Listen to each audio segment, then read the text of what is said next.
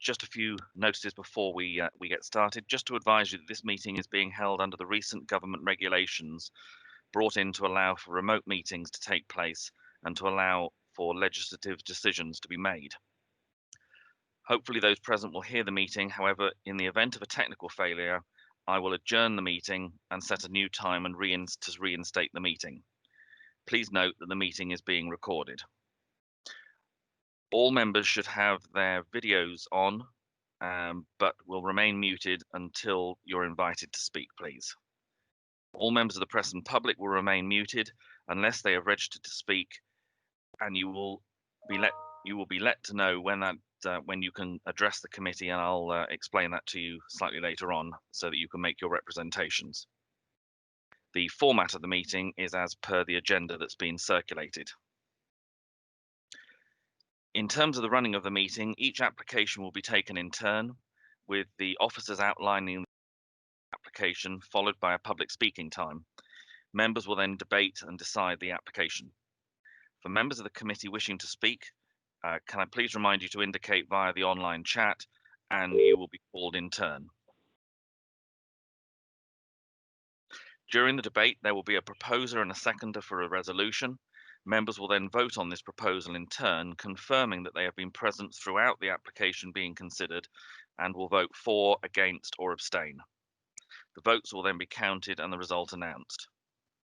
I'll now ask the officers and councillors who will be taking part in the meeting this morning to confirm that they can see and hear me and to introduce themselves. So if we start, please, with the planning officers. Dawn de Vries, please. I can confirm I can see and hear everyone. Thank you. Thank you. And Liam Evans. Thank you, Chairman. Sorry, my name's Liam. Sorry, my name's Liam Evans. I'm planning officer for the West team, and I can confirm I can see and hear everybody. Thank you. And from our local plans team, we also have Nick Tate. Hi, it's Nick Tate, the Planning Policy Service Manager, and I can confirm I can see and hear you. Thank you. Thank you. From our legal section, Dawn Lehman. Thank you, Chairman. My name is Dawn Lehman. I'm legal advisor to the committee, and I can confirm that I can hear and see you. Thank you. And from our Democratic Services team, Steve Taylor. Yes, good morning, Chairman. I'm Steve Taylor, the committee manager, and I can confirm I can see and hear. Thank you. And I believe we also have Andrew Mulhewish this morning. Yes, thank you, Chairman. I can see and hear everything. I'm here to support Steve this morning. Thank you. Thank you very much. From our members then, Councillor Granter, please. Yes, good morning, Chairman. Yes, I'm Councillor Graham Granter, representing the Fairfax ward in Bridgewater, and I can hear and see everything clearly. Thank you.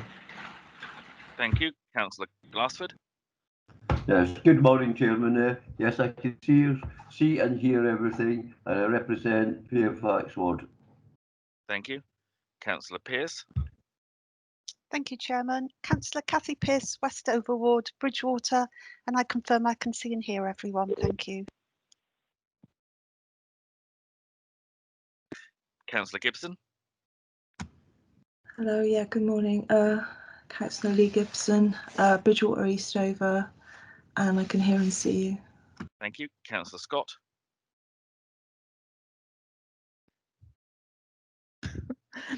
Good morning, Chairman. Yes, Councillor Liz Scott here from the Axvale ward near Axbridge, and I can confirm I can see and hear everyone. Thank you. Thank you. Councillor Hendry.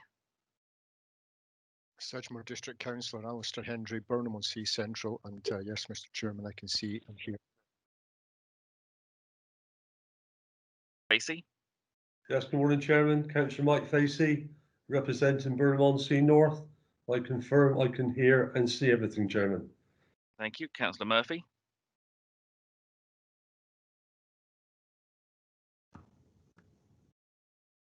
Good morning, Chairman. Councillor Mike Murphy, Bridgewater North. I can see and hear everything. Thank you. Councillor Evans. Good morning, Mr. Chairman. Good morning, colleagues. I'm Councillor Bill Evans. I represent North Petherton ward. Thank you. Hello. Councillor Kingham.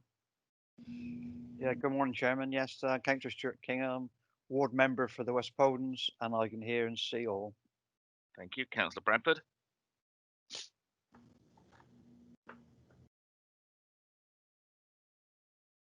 Councillor Bradford. Okay, we'll come back to Councillor Bradford. Councillor Bolt. Mr. Chairman, I was muted. It's okay. Okay, so Councillor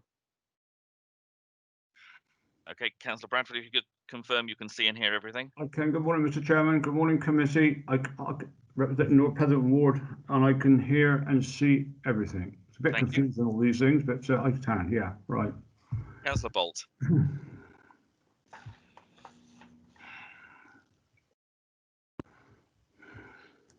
Councillor Bolt. Hello, can you hear me now?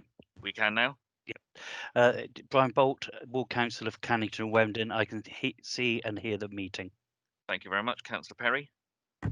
Yes, good morning. Thank you. Councillor Liz Perry, ward member for Kings Isle, and I can confirm I can see and hear all. Thank you. Thank you. Councillor Grimes. Thank you, Chairman. Councillor Tony Grimes, Deputy Chairman from Barrow and Breen. I can confirm I can see and hear everything. Thank you. Thank you. As the last member of the committee, I'm Councillor Filmer, as I say, Chairman of the committee representing the Knoll ward, and I've heard and seen all the responses from members and officers.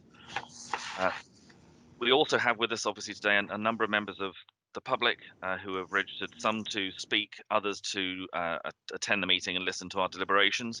And we also have a number of members and officers of this council who are also here to listen to the proceedings, including the portfolio holder that covers the development area of Sedgemoor.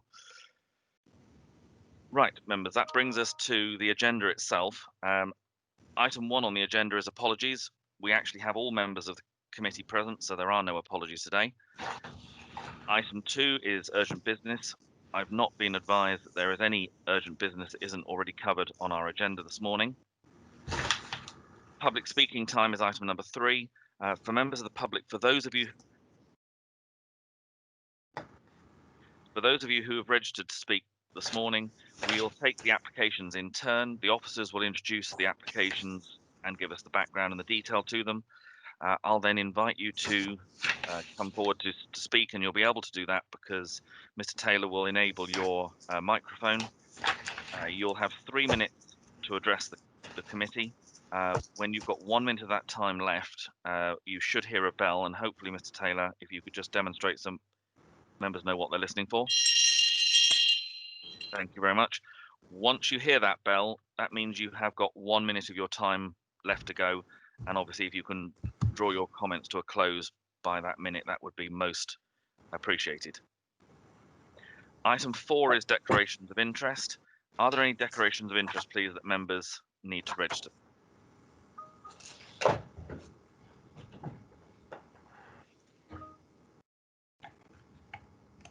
Councillor Bolt, please. Yes, I'm the ward member for item number 1 on page 1. I've taken no part in any of the discussions or meetings regarding this. Thank you. Are there any other declarations? I need to make a declaration, just looking for the page number at the moment, which is, I'll come back to mine. I think there are some others that need to. I think Councillor Scott, you had one for this afternoon. Are there any other declarations for this morning's business? If not, as I say, I'll come back to myself, which is on page 55.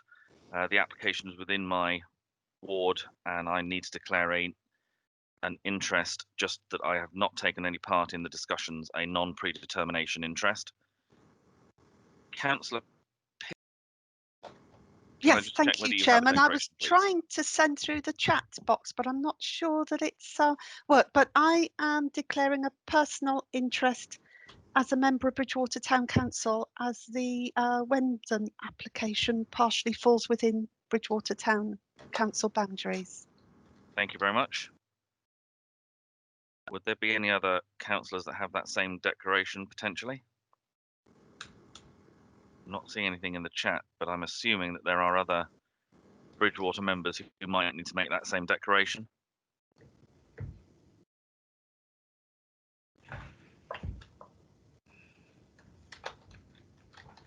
I think just to confirm, I would have thought, and I may be incorrect, but I'm assuming that Councillor Granter and Councillor Gibson would be in the same situation as Councillor Pearce, a non-predetermination application, because that comes partly under the Bridgewater area.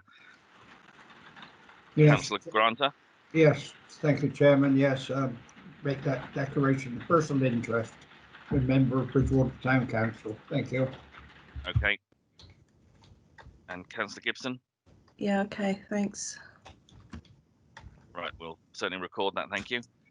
Again, if I can just remind members, if they can indicate through the chat, if you're having any problems with that, please do let us know, because otherwise I won't know when to call you. So thank you on that. Councillor Grimes. Thank you, Chairman. Yes, I'm having difficulty on the chat room. Nothing's coming up on that. Okay. So I think there could be, I don't know whether anybody else has got this problem, but I certainly have. Nothing's coming up on it at all. Okay, in which case, what we'll have to do is we'll fall back onto the raised hand as well as the chat. So if your chat is working, please stick it in there. If not, on your machine, not a physical raised hand, but you will see that there is at the top of the screen a picture of a hand. If you click on that, that just raises your hand electronically, and I can then try and keep track of members doing that. As I say, if it's possible to use the chat, that's easier to follow for me. But if you can't, we'll do the best we can with the hand, and I'll rely a bit on Mr. Taylor to help me try and keep track of that as well. Okay. And right, please lower your hand after you've raised it once the question's been resolved. Thank you. Thank you. Right, that brings us to the end of the declarations of interest. So that then takes us forward to the planning applications themselves. The first application we have is on page 1. It's an application covering part of Bridgewater and Wemden. And Mrs. De Vries, I think you're going to introduce this one for us, please. Thank you very much, Chairman. I'm just presenting my screen, so hopefully members will see before them the opening slide. Okay. Yes, we can now. Thank you. So as an update following the publication of the report, a late comment has been received regarding concern about potential anthrax on site. This is covered within the report, but raised for members' information. In addition, Highways England have now removed their holding recommendation, subject to the local planning authority confirming the scale of development to progress without a Grampian. A correction to the report as well. Within the heads of terms of the report, there is a requirement for a review clause for the affordable housing. And there's one condition missing from the report, which was to remove permitted development rights for plots 144 to 148 in the interest of the amenities of the adjoining properties, which is set out on page 26 of the report. So the application before members is a hybrid application. So there's a full application for erection of 238 dwellings, formation of 2 means of access onto the A39, pedestrian and cycle link onto Wemden Hill, public open space, parking and landscaping, and outline application with all matters reserved for the remaining 437 dwellings, 500 square metre community use space, and a 2.2 hectare site for a 2-form entry primary school, bus gate and emergency access via Inwood Road, infrastructure and landscaping. So it's before members as there's an objection from Wemden Parish Council on design and access arrangements, lack of footpaths and cycleways, traffic and transport and contamination. There's an objection from Durley Parish Council on traffic generation and road safety, environmental issues and impact and conflicts with policy, and a further objection from Councillor Anne Bown regarding traffic impact and the timing of the development relative to the Hinckley proposal. So in this presentation, I'm going to cover the main issues of the report, which is the principle of development, size, scale and design, impact on adjoining properties, impact on heritage assets, highway considerations, impact on ecology, surface water and flood risk. So this slide shows the application site outlined in red, which covers 2 different parish boundaries with a further parish adjoining the site to the southwest. So Bridgewater Parish or Town Council boundary lies to the front of the site and is indicated by this dotted line along here. And the remaining site to the north falls within the parish of Wemden, and Durley Parish is on the opposite side of Quantock Road, which adjoins the southern boundary of the site. So this slide shows an aerial view of the site with adjoining residential dwellings to the north and east edges, Cokhurst Farm, which is a listed building indicated by the red arrow, and the approximate location of the accesses are shown with 2 blue arrows off Quantock Road. So the one to the left being the primary access and the secondary being just beyond the cemetery, which is on the opposite side of Quantock Road. So moving on to slide 4 for anyone following remotely. In respect to planning history, there was an application that was refused and dismissed on appeal for the release of this site as a broad location as set out within the core strategy. The dismissal of this application was on grounds of there being no justification for the early release of this site and insufficient affordable housing as there was no legal agreement. The inspector did, however, conclude that the impact on neighbours and heritage assets could be agreed and controlled through conditions. So objections have been received regarding this development being contrary to policy, given the history, but following the last dismissed appeal, this site was allocated as part of the local plan, and as one of the allocations, this site is required to meet the district's strategic growth during the plan period. This allocation is supported by Policy B2, which supports approximately 1,200 dwellings, affordable housing, a primary school, a neighbourhood centre, public open space, formal and informal recreation, and structured planting to the western boundary. This application forms part of the northern half of this allocation, and the allocation was also subject to development and design principles, which were approved by full council in March 2018. So this slide defines the detailed and outline element of the application. This site is outlined in red, and the extent of the northern part of the B2 allocation is outlined in blue, which extends up to Skimmerton Lane. The shaded blue area to the front of the site is subject to the detailed application, whilst the area to the north and the school site and the white rectangle indicating the neighbourhood centre are all to be considered in outline. The application was supported with a number of parameter plans that have formed part of the design evolution and inform the details of the full application and the limitations of the outline. So this plan details land use with yellow for residential, hatched green indicated green infrastructure being maintained and enhanced throughout the site, purple for the community area, blue hatched for the primary school site, and 2 access points indicated with dark blue arrows onto Quantock Road. There are 2 proposed footpath/cycle links indicated with the light blue arrows, one at the top of the site adjoining Cokhurst Farm, and the other linking the existing public right-of-way running to the rear of Lyndhurst Crescent. A public transport link /cycleway accessing Inwood Road is also indicated with the purple arrow, and one existing footpath which is proposed to be diverted across the primary vehicular access to the site is shown in the hatched sort of purple and blue lines. So this plan details the contours for the site and provides maximum heights. So the darker blue-green area to the north end of the site would be up to 3 stories in height, which is 12 metres from finished floor level to ridge, and this sits at a lower level to Wemden Hill. So this element is in outline, so the details would be subject to future applications.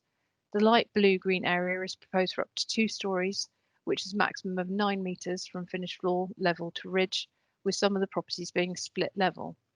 The pink area indicates the neighbourhood centre, again up to 3 stories, which is 12 metres finished floor level to ridge, and the school site has a darker purple area, which is 12 metres finished floor level to ridge, and a lighter purple area, which is 9 metres finished floor level to ridge. So due to the topography of the site, there will be some remodelling required, which will include a variation of plus or minus 3 metres from the AOD levels currently shown. The levels for the detailed element of the scheme are set out, and the outline element would follow with further approval of reserve matters. So the above shows the existing levels for the detailed element of the scheme, and a section through the site running north to south showing how the development would accommodate for these. So this is slide 9 if anyone's following remotely. For confirmation, the A39 is shown on the right hand side. So this is the A39 in this position here and this position here. The red line along here shows the existing land levels. So you can see it's built up in this area, cut out in this area, built up and cut down again. So the application incorporates the purple and the red school and community land, and the development to the rear and east of, and development up to the rear and east boundary of Coquers Farm. The remaining allocation to the west would form further applications, and the southern element of the application is currently under consideration as a separate application promoted by a different developer.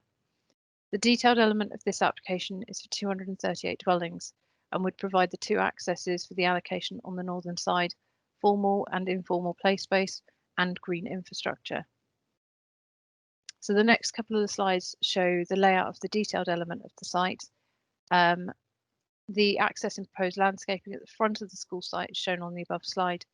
Detailed discussions have occurred during this application to confirm the size of the site required for the primary school, ensuring appropriate drainage and an education contribution, which would be taken towards the delivery of this site.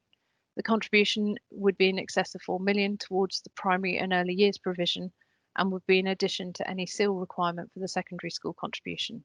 This is proposed to be secured through the Section 106 agreement. So this slide details the access with the school to the west and community centre land to the east. The development is set back from Quantock Road with a landscape buffer. The primary access turns east in the site with properties arranged to allow active surveillance.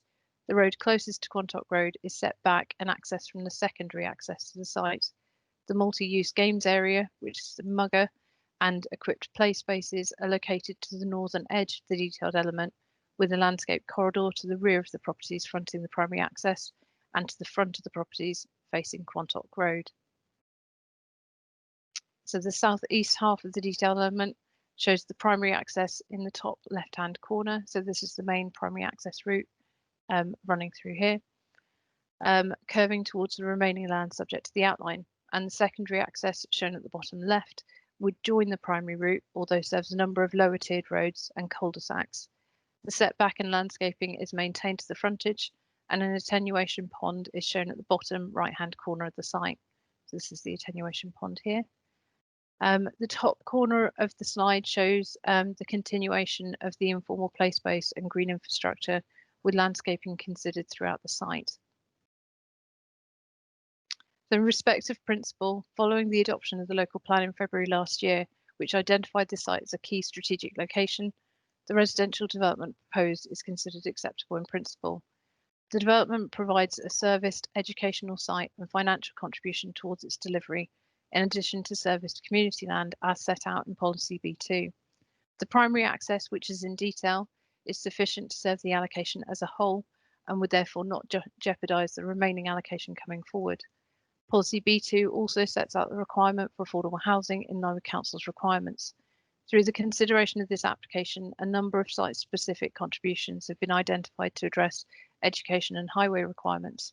The scale of these have impacted on the viability of the development, and it's not been able to deliver 30% affordable housing. Viability appraisals have been undertaken by the developer and the council, which have confirmed that site-specific delivery of affordable housing, in addition to all the contributions, would be limited to 7.11%. Policy D6 accepts that lower affordable housing provision on viability grounds where sites deliver against a housing land supply deficiency or where the scheme will deliver other planning objectives. In terms of wider planning benefits, this scheme would deliver housing identified within the 5-year land supply, open up an allocated site for further delivery, and provide wider infrastructure in terms of service school, service community land, and informal formal play space and green infrastructure. In addition, given the scale of the development, there would be economic benefits in terms of employment during construction and through future land uses. On this basis, and subject to the review clause within the 106 for post-development review in the event that viability improves, the principle of development is accepted. So moving on to the site and the context, due to the difference in land levels and the size of the site, drone footage was undertaken. This shows the view of the site progressing north with Rysdale on the right, progressing towards Keltings. So this is Rysdale along here, and that's Keltings up in the top hand corner there. It was considered important to do drone footage for this site because there are a number of levels, so as members will see, it sort of dips down and rises up. This is one of the valleys. There's another valley just behind us. So these are the properties on Wemden Hill. They do sit in an elevated position relative to the site.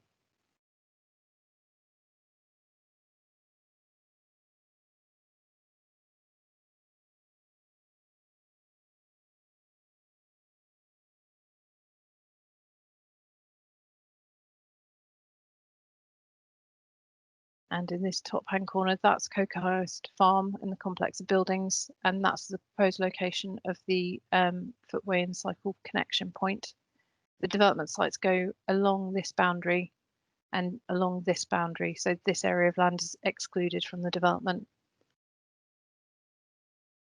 And again, members will note the ridges along here. Apologies for the spinning.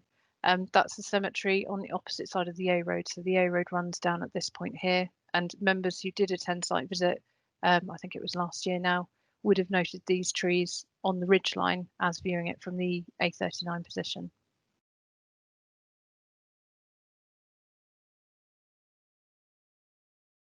So the location of the secondary access is roughly in this location here.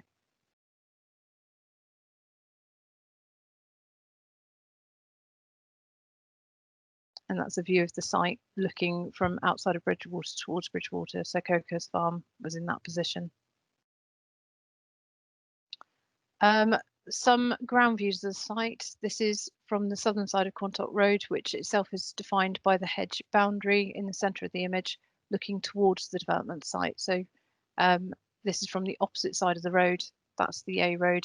This is part of the development, as you'll see. So there was the ridge line. One of the ridge lines for the application site. So this is a view from the location of the secondary access point, looking northeast towards Bridgewater.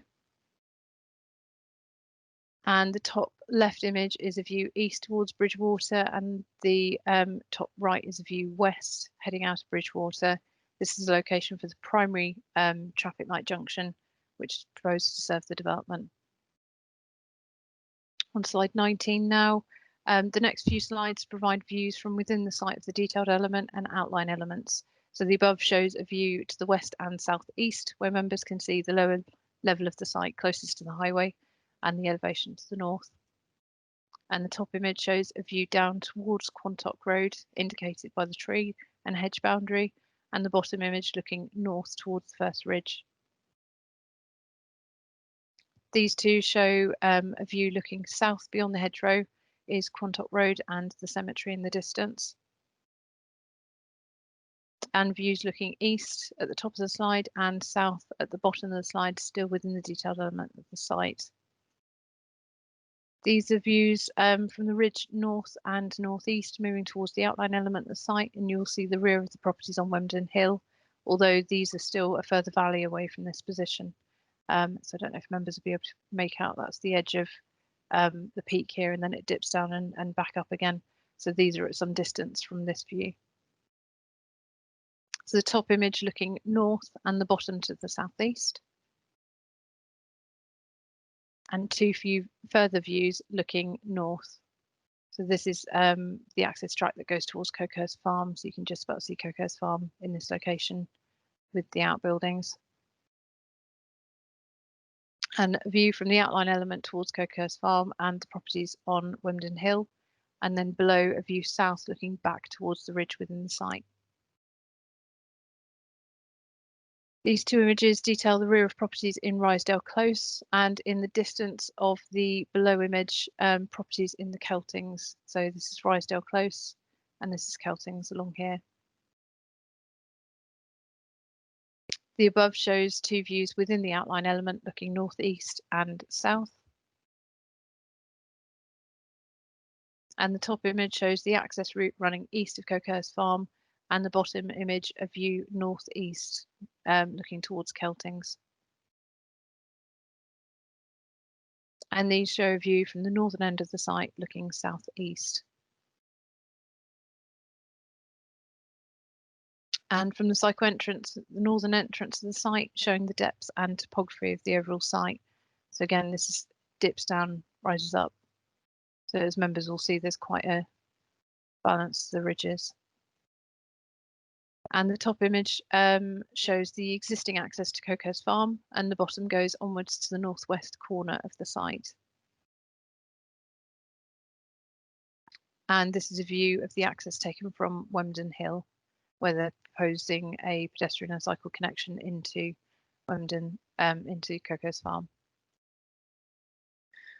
So these next slides focus on the detailed design elements of the scheme. Due to the change in levels within the site, there are a number of retaining features and boundaries ranging from 0.3 to 1.9 metres in height. These are comprised with a mix of gabion baskets, brick and stone.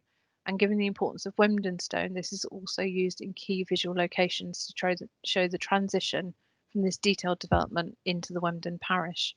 So members will note the Wemden stone shown with blue at sort of key locations to show sort of the view through the site. The front boundaries comprise a mixture of landscaping and low railings, and divisional rear and side boundaries are predominantly timber fencing, with corner landmark buildings presenting either stone, brick or render detailing. In terms of design, there are in excess of 30 different property styles, with further variation through mix of materials. This slide shows an example of a split level property that would be 3-storey to the road frontage and 2-storey to the rear. And these properties are considered to propose a good design variation with gable features, porches, brick detailing and bay windows. The next two slides show how this would work within the street scenes, the first being the properties fronting the main spine road and through the site facing the neighbourhood area, the second facing northwest towards the public open space, and the third facing north on the main spine road. So the darker properties here are brick, with the lighter being render. This shows a degree of variation near the second access. Based on the above, officers are satisfied that the size, scale and design of the development propose a high quality finish and a good degree of variation, including incorporation of locally important material finishes, and would therefore be in accordance with Policy D2 and Neighbourhood Plan Policy WB1. The site adjoins a number of residential properties, and consideration is given on the next few slides regarding this relationship. So the above two images show the rear elevation of properties in Rysedale Close, which would adjoin part of the detailed scheme and are indicated by the arrows shown. Given the change in levels, site sections were also provided. So this slide shows a view of Rysedale Close at the top and a mix of Rysedale and Silverdale Close in the bottom image. So this section details the existing and proposed section running north-south, with the property on the left being 20 Rysedale Close, which is at the bottom of the cul-de-sac. The proposed dwelling closest to the boundary shows a rear garden of 11 metres, which results in back-to-back distances in excess of 30. So for members' information, this is 20 Rysedale Close, which is the property at the bottom of the cul-de-sac here. And that's the degree of separation between the nearest one, which is in excess of 30 metres, 11 metres from here to here. And again, with the sections running through, there is a slight step down and how they factored the land levels through that. The top image is from within Rysedale Close, and the bottom left is an existing footpath from Rysedale Close to New Road, and the bottom right is a view from the intervening footpath. Quantock Meadow and Quantock Way are located beyond the southeast corner of the site and would therefore join the landscaped area and attenuation pond. So this slide shows a section through plot 144 and 16 Rysedale Close. As members will see, this property will sit at an elevated level with back-to-back distance of 27.3 metres. The rear boundary is defined by a fence, and an intervening area is maintained to ensure appropriate landscaping. Subject to this, officers are satisfied with this relationship. So this is plot 144. The back-to-back distance is 27.3. That's the rear boundary of this unit, and that's the extent an area being allowed for the landscape. So this shows a view within the site looking towards Silverdale Close and Lyndhurst Crescent. 2026 Lyndhurst Crescent presents a back-to-back relationship with plots 197 to 207, which is on the east boundary with an intervening footpath. 197 to 204 are located approximately 10 metres from the boundary of the site, which results in a back-to-back distance of over 30 metres relative to plot 197, over 24 to plot 201, and in excess of 28 for plot 205. 9 and 11 Silverdale Close join the boundary further east, which have plots with 12-metre rear gardens and a back-to-back distance in excess of 24 metres. So based on the separation distances and conditions proposed, officers are satisfied that the proposal would not result in an adverse impact onto the neighbouring properties. These photos are at the top of the site and show the elevated position of the properties on Wemden Hill and the reduction in land levels as you enter into the site. Based on the parameter plans and landscape buffers proposed to Coco's Farm, officers are satisfied that the impact on these properties can be fully assessed through detailed applications at a later stage. So moving on to highway considerations, this slide details the proposed cycle/pedestrian connection through to Wemden Hill. This connection and staggered barriers would increase accessibility and would restrict vehicular access onto Wemden Hill. So the proposal also incorporates provision of a bus gate into Inwood Road in the above location. This would be secured in addition to a financial contribution towards a bus service to increase accessibility for pedestrians and cyclists and public transport. But again, this route would be limited to private vehicles and would be camera controlled. As part of the application, an assessment of transport impacts was undertaken as part of the environmental statement and a transport assessment. The primary access would adjust the alignment of the A39, with the majority of the junction being able to be constructed offline and within the application site. The primary access has been designed and tested as a 3- and 4-arm junction. Assessment for the 3-arm confirms that it would be operational within theoretical capacity, and County Highways have confirmed no objection and recommend conditions to the application. So during the application, the secondary access was amended to avoid any conflict with third-party land, but the secondary access to the site provides a pavement connection to the existing footpath and crossing point. It's designed as left turn only out of the access with a right-hand slip lane to enter in. Highways confirm again that the junction will operate within theoretical capacity in all scenarios. In terms of trip generation and distribution, residential trip rates associated with the development are accepted. Primary school trip rates and nursery trip rates are considered to be suitable, and neighbourhood area assumptions have not been considered to cause any issue. A trip distribution exercise was undertaken and has been considered to be acceptable, and consideration has been given to the wider network capacity. In terms of mitigation, transport assessment has identified the need for off-site mitigation and a financial contribution, which is to be secured through the 106 agreement. The travel plan requires a range of measures, including but not limited to busgate, contribution towards bus service, provision of charging points, and there's also a requirement for connection through the site to wider footways and cycleways. Highways England have now removed their holding recommendation on all sites which impact on the capacity of Dumble, on the proviso that grampian conditions are used to limit occupations up to the remaining capacity ahead of securing the required improvement works. The modelling provided has demonstrated that the entire of this site can come forward ahead of the trigger for the works to Dumble. The need for this has been factored into the financial obligations, and a contribution is sought from this development towards those improvements. So financial contributions are also sought from this development in terms of public right-of-way improvements. Given the above, officers are satisfied that development results in appropriate and sustainable development in respect of highway safety. Adjoining to the northwest boundary of the site lies Coco's Farm, which is a Grade 2 listed building. Geophysical surveys followed by trial trenching established the presence of 2 late Iron Age settlements, with a medieval settlement within the northeastern and southeastern corners of the site. Mitigation proposed includes the retention of a long rectangular field to the south of the farm complex and strengthening of the eastern tree-lined boundary for this field and creation of a landscape embankment to preserve a degree of separation between the farm complex and the proposed housing. The Conservation Officer confirmed that the setting assessment and heritage impact assessment are an accurate understanding of the site, and the evaluation of harm is correct. Given the separation distance between this heritage asset and the detailed phase of development, officers satisfied with the details of the southern section of the site and the broad parameters suggested, although detailed consideration would be given to direct impact through further applications. Moving on to ecology, the next two slides highlight the nature of the green spaces proposed through the site.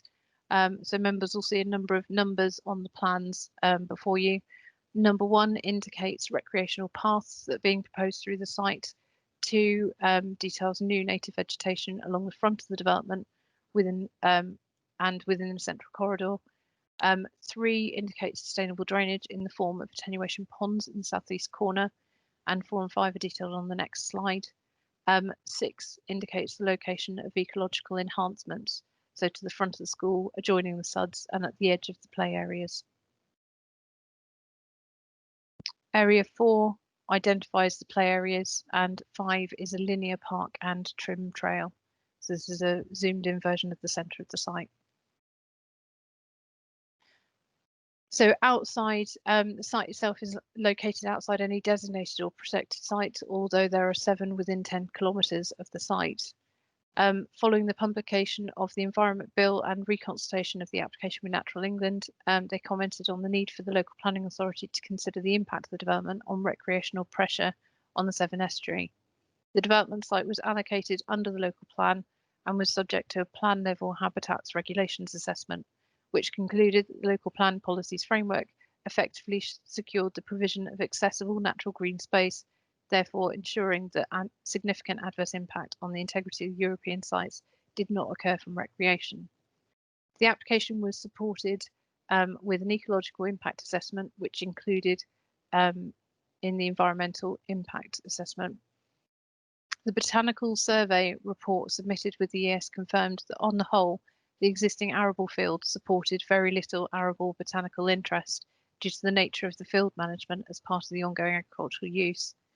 The LEMP, which is a landscape ecological management plan, includes ecological enhancements and the ecology environmental statement chapter, which helpfully sets out some of the biodiversity provisions of the proposal, which in summary conclude 1,860 metres of new native hedgerow planting, which is an increase on 20% on existing hedgerows, 1,900 metres of new linear thicket planting, 19,930 square metres of wildflower planting, a number of bat boxes, bird roosts, bee bricks and log piles, and unlit green corridors. There's also new habitat creation shown in the landscape strategy plan, including 5 significant attenuation basins with permanently wet centres, wildflower and aquatic planting to the benefit of reptile habitats. Based on the above and subject to the conditions, the ecologist is satisfied with the scheme. Surface water and flood risk. Modelling was undertaken to understand the existing flood risk as a site and ensure drainage solutions proposed would be acceptable. The northern watercourse, which is named Crope Hill Reen further downstream, shown at the top of this plan, shows existing localised flooding issues which occur in the event of surface water overtopping the height of the head wall due to the restricted capacity of the existing Wessex water culvert. Subsequently, the site was split into 3 surface water area drainage catchments, shown here in green, red and blue, with the detailed element of this application forming the southern catchment and the outline element forming a central and northern catchment. Percolation tests confirmed that infiltration would not be a sustainable solution for this site, so the surface water is collected via a piped network that leads to the attenuation basins, which are shown as the attenuation pond for the detailed scheme and an amended and tiered attenuation feature to accommodate for the northern watercourse. Geocellular storage is proposed to be used for the school. The submitted FRA considers the impact of climate change and increase in peak rainfall intensity and has incorporated runoff rates which have been agreed with the Parrot Drainage Board. The FRA confirms that this discharge rate would reduce flows through both watercourses in storm events of 15 and 11% for the northern and southern watercourses respectively. The lead local flood authorities support the location of the wetland feature as a pollution control measure and conditions control of sign-off of the drainage. So in conclusion, the principle of the development is considered to be acceptable in accordance with adopted local plan. The size, scale and design of the development as set out within the presentation and the officer's report is considered to be appropriate.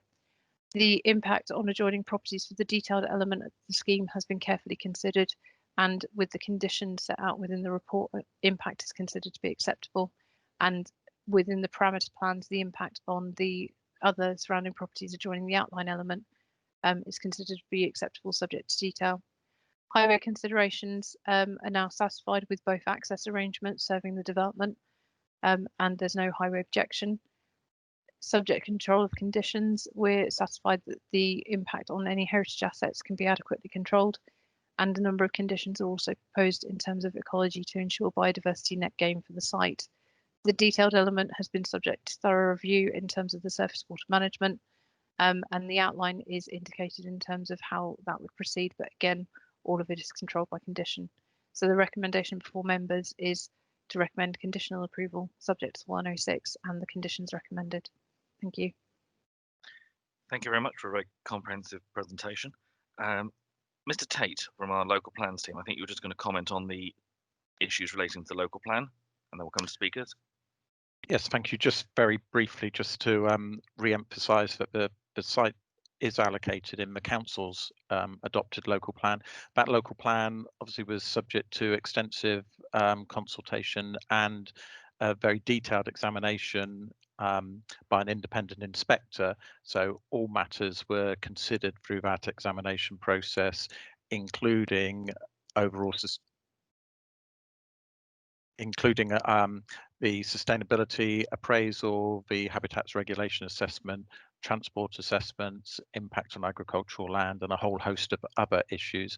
The inspector obviously concluded that the local plan was sound and could move forward to adoption with that allocation in the plan. It is one of our largest strategic allocations required to meet the overall housing requirements for the district, and therefore it is a significant element of the council's 5-year housing land supply, and indeed is anticipated to be contributing towards the council's housing delivery test in terms of completions within the next 18 to 24 months if it was granted consent. So I just wanted to perhaps just emphasise the policy position and the extensive examination, independent examination that the proposal has already had so far.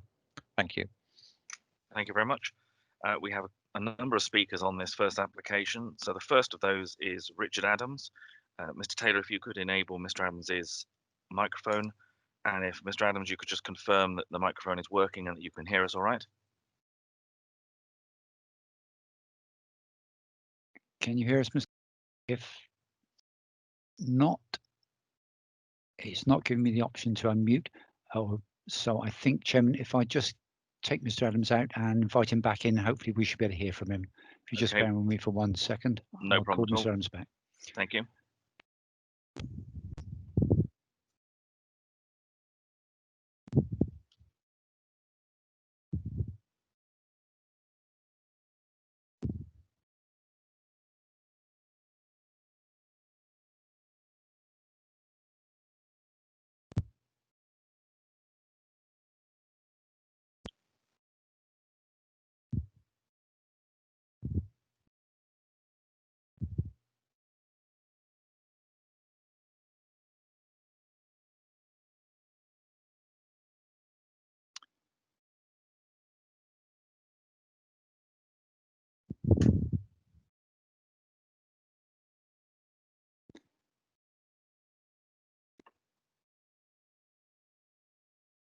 Bear with me 1 second.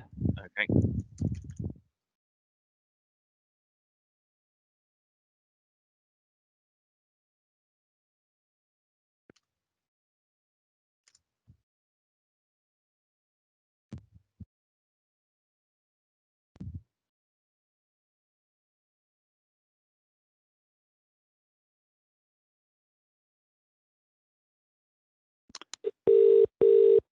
Hello. Hello, Mr. Adams. Hello, Mr. Adams. Hello. Hello, Mr. Adams. Can you hear us? Yes, I can. Over to you, Chairman. Thank you very much. Welcome back, Mr. Adams. Sorry about the technical difficulty. We just got to the point of, as you know, of taking the speakers. You're the first. Are you ready for me to read my submission? Yes, I am. Just to remind you, you've got the 3 minutes and you'll hear the bell when there's 1 minute of that time to go. So please start when you're ready. Okay, thank you. As residents of Ryesdale Close, Wendon, we feel strongly that the proposed development will impact adversely on the quality of our life and the value of our properties. Our objections are based around the assurances that we were given in the Wendon neighbourhood and Sedgemoor local plans that the residential amenity of local residents would be respected and protected. We feel strongly that the residential amenity of our properties will be significantly and detrimentally affected. As residents in 18 Ryesdale Close, the proposal states that we will have 7 new homes built immediately behind our property, with a further detached house behind number 16. The developer's own plans have identified a 10% incline sloping downwards towards our boundaries, and consequently the proposed 2-storey houses to be built within close proximity to our boundary will dominate the aspect from the back of our homes, blocking sunlight, overshadowing, and significantly reducing our privacy. Whilst the distance between our house and the new buildings may meet regulations, the issue is exacerbated by this slope. The deciduous cover that we have developed may provide some screening at ground level in the summer, but the rear of the proposed houses will look directly into our properties at all other times of the year. Due to the gradient of the field to the west of our boundary, our bedrooms will be at eye level with ground floors of the new houses, the effect of which will completely dominate the rear of our homes and remove all privacy. We feel that the conditions stipulated in the local plans, Policy D25, will be directly contravened by the elements of the proposed building, and that regardless of the assurance that the amenity value of our properties will be protected, the value of our homes will fall accordingly. It would be relatively simple for the developers to alleviate the contradictions to the neighbourhood and local plans and to ensure our privacy and natural light. An enlarged buffer could be included, increasing between our boundary and the new homes. This could be achieved by expanding the wildlife area that is proposed behind number 14 Ryesdale Close to include land for the 3 proposed new houses, 144, 145 and 146, together with landscaping to reduce the gradient to the west of our boundaries. We believe that such modest changes would go a long way to make the existing plans more acceptable to us, whilst only having a minimal impact on the Cocohurst Farm proposals as a whole. The maintenance of existing hedges that form a boundary must also be ensured. These changes should be enforced by a condition bond to be provided before the development commences. Thank you. Thank you very much, and very well timed, Mr. Adams. Thank you. Our next speaker is Peter Major of the Wemdon Parish Council. Again, Mr. Taylor, if you could enable. Slight technical issues, Chairman. If Mr. Major would kindly just hang up, my colleague was just going to invite him back in, and hopefully we should be able to hear him in full glory. Okay, thank you very much. I'm still here. Oh, lovely. Oh, lovely, Mr. Major. In which case, excellent. And that's terrific. We can hear you. Yes, we can, Mr. Major. So again, as you know, you've got the 3 minutes. Start when you're ready, and you'll hear the bell when it's a minute to go. Right. Good morning, Chairman, Councillors and Officers. As has been said, I'm Peter Major, and I'm Chairman of Wemdon Parish Council's Planning Committee. Wemdon Parish Council is not objecting to this development in itself because we recognise its inclusion in the Sedgemoor local plan. Our objection is that it doesn't meet some of the sustainable transport needs of its future residents. Although the bus gate at the end of Inwood Road forms part of the detailed application, The proposed bus service will clearly not be available for several years because its route depends on the existence of the estate roads in the outline part of this application. So at this stage, we can discount the proposed bus service. We welcome the 2 access points for pedestrians and cyclists, but residents wanting to get shops, businesses and rail services in Bridgewater without using their cars won't be using the access to the north connecting to Wemden Hill. It'll just be a very long way round for them. And the inward road connection, as I've said, won't be available immediately. So the initial residents will want to use the route to be provided off the estate to the east, which currently leads to a very muddy and uninviting public right-of-way and an indirect pedestrian-only route to Homburg Way. In the wake of COVID-19, walking and cycling have become more important. So that route needs to be accessible, attractive and direct. It needs to lead where people want to go, and money needs to be found to improve that route, and that money should come from the Section 106 agreement. Our understanding is that the proposed Section 106 agreement contains a clause setting aside a financial contribution to be used for the improvement of local connectivity. Wemden Parish Council would withdraw its objection to the development if the agreement were to include a statement that that contribution should be set aside in the first instance for the creation of a direct and continuous foot and cycle path to join with the existing provision on Homburg Way. And as a result of some negotiation of the last couple of days, that connection would encourage future residents of this development to walk and cycle to employment and facilities in Bridgewater. It would contribute positively to the provision of sustainable transport from this development, thereby meeting the requirements of the local plan and our future environment. This is the opportunity to make sure that this development truly meets the needs of our cyclists and pedestrians, particularly the younger generation. Thank you for listening. Thank you very much. Our next speaker is Charlotte Omani. Again, I don't know, Ms. Taylor, whether you can enable the speaker's microphone. If Charlotte can't speak, I think if she just hangs up, I will dial her back into the meeting and hopefully we should be able to hear her that way. Charlotte.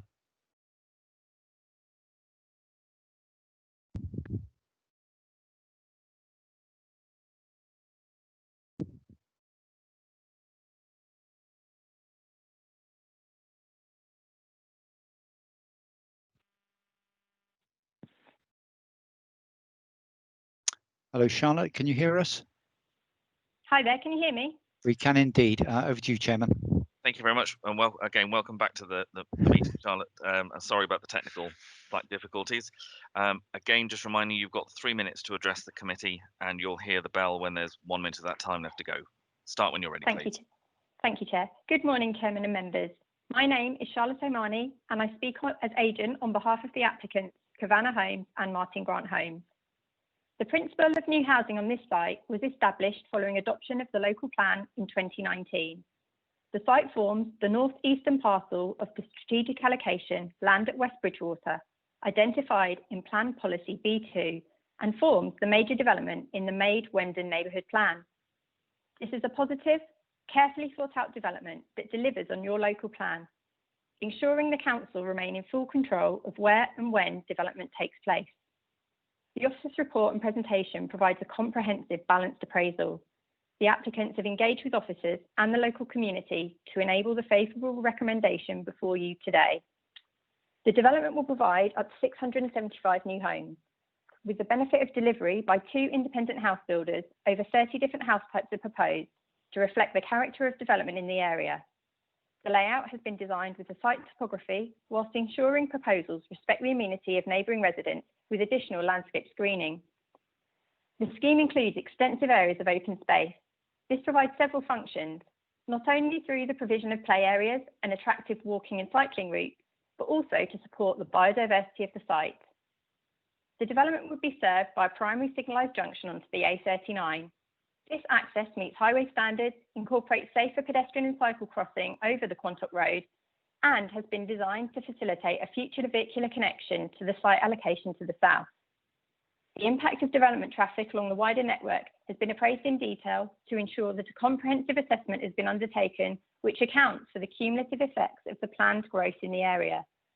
In addition to significant SIL funding, the development will provide a range of Section 106 contributions.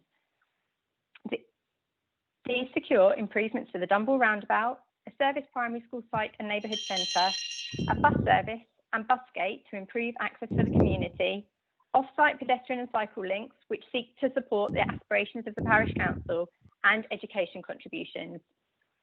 Supported by an independently verified viability appraisal, the developers have also agreed, as part of the 106 agreement, to review the quantum of affordable housing provision in later reserved matters phases.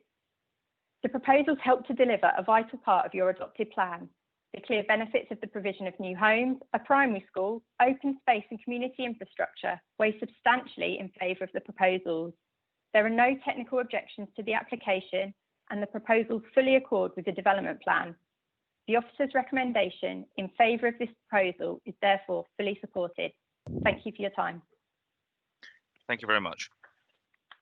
I'll be coming to members shortly, so if members have any comments or questions, please can you indicate in the chat. Just before I do that, I'll come back to Mrs. De Vries. I don't know whether you want to comment at all on the issue that the Parish Council raised relating to footpaths. Yes, thank you. If I could, apologise because it's quite a large presentation, so I'm just going to flick through the slides relatively quickly. But on slide 14, I'm just indicating that's the location of the existing footway cycleway connection point, and the track that was referred to is this sort of route down here, which is an existing route. If I just flick through to the back slide, apologies because this is going to give members a bit of a headache.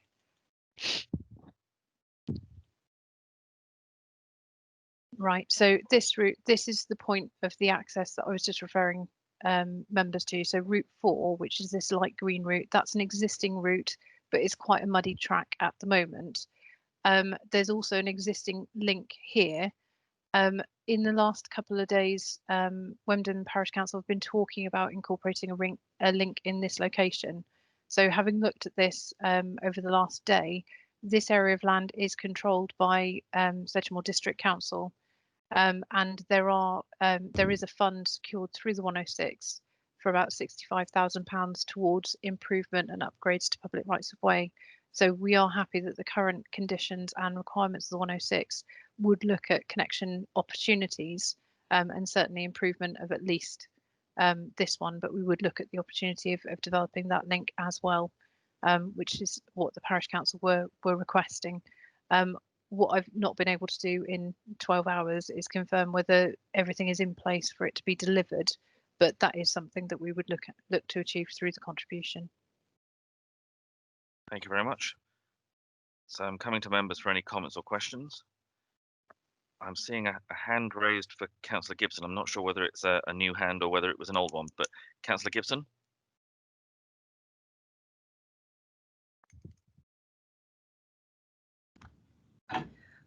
Oh no, it was an old hand.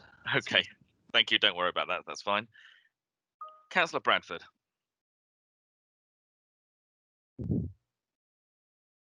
Thank you, Mr. Chairman. I'm having a few hassles with this thing. If I get used to it, all right. I have to be frank, say what I feel. We had a site visit. I think 5 members attended a site visit. Somewhat 14, 15 months ago would it have been? And I've really forgotten what I've seen, to be honest, and I find it a bit confusing. Site visit. Now I don't know how all these members feel that are sitting on the committee that hasn't been on the site visit or probably not aware of the site. I have to be honest. I find this is the most difficult decisions I've had to make since I've been on the planning committee. I've been on the planning committee for 14 years. I think that's one of the most difficult sites and one of the most difficult things we have to try and decide on this one today. To be really candidly, yeah. I ain't going to beat about the bush. I know they don't like site visits, the officers, but we got to get it right. We've got to get it right. It's a massive development. This is a massive development, and the topography of that particular site takes a lot of understanding. And if I was doing my job right, I'm going to have to recommend a site visit. I have to be honest. I know they don't like it, but people cannot make decisions on such important things in life as this by looking at screens, drones, and I got to really admire the report Dawn has done. What a difficult job she's got sometimes, and she made a fantastic job of this. She really has. But I'd want to walk that site 2 or 3 times before I could make my mind up on a lot of these things, to be honest. I really, really would. I'm sure other people will have things to say, Mr. Chairman. Thank you very, very much. Okay. Thank you. No problem. Any other comments or questions from members, please? Councillor Perry. Yes, thank you. Yeah, I agree. I'm afraid I've got to look at a site as big as this that's going to be up for development. I cannot see it on the screen. I do agree with Councillor Bradford on this one. And I'm also a little bit concerned about where on the outline, the other side, where is the main road for that going to be on that development? Can you tell me that, please? Mrs. DeVries. Bear with me. I'm just going to see if I can get back to the policy slide, which was at the beginning of the presentation, because that shows the allocation as a whole. So this one gives an indication. So effectively, the main route into it will be another arm on the junction. So the junction at the moment is a 3-arm traffic light junction. Effectively, an additional arm would go on in this location to serve this development on the opposite side of the road. So the main primary access would be off the traffic light junction, which has been modelled as a 3 and a 4-arm junction. But 3 arms are required for this development. The 4th arm would be required for this development down here. There was historically a secondary access for the second development shown off of Quantock Road because there's a allocation for a secondary school, I think, down the bottom here. So potential for a further access down here at a later stage for this development. But this application includes the 3-arm junction serving this end of the development on slide 10, and the secondary access that's just moved slightly sideways to avoid third-party land issues.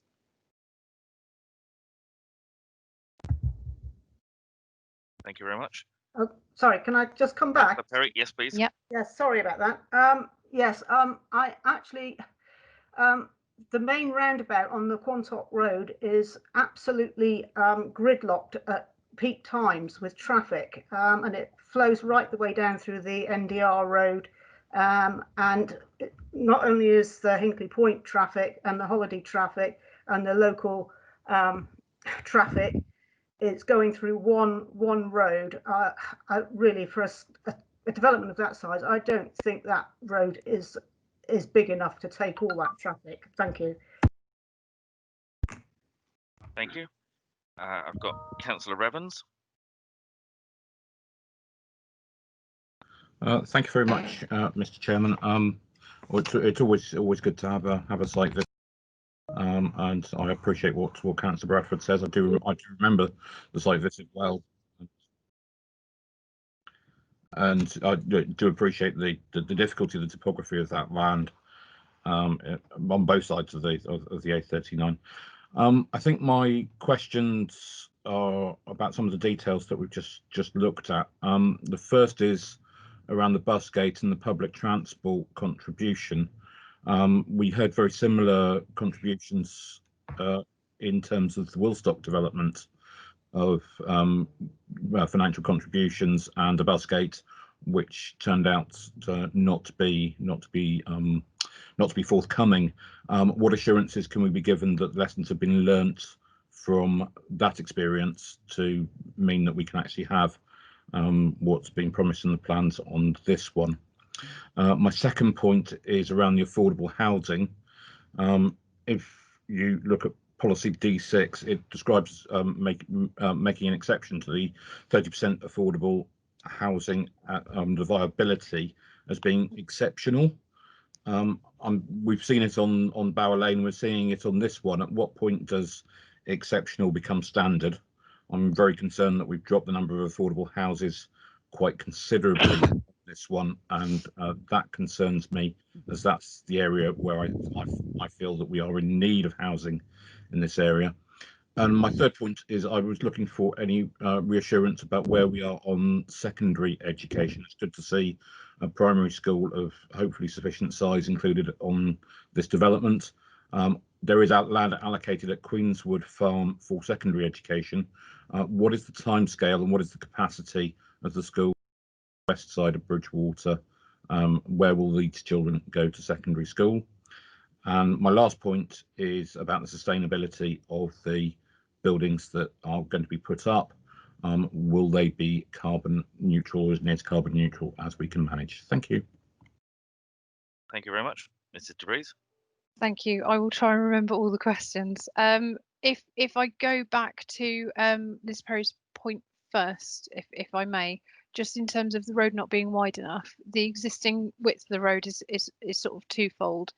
What you'll see from this image is obviously it expands out to be 3 lanes on the main route through. So this is the main route through, but it expands as well. So you've got an extra 2 lanes here, extra 2 lanes here, and a slip lane in there. So this is quite an engineered, quite a large junction, which has been tested through modelling, and County Highways are happy that the junction is large enough to accommodate for the size of the traffic that's going to be using it. And it's not just for the detailed element, it's for the allocation as a whole. And it's been modelled as this 3-arm junction, in addition to when you add the extra arm in this location for this half of the allocation.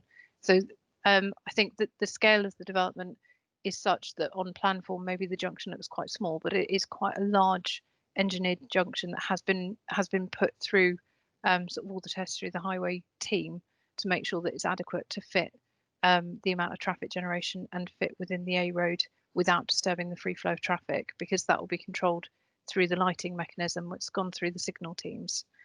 In terms of the bus gate, County Highways have been engaged on this site with ourselves and the agent since pre-application. So we've been actively working on this case for about 2.5 years now. They are fully engaged in what obligations are required. The bus route and sort of ensuring that that gets delivered does ultimately fall on county shoulders, but it is programmed through the 106 and the contributions are secured through the 106. So we have everything in place for it. But it is for county to sort of get the delivery of it. The intention is not to create a new route, but to divert the existing route through the estate, which I think is easier than creating a new route to go into a development. So it's an obligation that's come through early negotiations and is being secured through the 106. In terms of policy D6, it does say, in terms of where policy targets cannot be achieved on viability grounds, we may exceptionally support a low provision. I do appreciate there are a lot of housing sites coming forward at the moment, and because of the economic climate within and around Bridgewater in particular, there are constraints on development. The other constraint that this development has had is that we weren't expecting a 4 million education contribution at pre-application. So whilst we were negotiating all the upfront costs of all the obligations, the education contribution came in after the application did and after all the finances had been set. As part of our local plan review for the allocation, it already suggested that there could be some viability implications for this site. And with the contributions that we've got from the site and the wider delivery we're getting from the site, in addition to the Dumble contribution, that is a new added contribution onto the development, it just cannot support 30%. But they have done a full detailed viability appraisal, and we've subsequently done our own viability appraisal, and we've confirmed the figure at 7.11, which I know sounds low, but we do have the review clawbacks as part of the 106. And in the event that viability improves for later phases, the later phases would deliver more if they can. But I don't know if Nick wanted to say anything more about viability before I go on to capacity, or add anything for the capacity for the secondary school. Thank you, Mr. Tate. Yes, I mean, the viability, as is mentioned, the viability of the site was already, shall we say, effectively amber during the local plan process. And indeed, that was the reason why it was subject to part of a joint bid for housing infrastructure funding, which would have secured £4 million towards the cost of the primary school, as well as the HIF bid would also have secured the funding for the off-site Dumble works. Ultimately, that bid was unsuccessful, so those substantial costs are falling on this development. But as was mentioned, opening up the site, the initial junction is expensive to put in. The requirement for the primary school at an early stage of development, a significant upfront infrastructure costs, which later phases will not have to bear to the same degree. And so there is every reason to be optimistic that actually affordable housing on subsequent phases on the outline stage will be higher. And I think it's also should we say, encouraging to note that the example of Bower Lane was mentioned, where although it was actually granted with very low levels of affordable housing, through discussions with Homes England outside of the planning process, we're likely to secure up to 50% affordable housing on that site. So it's important to be aware there are other ways of delivering affordable housing in addition to securing it through the Section 106. Just picking up on the secondary education, although the local plan does allocate a site at Queenswood Farm, potentially for an all-through school, clearly with the provision of the primary school will be within this application. There is no current suggestion or indeed demand for a new secondary school. We have to remember at the time there was still potential for Haygrove looking at an alternative location, hence the Queenswood Farm allocation. Obviously, Haygrove School is now subject to expansion on site, and additional capacity across all of the secondary schools will be realised partly through the new special school, which is being built out at Bower Lane, which effectively enables some additional classroom capacity to be delivered on the existing secondary schools. So we are confident in our discussions with County Education is that there is no requirement for a new secondary school, and therefore they will address the demand through the normal mechanism of a financial contribution to remodel existing secondary schools in the Bridgewater area. Thank you. Thank you, Mr. DeVries. Did you want to come back also on the sustainability aspect that was raised by Councillor Evans? In respect to sustainability, they are not currently proposed to be constructed as carbon neutral, and we are not requiring them to be carbon neutral. There are building control regulations that do control the sort of finish and standard of properties which they would be adhering to, and we would control materials, and through the travel plan we would be controlling sort of charging point capabilities for the units as an option for the buy two schemes, but it's not going to be carbon neutral, or not currently proposed to be carbon neutral. Thank you. I have a number of speakers who've indicated. I've got Councillors Kingham, Grimes, Bolt and Pearce. So if we start with Councillor Kingham. Yeah, thank you, Chairman. I would say just congratulate Dawn on her presentation. I thought she was excellent. I made some notes as I was going through. Regarding the school, obviously there's an allocation for a new school, but who builds it and will it be built during the construction? Community centre, obviously that will be incorporated within the development, I presume. There's such a large development, doctor surgery, will there be still something incorporated within the community centre for doctors? Because obviously you've got such 700 houses, which is quite a large area for people, and obviously there's surgeries already around which will probably be at capacity at the moment. Through traffic on Inwood, currently at the moment, it's used to access the existing school, which is there. If you go that way on a school time when they're leaving, it's actually a nightmare. Whether that will be helped when the bus gate's put in. It's good to see there's some landscaping. I would like to have probably seen a little bit more tree planting, etc. Design of the houses looks very good, but again, it seems to be like all these sites. I know it's my thing. they don't seem to put any chimneys on. And when you see that the little piece of paper they sent round, sensitive design reflecting local character, all the local houses they show all got chimneys on. None of theirs have.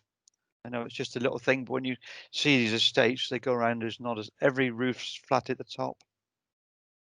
One other item: the continuation ponds, which would be down Quantock Road, presumably will help with the site, but that bit of road frequently floods itself.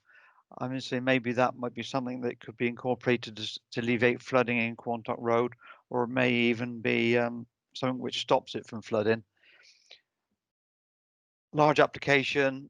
I will give it some thought, but at the moment I'm still looking at it, and it's something that's needed, and it's a local plan, so I'm happy with it, but I will come to my final vote later. Thank you, Chairman. Thank you very much. Mrs. De Vries, were there any comments you wanted to make on the issues that have been raised by Councillor Kingham? Yeah, so just in respect to the question, so the school land is proposed to go over to county. That's already drafted as part of the 106, which is one of the reasons the access is going in early, which will enable county to deliver the primary school early as part of the 106. So county will take on the land, they will take a contribution from this site. The intention is if the development on the opposite side of the road comes forward, they will also contribute towards the delivery of the primary school on this site. So once transferred, it sits with county education for the delivery of the school. With regards to the community land, this is the white area here. There were discussions between the developers and potential future land users. Whether there's going to be adopters or not is down to the market, unfortunately. In terms of provision, it would have to be a group of doctors that wanted to come forward to deliver that type of use in that location. The range of uses set within the description of development is quite wide to allow for whichever use would be most appropriate for that community as it comes forward. But that's why that bit's in outline, because they haven't got an end user set up for that use as yet. In terms of Inwood Road, that's this point here. That's where the bus gate's going. So you would get pedestrian and cycle traffic through that point. My understanding from county highways is it would be camera controlled. So if a car goes through it, they'll get a lovely bill because it won't be accessible to vehicles. And the attenuation ponds at Quantock Road. So this is the attenuation pond down here. One of the slides, I won't flip back unless someone really wants me to, but there is a slide at the end of the presentation that I looked at in terms of the flood modelling for the site, which did show sort of areas of puddled flooding to the front of the site, as Councillor Kingham stated. The areas that do puddle are being left green so that they would still soak up and accommodate for the flood waters. So they're not proposed to be developed with any area of hard standing or anything like that. So it wouldn't prevent or push off any flood water anywhere else. Thank you very much. Councillor Grimes. Thank you, Chairman. Yes, I think the questions that I've had written down here have been answered really. I was disappointed in the affordable housing, but I think we are where we are in that position, but I would like to see more. I think members had a good opportunity at the last site visit that we had. But I did feel that the drone photographs were very good and probably showed us more than what we actually saw on the site visit. So I'm against another site visit. I don't see why we would need another site visit. I think it's been explained very well, and certainly, like I commented on, the drone photographs were very good. Thank you, Chairman. Thank you very much. Councillor Bolt. Thank you. Just going back, I see on that slide 14 that we're looking at now that the A39 is actually part of the plan. Yes, just where your cursor is. I'm sure you can remember from the site visit that we were dodging any vehicles that were going through the flooding that was on that road. That's been there, the flooding, for some time. So I'm not quite sure on how county can say they're okay on the roads. I think Councillor Kingham was on about the fact, is that going to get addressed when they do the attenuation pond? Thank you. I think it will be to a degree, because obviously with the increase in hard standing for the access, they have to sign off surface water drainage arrangements to that to prevent any sort of surface water going onto the highway from that surrounding area. The lay of this land, as members would have seen from the drone footage and the photos, does result that the land does quite steeply slope upwards. So the attenuation pond will be able to deal with the water that is piped to the pond and then released. What it won't necessarily be able to deal with is the water that currently pools just along the edge of the highway that isn't being altered, and deal necessarily with that. But there are 2 access points proposed. So for those areas, they would have to sort out the surface water to ensure that at those points, the surface water doesn't run onto the highway. But for existing areas where there's flooding, I will actually go back to the last slide that I've got on the PowerPoint, but apologies for members because it's right at the back end of the presentation.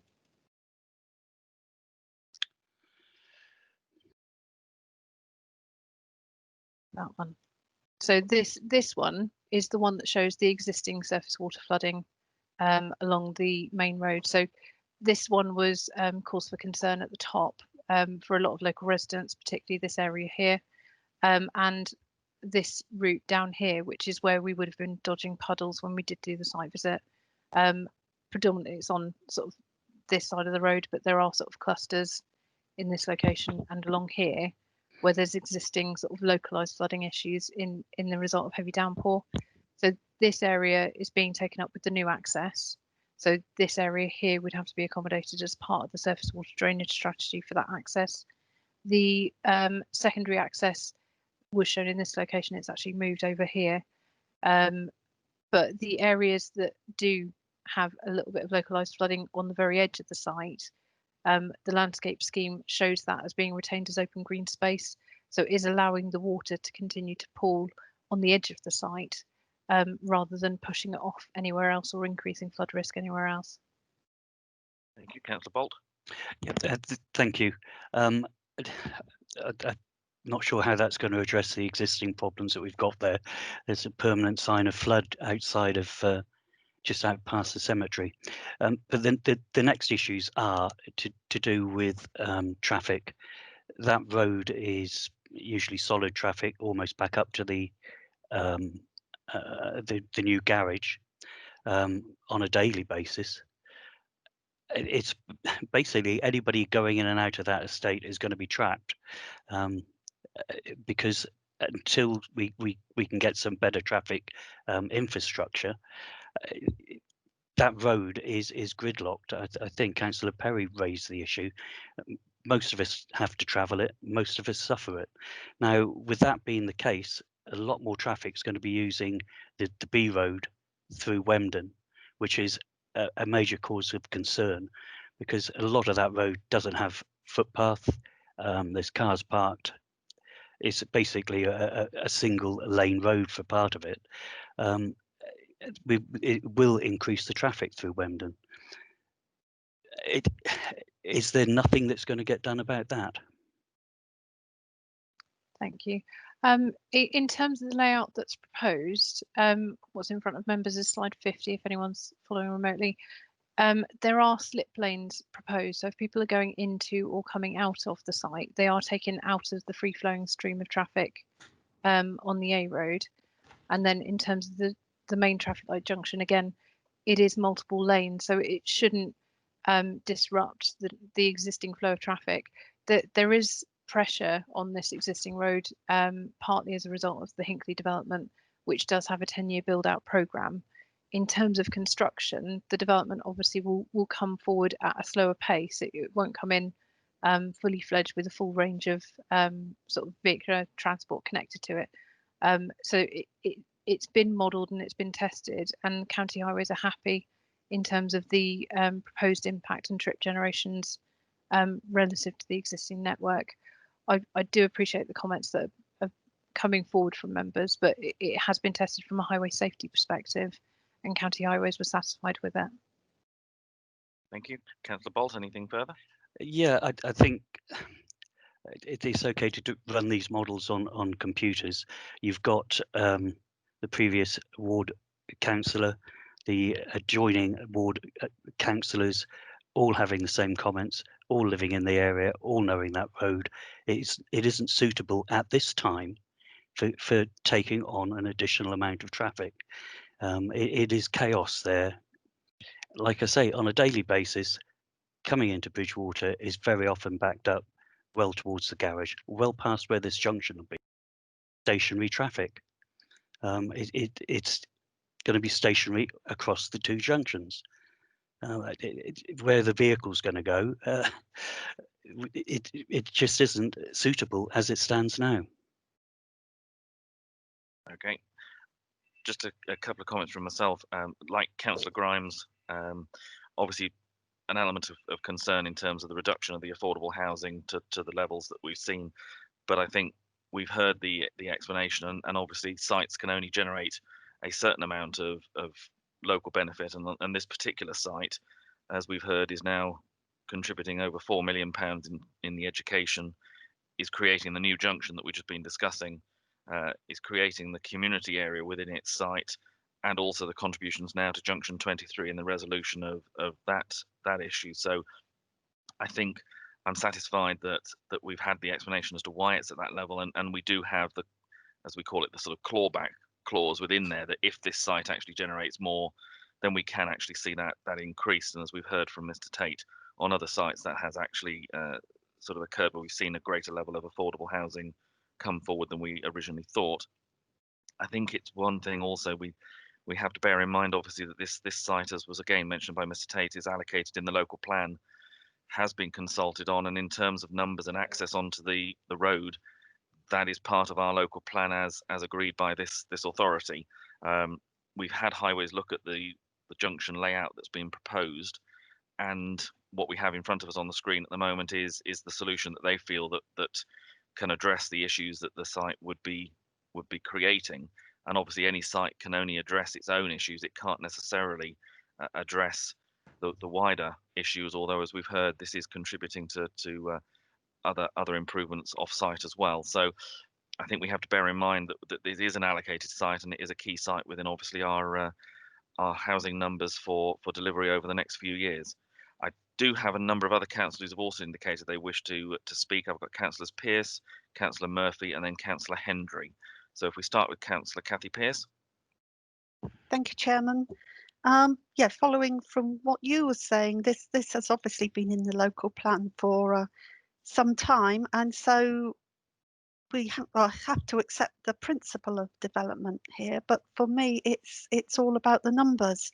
And just looking at the drawings that we've seen, I'm really concerned about the numbers and concerns over development. I share concerns about the lack of affordable housing. I mean, if we set standards, I do not understand why it's okay to break those. And although I've listened to the explanations of what will be delivered instead, I mean, shouldn't we be expecting that anyway?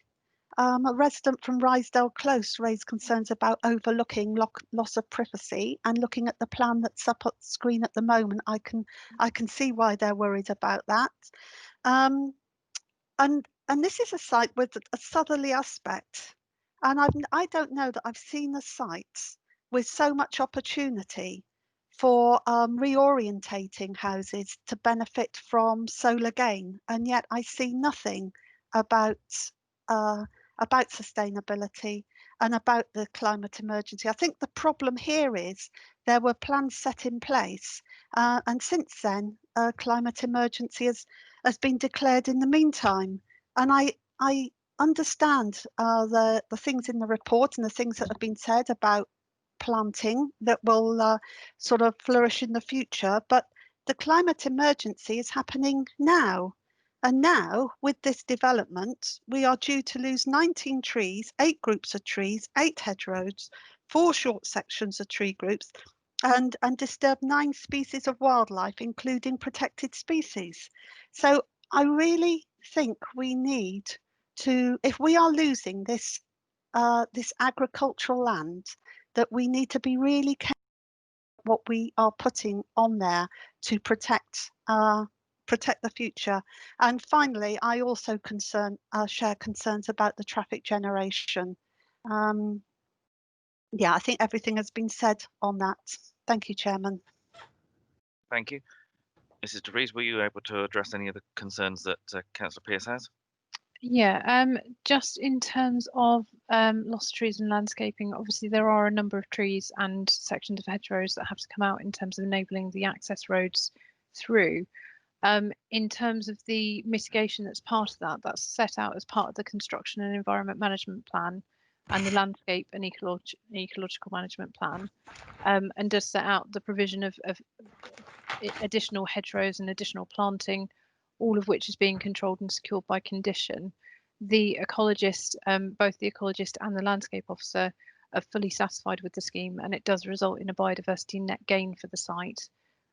So arguably it's an enhancement over the existing arable land that's available on the site, albeit accepting it's currently a big green site and it will be built on. The areas of green space left, there's actually quite a significant amount of green space if you look at this relative to any other large residential development area.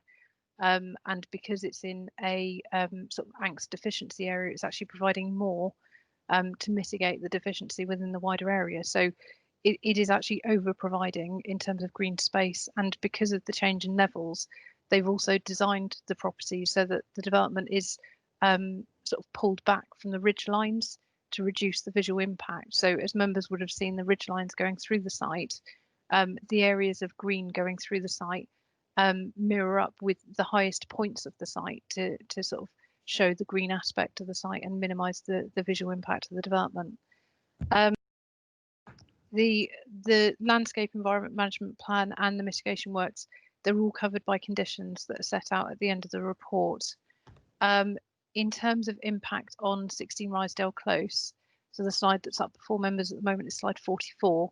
This is one that we did cover, and we looked at relationships. There is a 27.3 metre back-to-back distance, and within the speaker, they were talking about a buffer area. So this is the residential property. That's the rear of the residential property's boundary, and this is an intervening section of land. So that's available for a degree of landscaping and a degree of separation between the two to try and minimise any degree of impact. The condition sort of referred to within the report and as a verbal update at the beginning would limit sort of permitted development rights for sort of this line of properties to reduce sort of any extension or any sort of reduction in this gap in terms of impact on neighbours. So officers were satisfied that based on this degree of separation and the landscaping and the condition, that it wouldn't result in an unacceptable impact in terms of amenity, but it would obviously result in a markedly different sort of view from these properties of what is currently open field to a developed area, but it wouldn't affect them in our opinion to a degree where you would see impact.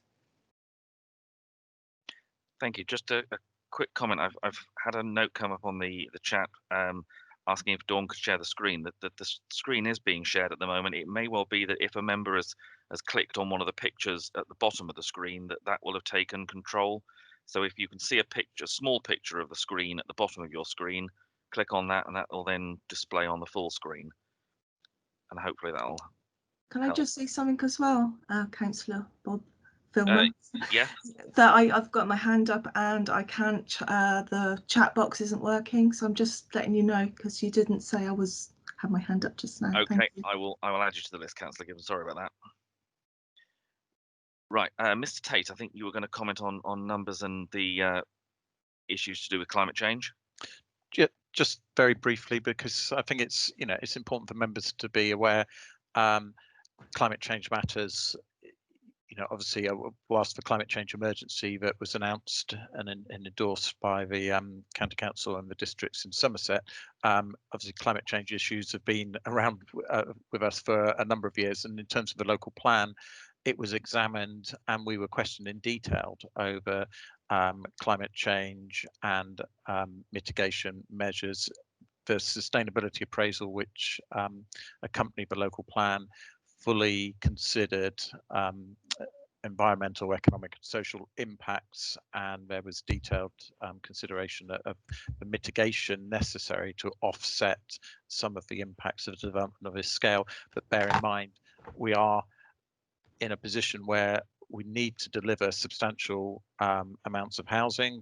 There is demand. People need to live in housing of all types and tenures, and therefore we are balancing, in some cases, slightly contradictory pressures.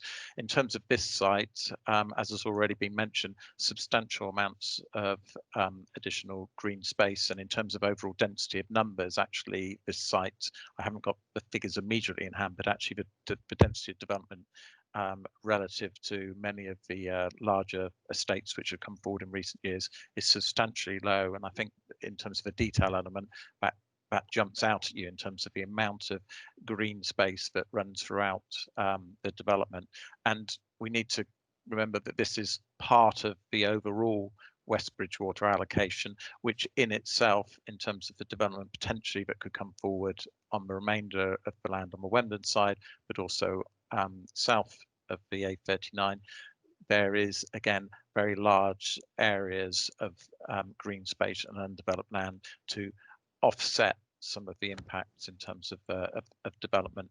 As was mentioned, though, the requirements currently in terms of standards, whilst there's support in our local plan for zero carbon and encouragement for that, in terms of current standards, housing is built to the current building regulation standards, which cover things like carbon and energy efficiency, and I think it's that has been the consideration in terms of working up this scheme over a number of years. But it's not a case that things were set in stone. The development, the details of development, the amount of green space has all been adapting and changing to take account of most recent considerations. But it is a fundamental factor that our both planning policy nationally and indeed locally doesn't as yet require zero carbon homes. I'm sure we're moving in that direction, but that will be something to consider in the future. Thank you. Thank you. We have a number of speakers still, and then we'll be looking towards a resolution before too long. We have Councillors Murphy, Councillor Hendry, Councillor Bolt, Councillor Gibson, and Councillor Kingham. So if we start with Councillor Murphy, please. Can you hear me, Chairman? Yes, we can. Thank you, Councillor Murphy. Thank you very much. I am also very concerned about the effect of Rysdale, and I wondered if the houses along the top of the ridge are three-storey houses, because they seem to be a real lack of sensitivity here. I mean, we always revert to policy D25, which says that if you have in any way unacceptable impact on the residential amenity of the nearby houses, you result in a sort of an unneighbourly policy. Now, I do appreciate the words of Dawn de Vries, who speaks about the 84 feet. She didn't speak 84 feet, but it's 27 point something meters distance from one to the other. But it's a different sort of distance when you're looking uphill. They have had an opportunity to move these houses further back over the ridge, I'm sure. Why would they put them on top of the ridge when they would obviously result in a certain amount of anguish from the neighbours because of the angle of position they have? It's one thing to have distance, it's another thing to have angle. And once you have the angle, it in some ways shortens the vision and impacts on the vision of the people in the lower section. And I'd like to know what steps have been taken to mitigate that. I mean, she might say it could be mitigated in the long term by putting in shrubbery, and they did talk about having some trees there, but I don't think that's been done. And we do have policy D25 staring us in the face, and this seems to be extreme lack of sensitivity. That's the first thing. And the second thing is, I have to say that this is a very large site. I congratulate the officer concerned in doing this, because it's a very big job, and she's done an extremely good job. But I mean, to my mind, when you get several councillors speaking up and using the words chaos on the roads, chaos on the roads. It is not sufficient to dismiss it by giving a large and long diatribe about the benefits of what you're going to get from putting up with that. It's not enough. You have got to have a plan in place to mitigate the traffic. Otherwise, you are creating bigger problems for you in the future, not only with flooding and with other things, but the traffic in particular is a heartache at the moment, without another 700 or 670 houses. And yet it was dismissed by simply saying, don't think of that. Think of all the good things you're going to get. That sounds nonsense to me. The fact we're getting so many good things, so much money, so many facilities, so many schools, etc. If you've got traffic chaos, as evidenced by councillors, that is a substantial statement, and we must look at it. I would welcome a chance to hear from Dawn de Vries. It's quite simple to say the highway agency or authority has raised no complaint. We know all about the highway agency and the authority and what they say sometimes, but if the councillors who are actually travelling through that can give evidence, that's entirely different. So please, I would like to ask the question. I'd like to reiterate the Rysdale thing, I believe, has not yet been addressed. We have got impact of overlooking, overbearing visual dominance and loss of light, as evidenced by the first person who spoke. And secondly, by Councillor Bolt and Councillor Pearce, who spoke about the traffic issues as well as others. And thirdly, I unfortunately did not have a chance to go to this site when unfortunately I was involved in other things, but I would love to be able to go and see this site and look at it carefully. I recommend a site visit. I would like to have a site visit if it's at all possible. Those are the three items that I wanted to raise, Mr. Chairman. That's it. Thank you very much. Mrs. de Vries. Thank you. In terms of Rysdale Close, obviously, you know, the reason we wanted the sections through the site was to demonstrate potentially the worst point of impact for the neighbours. This is the worst point of impact in terms of the detailed scheme. This is why we wanted this section. This is before members, and it does show a back-to-back distance of 27.3 metres. Appreciate the perception of that would feel sort of potentially slightly less because of the elevated position. If I can reassure Councillor Murphy, all the two-storey development is proposed to the edges of the site. The three-storey development is in the outline phase. It's the middle point of the outline phase would be permissible to going three-storey. There are some split-level properties nearer the school, but predominantly to the edges of the site and to the back of the site. It's two-storey with three-storey sort of centrally within the outline element. The only split level, the only properties within the detailed phase are the split level ones nearer the school. So it is two-storey to the residential properties. So it would be a maximum of 9 metres from finished floor level to ridge as set out previously. With the separation distances and with the landscaping, officers are satisfied that it wouldn't result in an adverse impact on the amenities of those properties to the point that we could sustain a refusal. In terms of the highway objection, I do understand members' points that are being raised. In terms of test of reasonableness, if we were looking at concerns so significant, we'd be recommending refusal. My question back to members would be, do we have a sufficient evidence base that if we were being cross-examined at inquiry, that you could stand up and defend the potential impacts?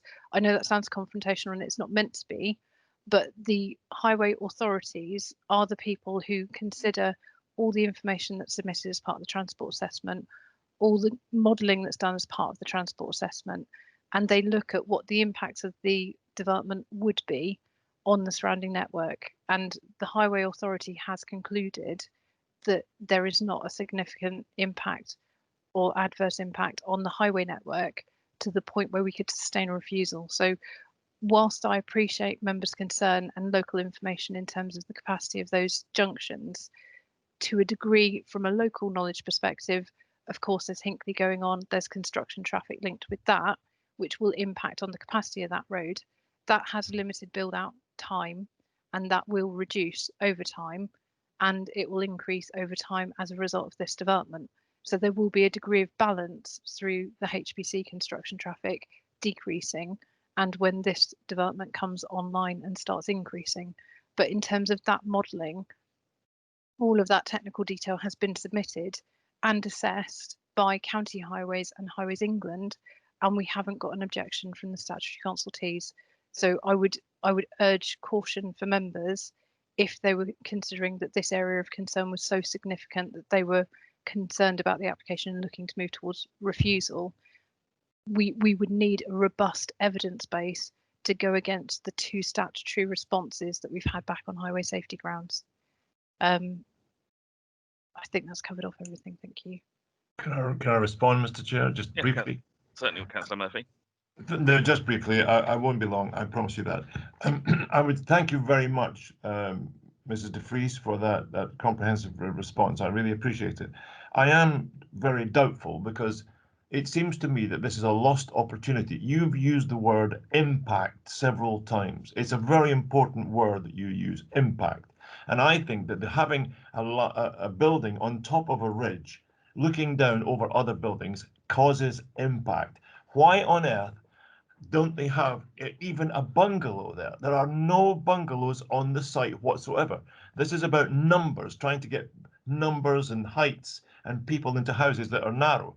And as far as I'm concerned, that is not acceptable. The impact here is simply not acceptable, in my opinion. I accept what you're saying. I really understand what you're saying. But why choose to put an impact there and cause problems for people below when they could have put low level, low height houses there, bungalows? Dead easy.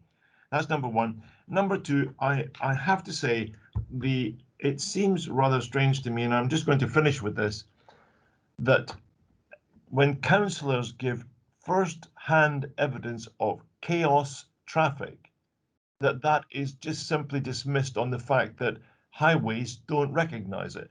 We've often found that highways do surveys at the wrong time of day. We question what they do.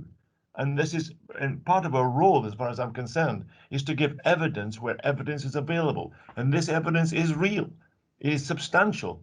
And I would ask you to consider that in the future. Thank you, Mr. Chairman. Thank you, Councillor Murphy. Just before I move on to the next speaker, just to confirm, Councillor Murphy, you mentioned about a site visit. I wanted to confirm whether you were actually proposing one or whether you were just saying you would support one. I would be very happy, Mr. Chairman, to propose a site visit. Okay, and if that was seconded, I would be more than happy to propose it. Thank you, Mr. Chairman. Thank you, Councillor. Sorry, Mrs. de Vries, you wanted to comment on the ridge? Yeah, apologies. Just coming back to a point because it's been raised a couple of times that this building's on the ridge. It's not on the ridge. If I don't know if members can see that, there's an increase in land levels going up to the green space here. So the site continues to go up from this point. This is not the highest point of the site. There is a gradual increase from this land level going up, which is shown through this section, but this isn't the highest point of the site. The site continues up to this green space. The members who were on the site visit would have walked this and seen this relationship firsthand. There is an increase in land levels between these two, but the ridge sort of continues up and development is avoided along the ridge line. Thank you. Thank you. As I say, we have a number of councillors who've indicated. There's now councillors Hendry, Bolt, Gibson, Kingham, Grimes and Bradford. So Councillor Hendry, please. Right, okay. Morning, Mr. Chairman. I actually didn't really want to speak because I'm having problems with the chat line, but okay, since I'm on here, the chat box on the right-hand side is not working, Mr. Chairman, so you realise that. First thing I'd say to Don de Vries is you put forward a first-class presentation, and I thank you for that. Moving swiftly on, I've listened to this for nearly 2 hours, this whole debate. I haven't said anything at all. However, this is a typical situation of balancing good or not so good. And the good points for this whole development really, really do outweigh the not so good points. Moving on from that, if anybody turned this down today, if this application was turned down today, because statutory consultees are on board, the recommendation from STC planning is good. If this was turned down today and it goes to the inspectorate on appeal, it'll probably come back and bite us in the bum. And that's the honest truth of the matter, and finish up costing STC a shed load of money. Moving forward again, if I was a mind, I would say no site visit is required whatsoever because you can see everything very clearly on here. Site visits already taken place, so I can't see the point in that at all. And I actually think this is a good development. I know there's one or two things, issues, people, highways, roads, all that there, but that can be overcome. And I do believe just move forward, and I'm for this. Thank you. Thank you. Councillor Bolt. Yeah, thank you for that. Just going back to policy D13, where we come into this transport and sustainability. It part of it does go on to say that the improvements to infrastructure should take place before or to allow the development to proceed. I think we've got to put the horse before the cart on this one. Other than that, we know that there's going to be building there, but everybody and all the objections have been, apart from the first speaker, all the objections have been really to do with transport and infrastructure. Now, I understood when we went on the site visit, Mrs. de Vries said that the actual bus gate was going to be put in with the first phase, so that it would actually service the people who were going to be moving into these. Why is there that change? The bus gate. Comment on the phasing. Yeah. Yeah, apologies. The bus gate is part of the detailed application, so we do have the details secured. But to access it, you can't access it until you get through the second phase of development. So we have got the details secured as part of the application, and it's controlled through the 106, but you can't actually get into it and through it until the second phase of development comes forward. But the diversion of the existing route itself wouldn't be able to be supported until there's a net generation to divert it for. So that would coincide with the timing of the extension of the connection road. And yeah, thank you. Just concerns about Councillor Revan's comments with the promises at other estates. Also, Mr. Bridge, could you just comment on the phasing of the other elements of infrastructure in terms of the phasing of when other pieces of infrastructure would be taking place? Yeah, certainly. So as part of the detailed application, the majority of this access is to be constructed off of the A road. So the majority of this lies within the application site. So a lot of the access for the main site would be constructed off of the highway, limiting the disruption and the amount of time that the main A road would have to be shut for to incorporate it into it. That would be the first part of infrastructure to come forward, along with the connection road to the school site, to allow the school to get transferred to county, to allow early delivery of the primary school. The community land would be serviced, so it would have drainage and everything in place as part of the first phase of the residential development. And also the there's a mugger at the top hand corner, a NEEP, which is neighbourhood equipped area of play, and a LEAP, which is a local equipped area of play. All of that and the green space would come forward as part of phase one. That's the 2 trees members would have seen from the site visit if they were in attendance. And then there was another sort of small local area of play in this hand corner. So all of that would be delivered as part of phase one.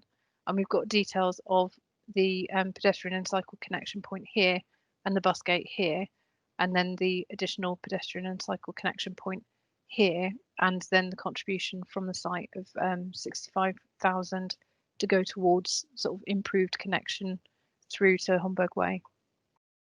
Thank you very much. Councillor Gibson. Yeah, hi, thank you. First point really is that there's absolutely no social housing on this site. There's a small amount of affordable,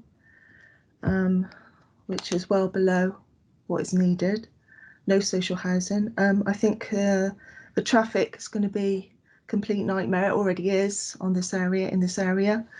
It's going to create thousands of cars going in and out the site, because people tend to still use cars, even though we've been talking about cycle routes and things. So that's going to create more pollution for cyclists and pedestrians. It is a nightmare there already. I think it's going to create more flooding. There's flooding areas there already, and the housing and the tarmac's just going to create more here. The policy of zero carbon that the council are on board with, I just don't get where you think that how that's going to be achieved if we don't look at making everything that's built from now on carbon zero or carbon negative. I just don't understand that. The local plan, as far as I'm concerned, is out of date and it needs revising. And you're not going to need those schools if we go on as we do, just putting up and just filling in and putting up these developments. You're not going to need the schools, you're not, because I just don't think that members know, I'm sure some do, what actually the climate emergency means. And this is just wrong, I'm afraid. It's just wrong that we're addressing this. And yeah, and the one word that I know the presentation, as always, is excellent and the way you do it, but to say that you're over providing on this using that word, I think that's just not a nice thing to say, that you're over providing on the ecology when you're forcing. You can't just make ecology and biodiversity by chucking things out, and to say that you're over providing on here, I think that's just not right. Thank you. Thank you. Councillor Kingham. Yeah, thank you, Chairman. Yeah, just coming back briefly to Dawn didn't comment on my view of chimneys on the design. I think we've had a very long debate on this, and I think everybody's had a chance to comment on what they think, and obviously there are going to be problems, but I would like to move the recommendation. Thank you very much. So that's the moving the recommendation as outlined on the papers and updated by Mrs. De Vries at the start of the meeting. Correct, Chairman. Okay. Mrs. De Vries, did you want to comment on the roof lines? Yes, please. Apologies for missing that bit off. Also, I just want to go back to the flooding issue as well, raised by Councillor Gibson. As part of the presentation and as part of the drainage works proposed, it was confirmed that there would be 11% and 15% reduction in terms of water runoff from this site into the surrounding network. So as a result, there would be a reduction in flood risk as a result of the drainage solution currently proposed, but the detail is secured for the bottom end of the site and not, strictly speaking, the top end of the site yet, because that will follow as part of further applications. In respect to the design, apologies for missing this. When we did the site visit with members, the properties towards the front end of the site, so Rysedale Close and other properties down the bottom hand corner of the site, didn't actually have very many chimneys. So phase one, if you're looking at it in connection with those properties, don't benefit currently from chimneys, but it was pointed out there are quite a few chimneys on the properties on Wemden Hill, which would be influenced by the later phases of development. So that point was fed back to the developer following the member site visit, and there is potential for integration of those type of features moving on to the later phases of development. So as you've got the transition of the Wemden Stone from this development moving through to the later phases, it can be sort of raised as a design sort of wish, if you like, with the developers in terms of incorporation on chimneys going forward to further integrate with Wemden Hill as you get towards the back of the site. Thank you. Councillor Grimes. Thank you, Chairman. I've listened to the debate and I tend to agree with a lot of the comments, nearly all the comments, to be honest, but I don't believe there's a strong enough planning reasons to refuse this application, and as such, I will second the recommendation. Thank you, Chairman. Thank you. Councillor Bradford. Thank you, Mr. Chairman. Since I'm first to open up the debate and probably going to be the last one. I opened up the debate with what I said about a site meeting. I was thinking of the people who weren't there, right, having to make some of these awful decisions. We get it at parish and town levels when people don't visit sites and they put their hand up at the meetings, and when the problems come, it's too late. I'm not negative towards this at all. Had this been an easy site, this would have been built on 30 years ago. We all know what co-growth has been going on and on. You know, I just got a few comments on some of the things, actually, the affordable housing. Well, you can have money towards highway improvements and junction improvements and affordable housing as well. We all know that. We all know that. And nothing was mentioned of a sale contribution to Wemden, nearly £1 million, I think. So when these parish councils get that sort of money, they can afford to pay consultants to work things out. And I hope they work things out in the right sort of way. And it helps an awful lot towards our planning sometimes. So really, I'm not going to say much else. It's gone on a long time, this debate has. It was never going to be easy. I told you to start with, this is one of the most difficult ones I've had to make decisions on since I've been on the planning committee. And if you're all being honest, you'd all probably say the same thing. It's in the local plan. The area needs houses. And this has been a very difficult site. Had anybody walked the site, you would see the topography, the changes, the ups and the downs. And the people have done an awful lot of work in trying to mitigate this towards the surrounding area. Whatever happens won't be perfect, and you all know that. There will be problems, right? But at the end of the day, the local councillors are there to represent the people, and that is our job, okay? Thank you, Mr. Chairman. Thank you very much. I think, members, that brings us to the end of the speakers that I've got who've indicated. We do have a recommendation that has been both proposed and seconded, which is to grant permission as outlined by Mrs. De Vries, both within the report and her presentation. So I will come round to members for their votes, please. So if we start with, let's start with Councillor Granter. Yes, thank you, Chairman. It's been a very long debate and a lot of interesting points of view put forward. But on the basis of what I've seen with this development, if we was to turn this down on highways, which they have no objections, the A39 obviously is very congested, the same as all of Bridgewater, Bath Road and Taunton Road and everything else. And if we was to turn it down on congestion, then we wouldn't have any buildings whatsoever in Bridgewater. So it's just, we know very well that we need some new roads that need to be built if we want to carry on with this house building. But in all, I'm quite in favour of this development, and I'm for the officer's recommendation, and I heard and listened to all the debate. Thank you very much, Councillor Granter. Councillor Glassford. Yes, thank you, Chairman. Yes, I've seen and heard the whole debate. I think it's an excellent application, and I'm fully support it. Thank you. Councillor Pearce. Thank you, Chairman. I've seen and heard the whole debate, and I'm against the officer's recommendation. Thank you. Councillor Gibson. Yeah, I've seen and heard all of it, and I'm against. Thank you. Councillor Scott. Thank you, Chairman. I did try to speak, but my hand signal doesn't seem to be working. It has been a long debate, and I do feel that the officer has done a good job presenting this, and because it is in the local plan, and maybe with the cycleways and walkways proposed, plus with the £1 million SIL money, there could be enhancements to encourage people to cycle and walk more, which is what we really want people to do in this climate emergency. And then the traffic generation will be diminished. So this is what we need to work towards in the future. But actually, I feel I need to support this application. Thank you. Thank you. And I can't remember, Councillor Scott, did you say you'd seen and heard everything? Yes, I have. I've seen and Terrific. heard everything. Thank you. Thank you. Councillor Hendry.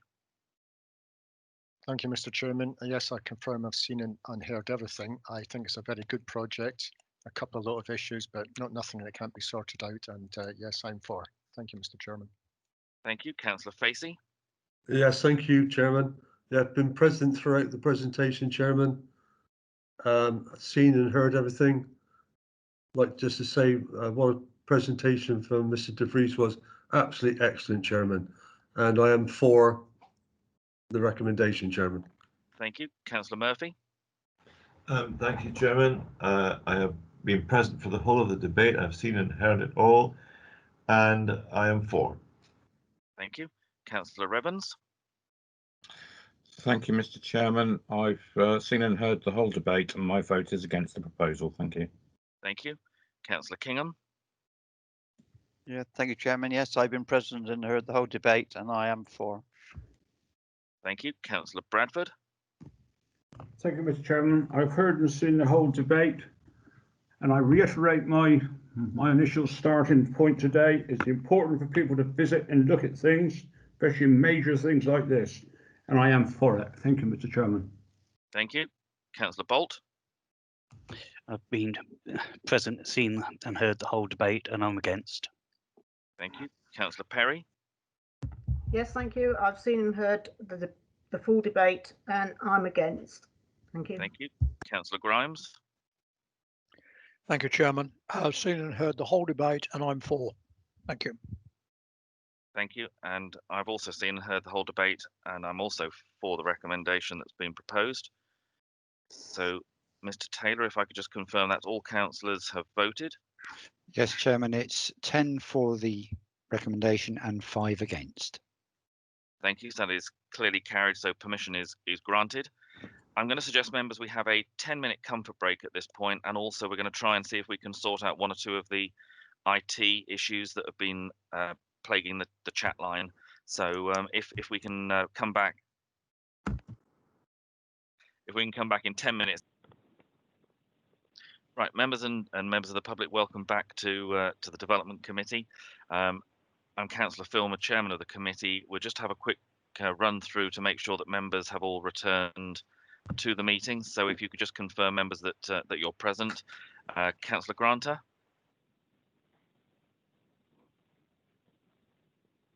Yes, sorry, Chairman. Yes, present.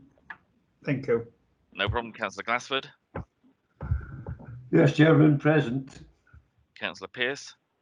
Yep, Chairman present. Councillor Gibson. Yeah, hi. Thank you. Councillor Scott.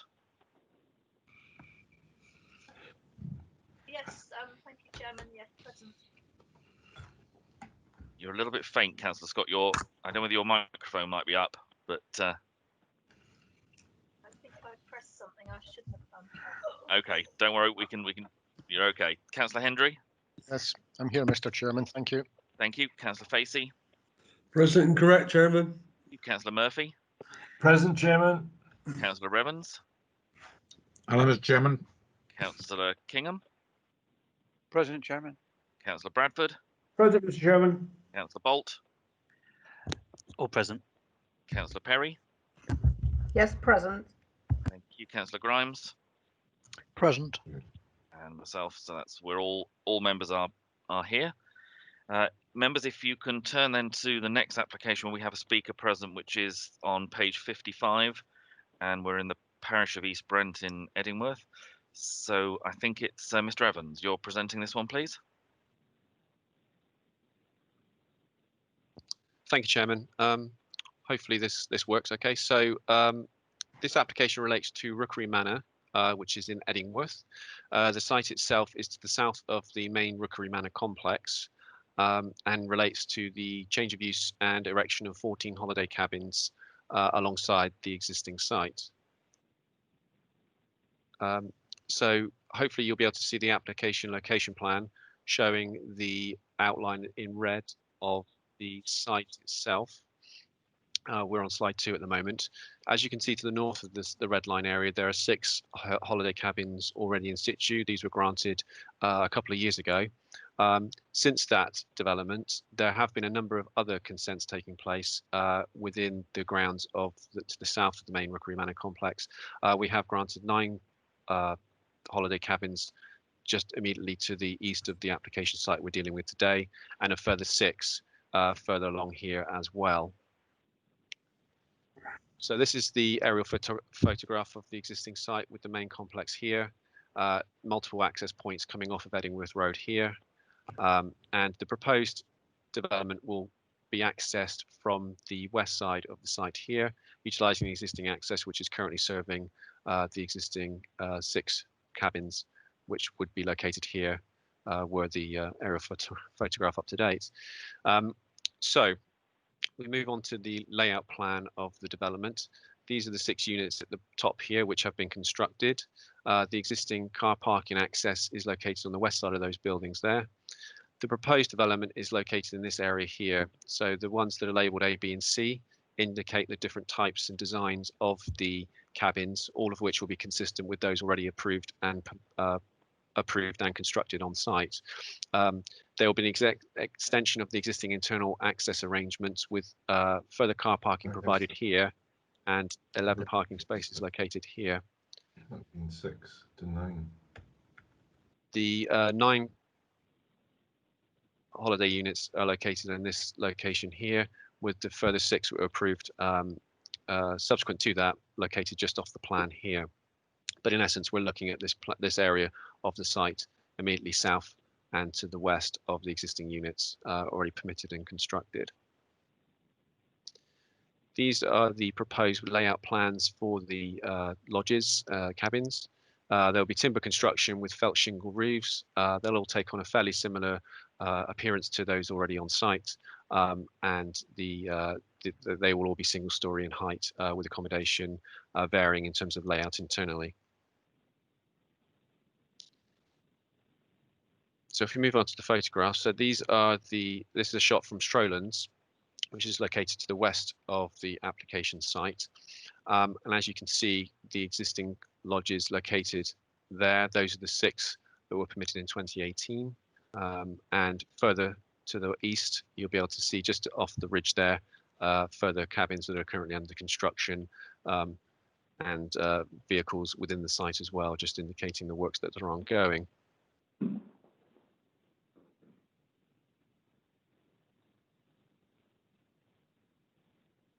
So this is a view again from the same point on Strolands, just looking further south. There's an existing boundary hedgerow here, which is planned to be supplemented with further planting. As part of the proposed recommendation is also to be conditioned that additional landscaping will be provided, and some has been indicated on the layout plan as submitted. So that will enhance the landscaping area and mitigation measures in terms of visual impact.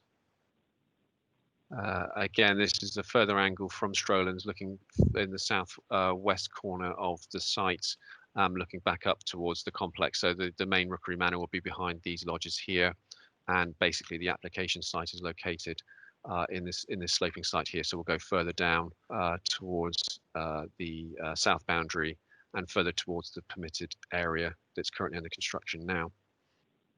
The design of the cabins themselves will be in keeping with the existing cabins already on site and currently under construction. It's not considered there will be a significant visual impact, particularly from the motorway, given the extensive landscaping along the boundary, and also from Strolands, once you take into account the planting areas and also the topography of the land, which gently slopes away down to the south and to the east as well. This is a view taken from within the complex itself, from the car park, which is immediately south of the main buildings of Rookery Manor. As you can see from the areas indicated, these are things which is located on raised ground in relation to the car park. The application site is further south away and sloping down towards the south boundary. And this is a view from Edgeworth Road, viewing the existing 6 cabins that you can see there just between the 2 buildings. The application site is further on to the south and to the east of those cabins as cited there. Just to give you an indication of the view from the Edgeworth Road street scene. So the visual impact is not considered to be significant in this respect in relation to the proposed 14 that are in front of you today.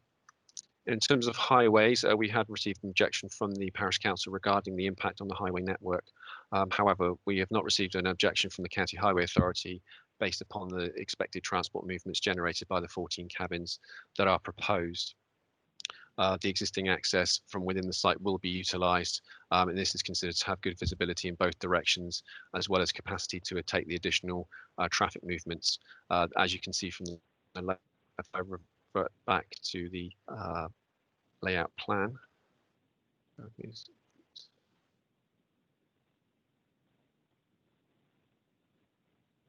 Go to slide 4. As you can see, the internal access will be coming off the existing access, and therefore we're not creating an additional access point onto the highway, which could cause additional transport movements or additional transport issues. The access itself is considered to be acceptable and take the loading of the additional movements that will take place as a result of this development. In terms of residential amenity, the location of the cabins, if I go back one slide, the location of the cabins located in this area here are a significant distance from the nearest properties outside of the application site, notably the cottage here and the existing properties located to the northeast of the main complex of buildings here. There will be no overshadowing, loss of light or visual domination caused by the cabins themselves and the single story structure and from them. This also applies to overlooking as well, as there will be no vantage points created that will create additional overlooking issues for neighbouring properties within the area. In terms of previous schemes, yes, the application site is located within an area where there are additional cabins and ones that are currently under construction or have been completed and currently occupied for holiday makers. The application itself is considered to be consistent with this approach, is an extension of an existing well-established site and is considered to be within an appropriate location of an appropriate density and takes into account the impacts caused on the surrounding area. Taking into account all material factors and policy considerations, the application is considered acceptable and recommended for approval. Thank you, Chairman. Thank you very much. We have a speaker on this application, Mr. Bray. Again, Mr. Taylor, if you could enable the speaker's microphone, if that's possible. Mr. Bray, could you just confirm that you can hear us and that we can hear you? Yes, I can hear you very well. Thank you very much, Mr. Chairman. Terrific. And just to confirm, you're speaking today on behalf of the East Brent Parish Council? I am, yes. Excellent. As you know, you've got the 3 minutes to address the committee.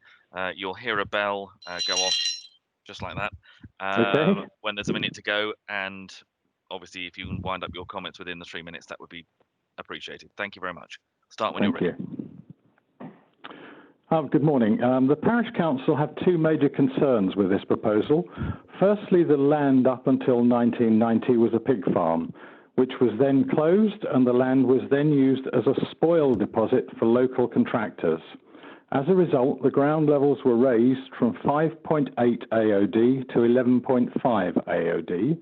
The deposited soil was then capped with a clay layer, so technically a landfill site.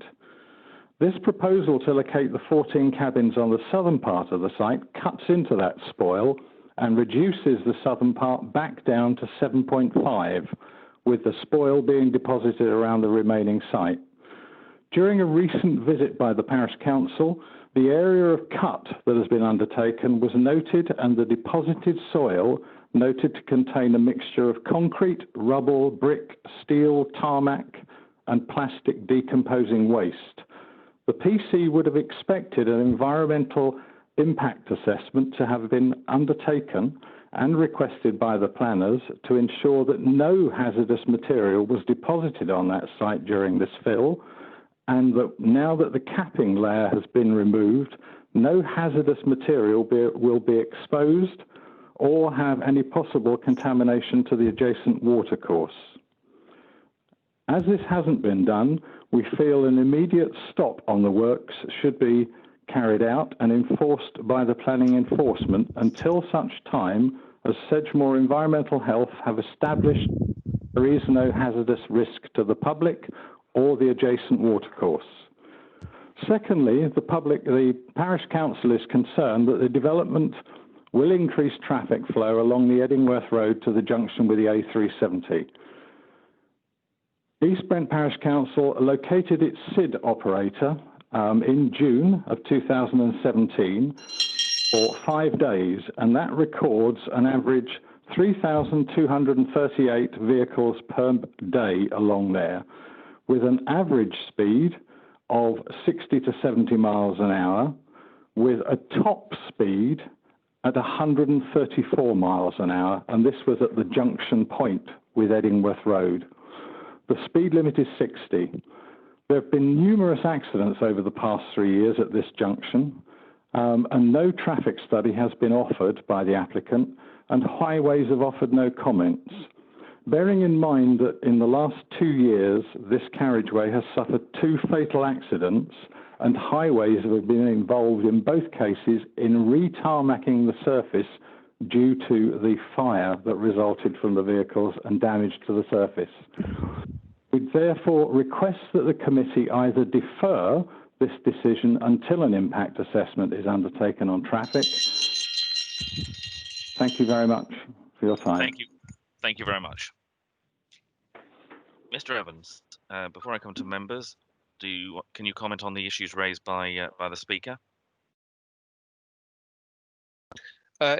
Yes, I mean, with regards to contamination, we've had no comment received from the environmental health team, so we've had no confirmation from them that they were concerned over contaminated land. The applicant has confirmed through the agent that the use of the land was in fact as part of the pig farming enterprise that took place prior to the current proposals that are now ongoing, and that there was the laying of fertilizer in relation to that. In relation to the highways issues, as I mentioned in the presentation, we've not had any concerns raised by the County Highway Authority in relation to the volume of traffic generated by this development or through the provision of the existing access and egress arrangements that are on the site. So we have in effect have had no objection from the statutory consultees in relation to those matters. Thank you. Thank you. Councillor Kingham. Yeah, thank you, Chairman. Obviously, with this site, we did have a site visit regarding the 6 that have been constructed at the high level, and at the time there was quite a lot of discussion regarding the neighbours as to vehicles, well, basically when they're entering the complex with headlights, and it was agreed that landscaping should be put along the edge of the road to alleviate the vehicles coming into the site. So has all this been done? Because obviously if you're going to have another 14 plus 9, that's 20 odd vehicles minimal going in and out of that site, and obviously it's going to make it worse. So can sort of Mr. Evans sort of comment on the landscape, and has that been done to alleviate headlights? Mr. Evans?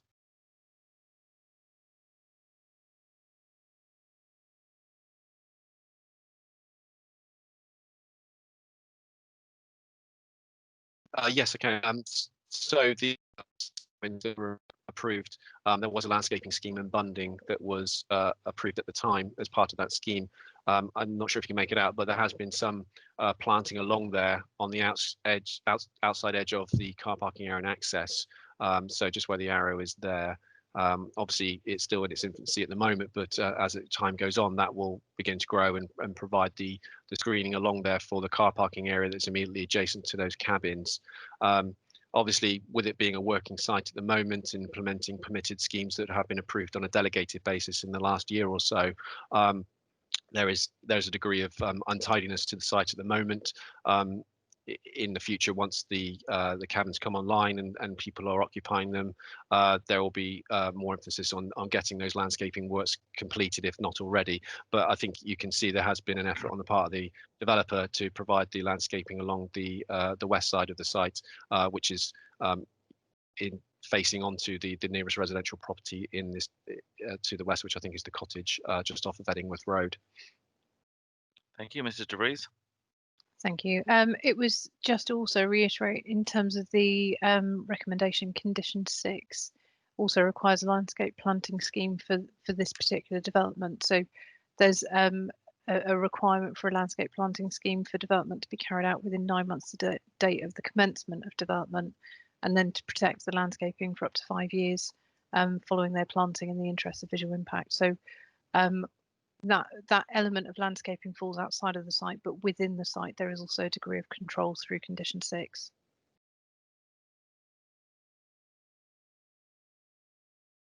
Thank you. Councillor Hendry, please. Good afternoon, Mr. Chairman. I thank Liam Evans for a very comprehensive presentation. I think that was absolutely first class. Secondly, just straight out there, if cars are travelling along the road past that site on the A370, whatever it is, 60, 70, 80 mile an hour or 130 as was quoted, that's not a problem here today for STC planning. That's something else completely different for the police. Could I ask Liam to bring up, please, the aerial picture? There was an aerial one from exactly above the site. Do we have that?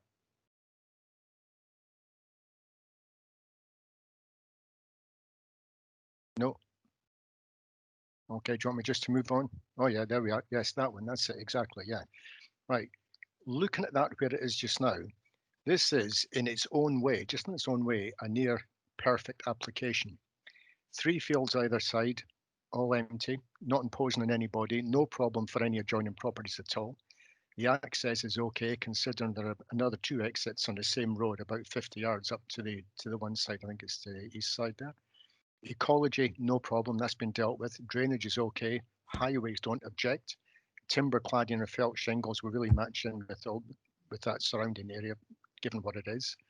11 parking spaces, we're doing really well so far.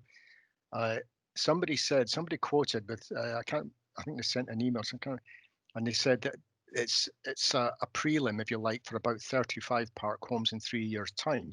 That's not on the table here today. We're only looking at what's actually there.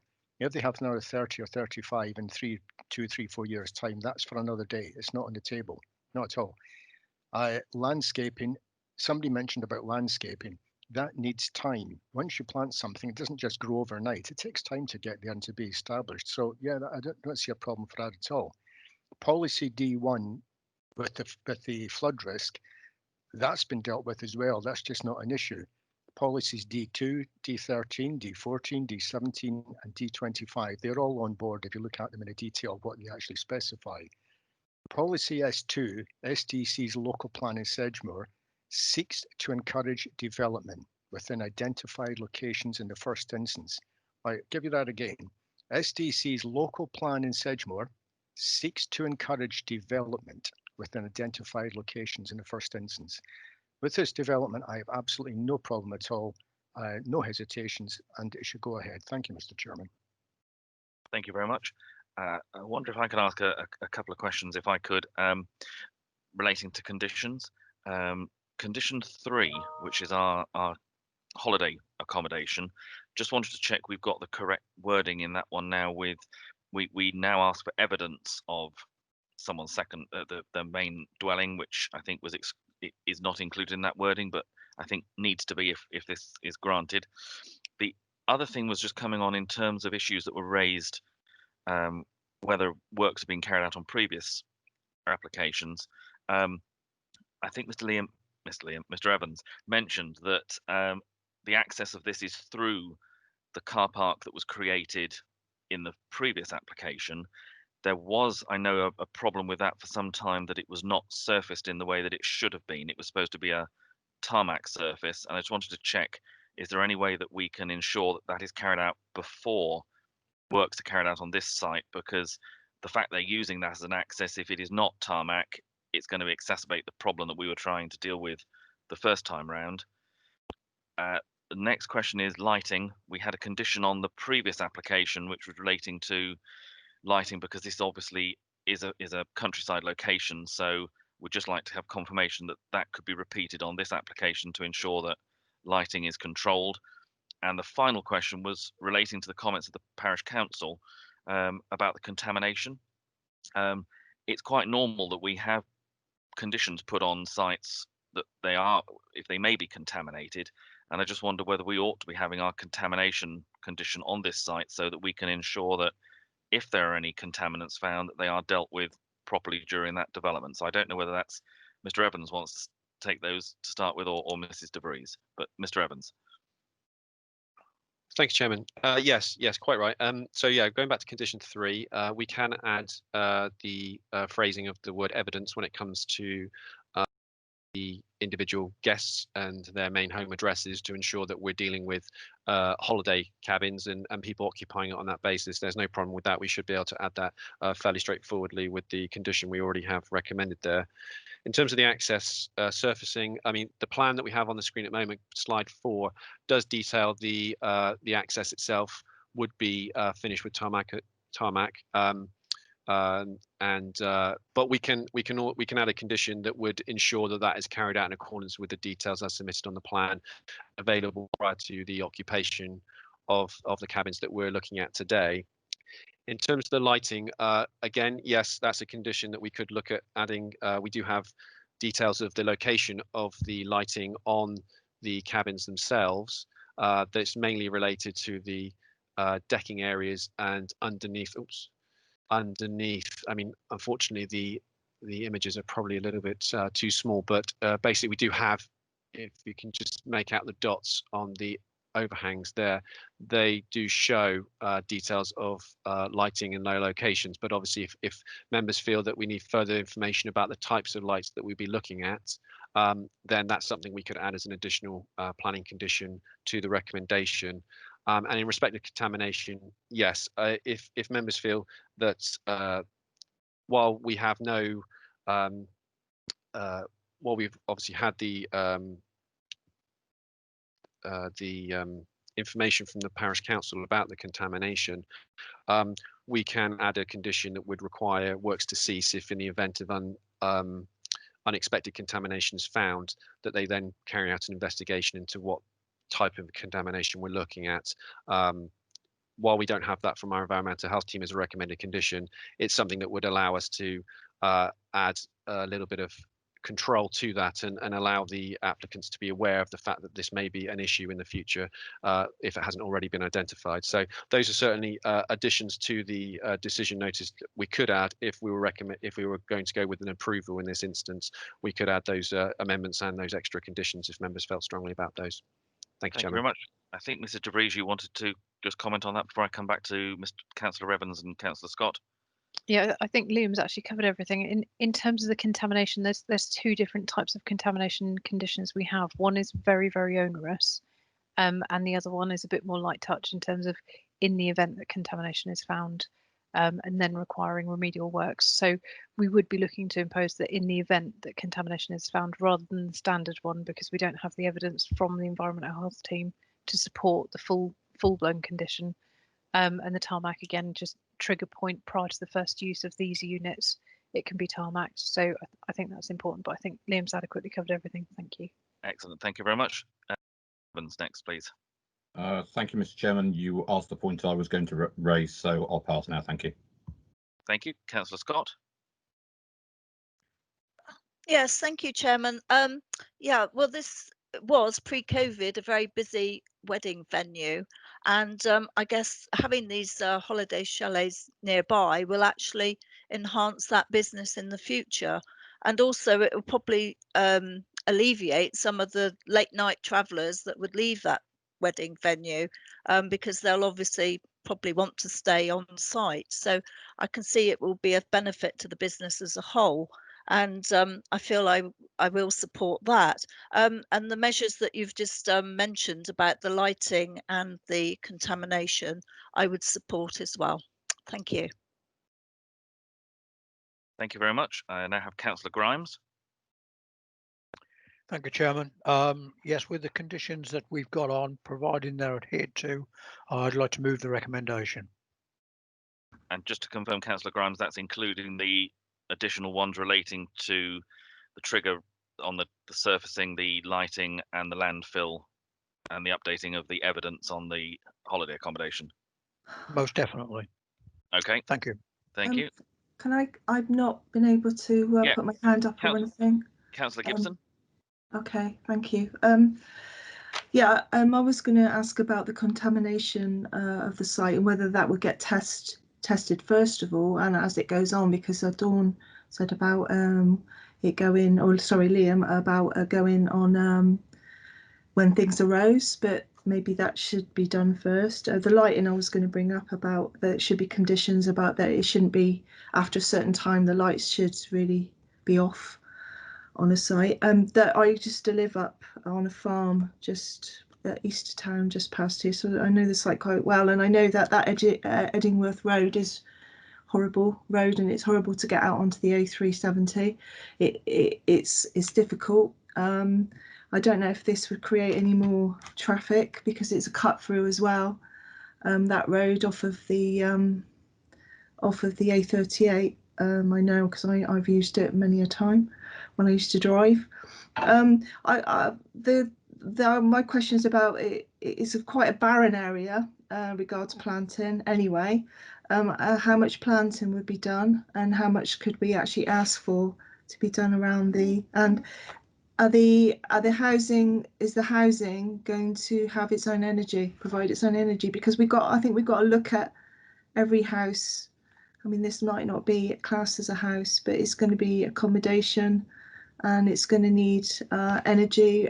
Does it provide its own energy? You've got all the space around, so it could do if they chose. It's just a question that I'd like to ask. So, thank you. Thank you very much. Mr. Evans? Thank you. Yeah, so we don't have any details about any additional planting within the grounds of the cabins themselves, but that's something that if we were to impose a landscaping scheme, which we have proposed, then that's the detail that we can achieve at a later date and ensure that the visual impact, as well as any additional planting that can provide enhancements to the area, can be detailed and subsequently approved. In terms of the energy of the cabins, I'm not aware of any sustainability initiatives through this development. I imagine that there will be connections to the existing services that are on site already. However, the design of the cabins themselves, by their very nature, does have limited sort of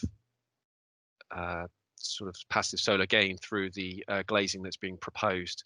There are quite a number of large windows that are full height, which will allow the cabins themselves to be light and warm without the necessarily need to rely upon fossil fuels and things like that. But we don't have the level of detail in terms of whether there would be any sustainability initiatives through this development. I believe it will be mainly connected through the existing services. Thank you, Chairman. Thank you. I then have Councillors Bolt and Councillor Hendry. So Councillor Bolt. Yeah, I'd like to second Councillor Grimes's recommendation. Thank you. Councillor Hendry. Oh, that's absolutely fine, Mr. Chairman. It's been done. Thank you for that. Okay. I'm not seeing any other councillors at the moment indicating. So we have a proposal that has been moved and seconded to grant permission with the additional conditions as outlined. If we start to come around to members for their votes, and again, just to confirm that you've heard the whole debate, as well as casting your vote, we'll start with Councillor Grimes, please. Thank you, Chairman. Yes, I've seen and heard the whole debate, and I'm for. Thank you. Thank you. Councillor Perry. Yes, thank you. I've seen and heard the whole debate, and I'm for. Thank you. Councillor Bolt. Also seen and heard, and am for. Thank you. Councillor Bradford. Thank you, Mr. Chairman. I've seen and heard the whole debate, and I am for. Thank you. Councillor Kingham. Yes, seen and heard the whole debate, I'm for. Thank you. Councillor Evans. Thank you, Mr. Chairman. I've seen and heard the whole debate, and my vote is in favour of the proposal. Thank you. Councillor Murphy. Yes, Chairman, I've seen and heard the whole debate, and I'm in favour. Thank you. Councillor Facey. Yes, thank you, Chairman. Seen and heard the whole debate. I'm in favour, Chairman. Thank you. Councillor Hendry. I've seen and heard everything, and I'm in favour. Thank you. Thank you. Councillor Scott. Thank you, Chairman. Yes, I've seen and heard the whole debate, and I'm in favour. Thank you. Thank you. Councillor Gibson. I've seen and heard, and I abstain. Thank you. Councillor Pearce. Yep, seen and heard the whole debate, and I'm for. Thank you. Councillor Glassford. Yes, thank you, Chairman. Seen and heard the whole debate, and I'm for. Thank you. And Councillor Granter. Yes, thank you, Chairman. I've seen and heard all of the debate, and I am for. Thank you. And I've also seen and heard the debate, and I'm also for. I think, Mr. Taylor, that's all members. That's all members, Chairman, and it's 14 in favour of the recommendation and 1 abstention. Thank you very much. So that is clearly carried, permission granted with the extra conditions, and as normal, the wording of those will be agreed with Chairman and Vice Chairman. Right, members, that brings us then to our next application that we have today, which is on page 64, and that is in West Huntsville. And I think, Mr. Evans, you're introducing this one as well, please.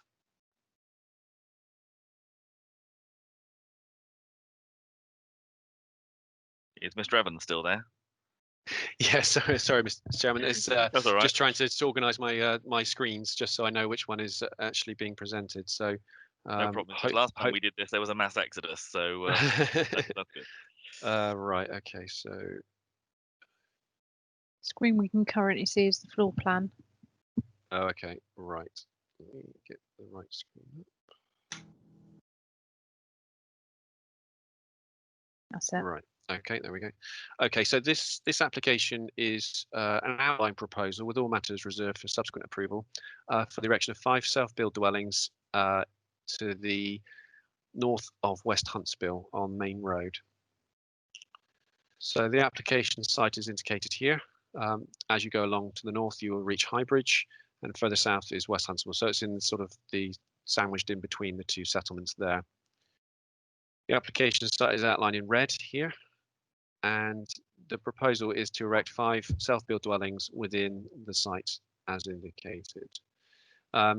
While all matters are reserved, the applicants have provided some indicative drawings of how the site could look.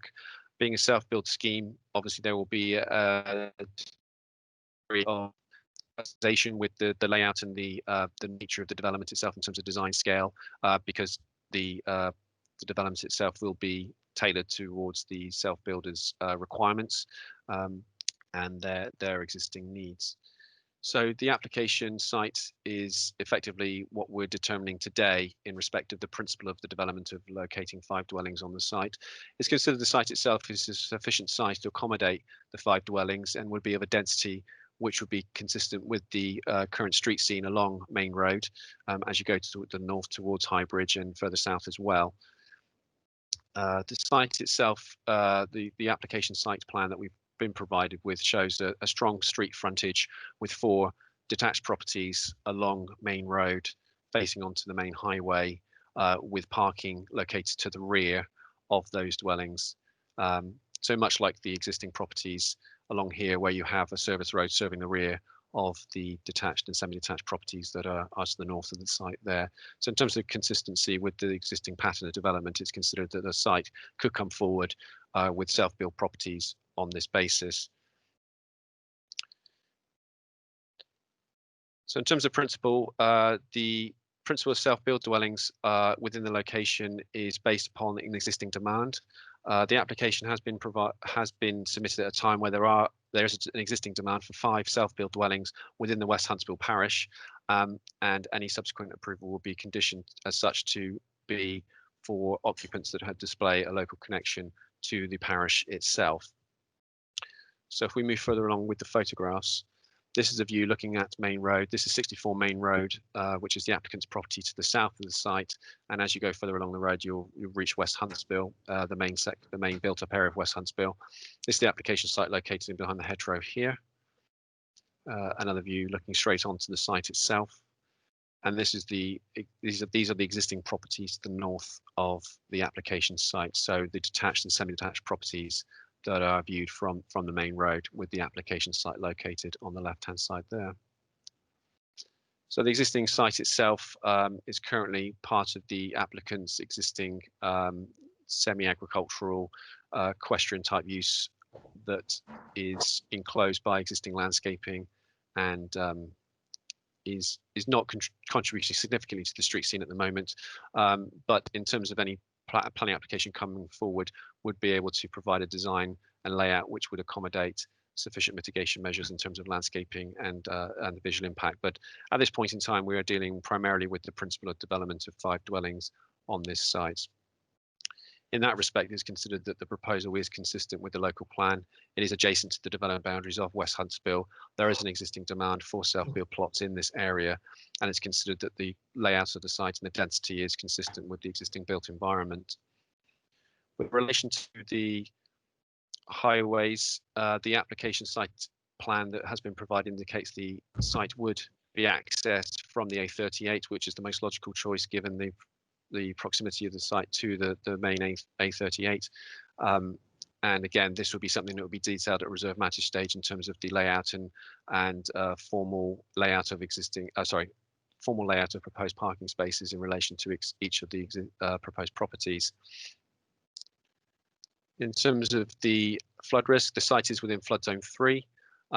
However, given the fact that most of West Huntsville is already in flood zone 3, it's not considered that there will be sufficient space within the area to accommodate the development of this scale at a lower flood zone. The site itself and the planning proposal is seeking to meet an existing demand for the parish of West Huntsville, and therefore is considered acceptable to reduce the area of the sequential test search area to the parish itself. The proposal is well related to the existing built environment of both the West Huntsville and also the outer reaches of Highbridge as well, and therefore this is considered to be an acceptable location. Any proposal coming forward would obviously be assessed for flood risk. It is considered that two-storey development could be proposed within this location without having a significant impact on residential amenity or a detrimental impact on the street scene given the existing design of properties within the area. The IDB have objected to the application on the basis of the lack of buffer zones within the drawing as proposed. However, as stipulated at the outset, this is an outline proposal, all matters reserved. These are purely illustrative layouts, and it's considered that with the inclusion of a condition requiring buffer zones to existing watercourses, that maintenance of those watercourses could be maintained and could carry on should the development come forward in a more detailed capacity. In terms of residential amenity, it's not considered that there'll be significant impacts through overlooking or loss of light, given the distance of the proposal from neighbouring properties, while there is an existing property further north of the site. Move this forward. So the layout itself shows a property going in here. However, without seeing the details of the scale and design of the proposed dwellings, we cannot quantify the exact nature of any impact that would occur. However, we do feel that there's sufficient room within the site to ensure that there will be sufficient distance between the existing and the proposed dwellings along the A38. Taking into account all material considerations and the policies in the local plan, it's considered the application is acceptable and is recommended approval. Thanks, Chairman. Thank you very much. Members, any comments or questions, please?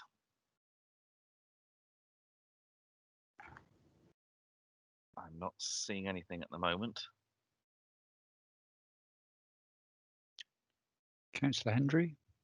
No, it's not come up on mine, but Councillor Hendry, please. We're having great problems today, Mr. Chairman, with the IT, I think. I'm not sure. However, okay, moving on. West Huntsville, I used to live there, actually. I did a drive-by of this site, and actually, it's quite good. It's not a problem in my eyes at all. It seems to fit in there perfectly. The local plan is supportive of self-build schemes on the edge of settlements. Policy D9 states that. Self-build and custom build that are outside the boundary should be supported. So that's self-explanatory. The highways suggest around 40 movements daily, which that's fully acceptable, and we all know that at all. Okay, it's in flood zone 3, as pointed out previously, but that's Huntsville as a whole, and it's acceptable. That's the way it is. Of course, the watercourse issue has to be dealt with, and if this went ahead, I'm sure it would be. So I don't have any doubt about it at all. And in short, I'm in favour of this. Thank you, Mr. Chairman. Thank you very much. I've got a couple of other councillors who've indicated now, Councillors Kingham, Revens and Scott. So starting with Councillor Kingham. Yeah, thank you, Chairman. Don't have a problem with the site. Obviously, the site's sort of easy access onto the road, just got the visibility there. A little bit concerns me is the actual size of the plots. Putting 5 in there, it does seem to be squeezing them in a little bit. I would have thought 4 would have been a better number, given more scope to actually develop the sites, with especially being a self-build. People sort of come up with different ideas, but generally I don't have a problem with it. It's just the number. I just feel maybe it's overpopulated. But I'll come back later with my conclusion. Mr. Evans, do you want to comment on the numbers? Yes, thank you, Chairman. So, I mean, the application site is located in an area where there is varying densities of existing properties. I take the point that, yes, I mean, you could look on the face of it and say 5 might be a bit of a squeeze, but in terms of land density, in terms of the site itself in relation to its size and the number that we're looking at, I mean, you look at the plots further north, and while they also have quite large gardens, the site itself is not significantly smaller than taking those as a whole. There are 6 there at the moment. I think, you know, we would need to see what the layout of the site would be at the reserve matter stage and how that would how they would achieve the number they're looking to do. But from an officer's point of view, we feel 5 is probably the maximum that we're going to go with. It's acceptable on the basis of the density that has been shown on the indicative layout plan, and that and then we'll move to reserve matter stage if it is approved to see if that can be achieved.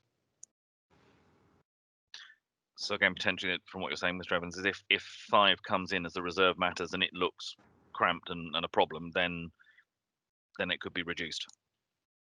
Yes, I mean, I think it will be based upon the design that comes forward in the future. I mean, we have got a plan in place which has got a strong street frontage with 4 facing onto Main Road with 1 to the rear.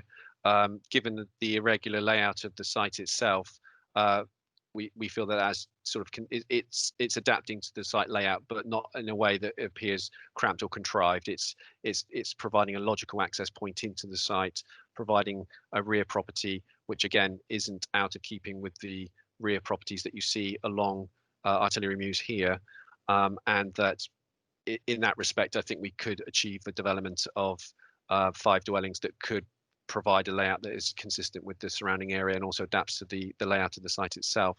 But like I said, that we would have to see a reserve matters scheme before we could confirm if 5 is too much. But on the basis of the details we have at the moment, we feel that 5 is acceptable. Thank you. I've got Councillor Revens, Scott, and then Gibson. So Councillor Revens. Thank you very much, Mr. Chairman. Yeah, very much in favour of this one. I think this is a good site for this policy. I'm just looking at condition 3 and the words with an appropriate local connection to the settlement of West Huntsville. What can we have a little bit more clarity as to what that means and how it's enforceable, please? Yep, Mr. Evans.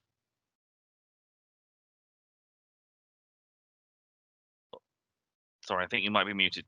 Yeah, Mr. Evans.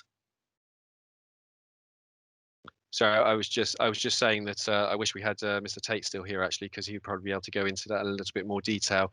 Effectively, they have to display a local connection in terms of a history of having lived in the parish or worked in the parish or have family members in the parish. I think there are a number of criteria that any occupants are looking to move in onto this site would have to meet before they could be deemed as acceptable. More often than not, the applicants themselves or the occupants coming forward at the reserve matter stage would have to be on the self-build register as maintained by Sedgemoor District Council, and in that they would demonstrate a local connection which would enable them to get onto part 1 and part 2 of the register. So that means then they would qualify for these more rural locations. On the edge of settlements that are larger, the tier 1s and 2s, the local connection isn't as stringent, but with the smaller tiers, the local connection has to be maintained and developed through the applicant's history, and that will be evidenced on the self-build register that we maintain. Thank you, Councillor Evans. Yeah, just given the location of this, that it would be quite close to a parish boundary with Highbridge Parish or Burnham and Highbridge town area. How flexible is it likely to be? To conscious that it's given as a sort of rural exception here, but it's given it's at the Ulston end of West Huntsville. It kind of looks towards Highbridge as well, doesn't it? In terms of the application of the policy yes, it is sandwiched between the two. I mean, we are dealing with a site within the West Huntsville parish, so I would imagine that we'd be looking at applicants that would be able to demonstrate a local connection with the West Huntsville area. I don't believe the policy for self-build plots is geared towards the Bridgewaters and Burnham-on-Sea and High Bridges of Sedgemoor. The housing allocations within the local plan would obviously fulfill the need for edge of settlement development and urban expansion. With this policy D9, it's trying to open out local connections and sites on the edge of settlements in the more rural areas. It just so happens that West Huntsville and this site is within close proximity of Highbridge, but I believe we would be looking at occupants that would be connected to West Huntsville rather than the Highbridge area. But I take your point in terms of its location. It is in a good position given its links with both village and towns. I think Mrs. De Vries just wanted to add to that as well. Yeah, thank you. Liam's hit the nail on the head in terms of where the register identifies a specific need for a specific village, then it's the need for that village that has to be met. So if it's needs for this particular village and then someone for self-build for Highbridge comes up, they wouldn't technically be compliant because they wouldn't have the local connection to the village, because it's the identified need for that particular settlement that has that number in the sort of in the self-build register. There is a bit more guidance in the supplementary planning document, but I'm struggling to find it on our website, but it was circulated to members as part of the training recently, but I'm sure I can get a bit more clarification later for members if you would wish. Thank you very much. I've then got Councillor Scott and Councillor Gibson. So Councillor Scott. Yeah, thank you, Chairman. Yeah, I'm happy to support this because I feel self-build is a good way forward for a lot of local people. And I understand that the reserve matters stage, it will cover the watercourse and probably some landscaping issues. I'm just wondering, would you expect all 5 of these to come forward at the same time? Because I could see with the layout that may be a slight problem. Mr. Evans? Yeah, well, I mean, in terms of the number, I guess it depends upon the nature of the people occupying them. I mean, we have had a site in on the outskirts of Paulet where they happen to have 9 members of the same family developing the site. So obviously that was a more joint effort. With these self-build plots, when there are multiple dwellings on site, there may be a tendency for developments to stretch a little bit further in terms of timescales because of the fact that they won't necessarily be connected. Each plot will be developed by the occupants that will ultimately live in them, and that might result in a little bit more of a disjointed approach to the development itself. But there's a chance that they could all come online at the same time, or it could be that they're staggered. But unfortunately, that's just the nature of the self-build development itself. Thank you. Councillor Gibson. Oh, yeah, thanks. I was going to ask about local connections, but I think that's covered well and true. The Internal Drainage Board, now their concerns or disagreement from the offset, is that what they would do normally, and then it would come up as the development continued, because I'm a bit concerned about that. And the flood zone 3, I don't get how on some occasions we go, oh, flood zone 3, let's not put it there, that's not a good idea, and then we can put more houses in, but we ignore that. I'm not getting that. Maybe I'm a bit black and white, I don't know here, but I just don't understand why we put in agreeing to put more houses in flood zone 3. Thank you. That's all right. Mr. Evans?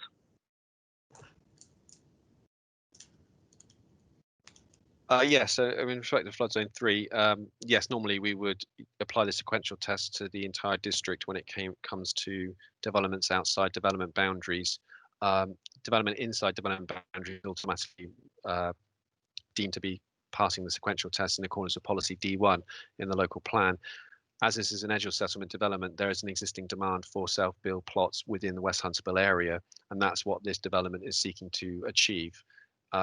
So to locate this site within a flood zone, which is lesser but in a different area, wouldn't then be able to achieve the objectives of trying to meet an existing self-build housing demand for the West Huntsville area. So that's the reason why we feel the sequential test in this case has been passed. But I take the point, yes, there are instances where we would refuse applications or recommend refusal of applications if they're located in flood zone 3.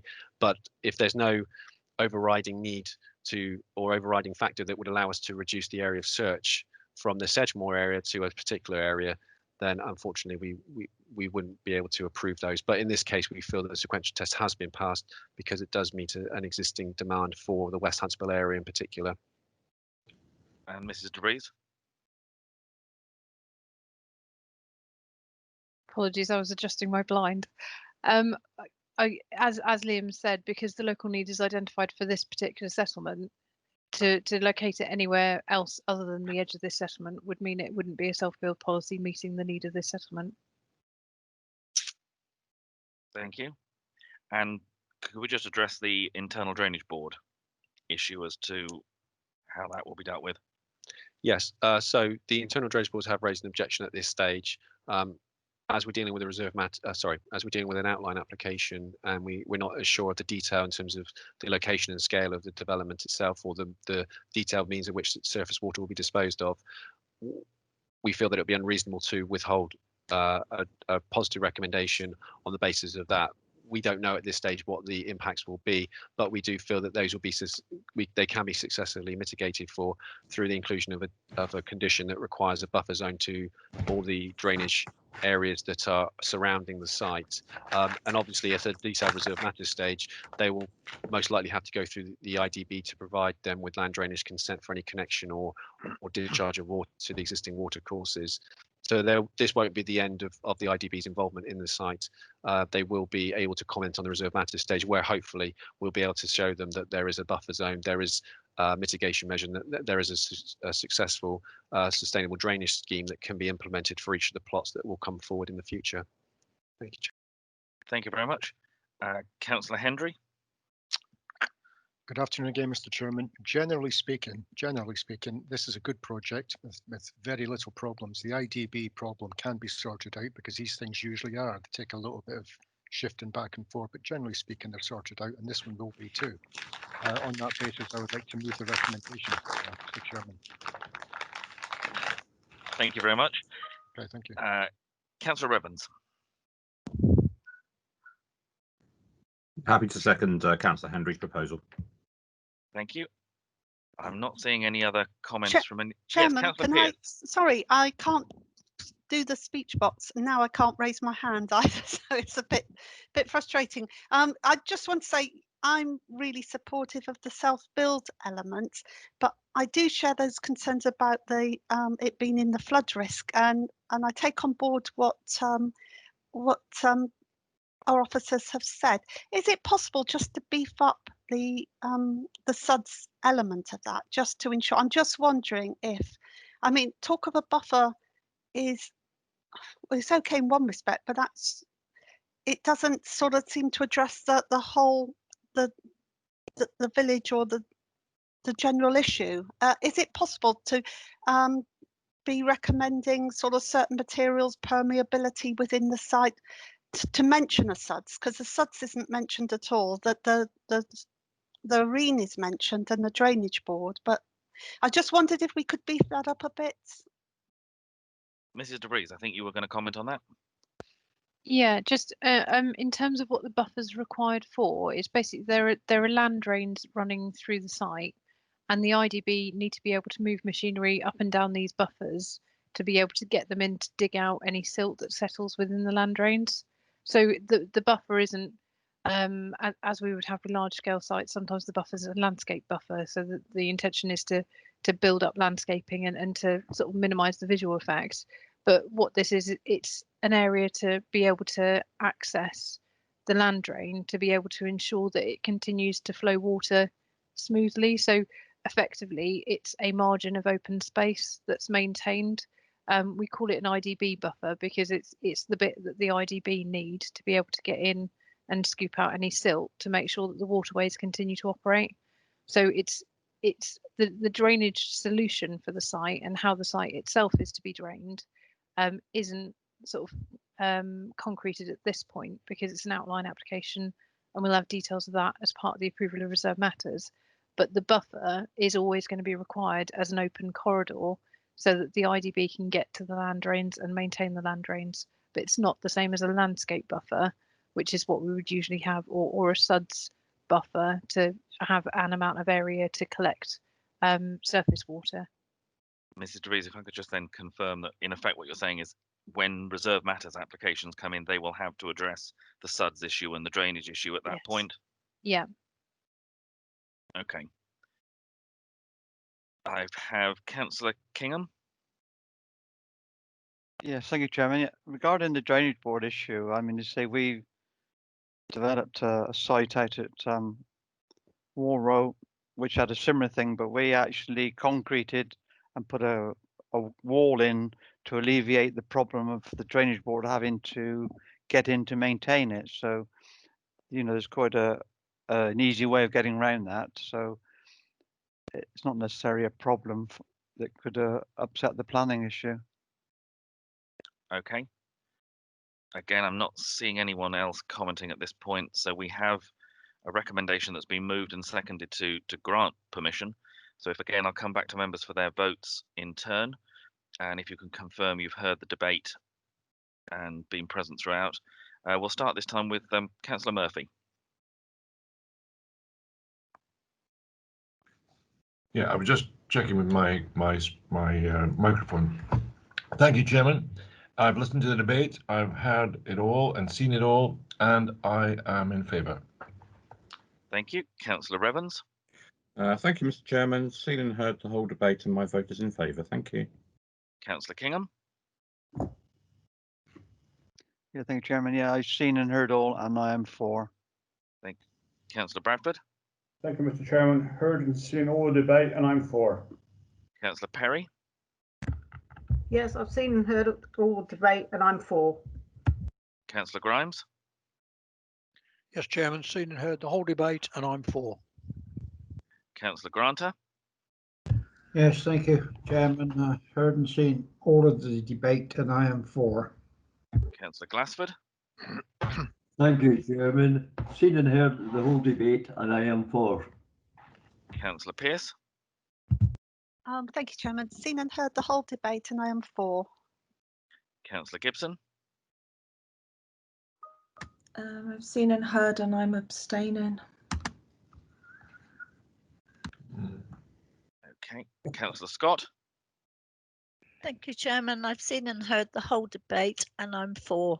Thank you. Councillor Hendry. Thank you, Mr. Chairman. Seen and heard the whole debate, and yes, I'm for. Thank you. Thank you. Councillor Facey. Yes, thank you, Chairman. Seen and heard the whole debate, Chairman, and I'm for. Thank you. Councillor Bolt. Seen and heard, and I'm for. Thank you. And myself, I've seen and heard the debate, and I'm also for. Can I just check, Mr. Taylor, that's all members? That's all members, Chairman. 14 for the recommendation and 1 abstention. Thank you very much. That's clearly carried. Members, just before we break for lunch, there's one update which we just have for you from Mrs. DeVries relating to nitrates and the levels. So, Mrs. DeVries, if you could just give us a quick run through on the update, please. Thank you. I'm trying to share my screen. So yep, you have. Perfect. Okay. Bear with me, I'm now struggling to find the PowerPoint. It all went so smoothly earlier.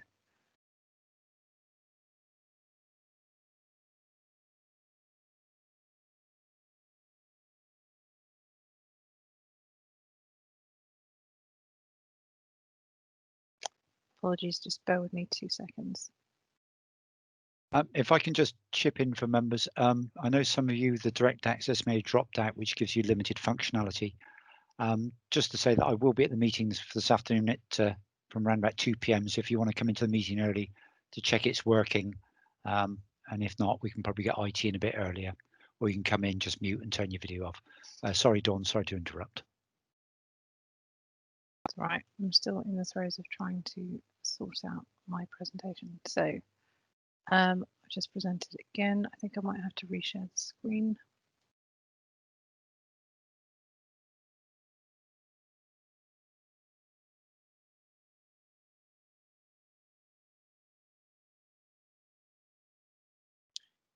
Right, Yep. so you should have the opening screen for nitrates and phosphorus. Yeah, we have. Perfect. It's just a quick background update on the issue. There's legal background, local issue, potential impact on development, and next steps, because this is becoming quite a large issue for the Somerset districts. Whilst the case law appears a little dated, as with most things, the wider implication often takes a little bit of time to come through the system.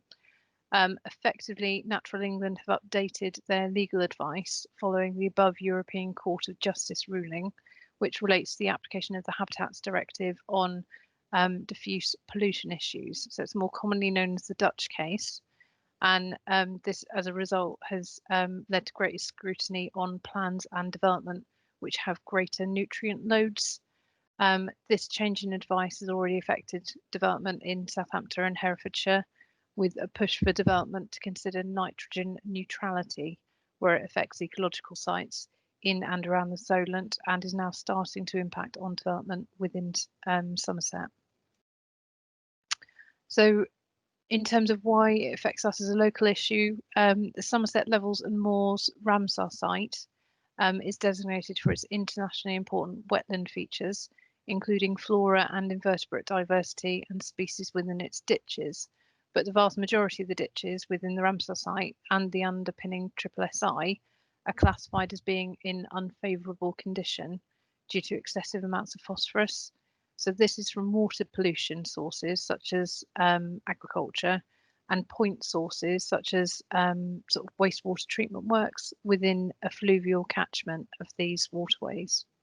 So increasing any impact in this respect is therefore being viewed as necessarily limited. So features within the site that are at risk are the ditches that form part of the wetland and the invertebrates that occupy them. So main objective for Natural England is to protect the communities of the existing populations. So nutrient pollution via water and air is a significant pressure on many of the most important natural habitats. So phosphate levels within Somerset Levels and Moors Ramsar are frequently 2 or 3 times higher than the targets set out within the conservation objectives underpinning the Ramsar site. So effectively, this results in excessive growth of algae and duckweed, which then impacts on features of preservation because of shading and competition. So developments that are in areas aquatically linked to the Somerset Level Moors Ramsar site are potentially affected by this, and developments that add phosphorus into waterways directly or through the use of wastewater treatment plants within the catchment. So in terms of the range of application types, this includes residential development, agricultural intensification, and any use introducing additional loading. So that could even be tourism lodges and things like that. With regards to the agricultural intensification, this can include increasing herd numbers, which may or may not be picked up through planning applications. Above this, on this slide, there's just an early indicative view of the potential area fluvially linked to the Ramsar site. This has more recently been added as a constraint onto our database system, but the layer we've got does differ from this. Given that the Ramsar sites are treated as European sites under the NPPF, paragraph 176, Natural England have confirmed that development proposals which add phosphates into the catchment are likely to have a significant effect on the Somerset Levels and Moor Ramsar site. So applications within the area for relevant developments would therefore be subject to habitats regulation assessment, and in most cases an appropriate assessment may be required. So previously members would have seen planning applications with HRAs come through committee, and the HRAs have to be signed off first. The risk is that if there's an adverse impact in terms of phosphates and nitrates, we haven't got agreed mitigation in place at the moment.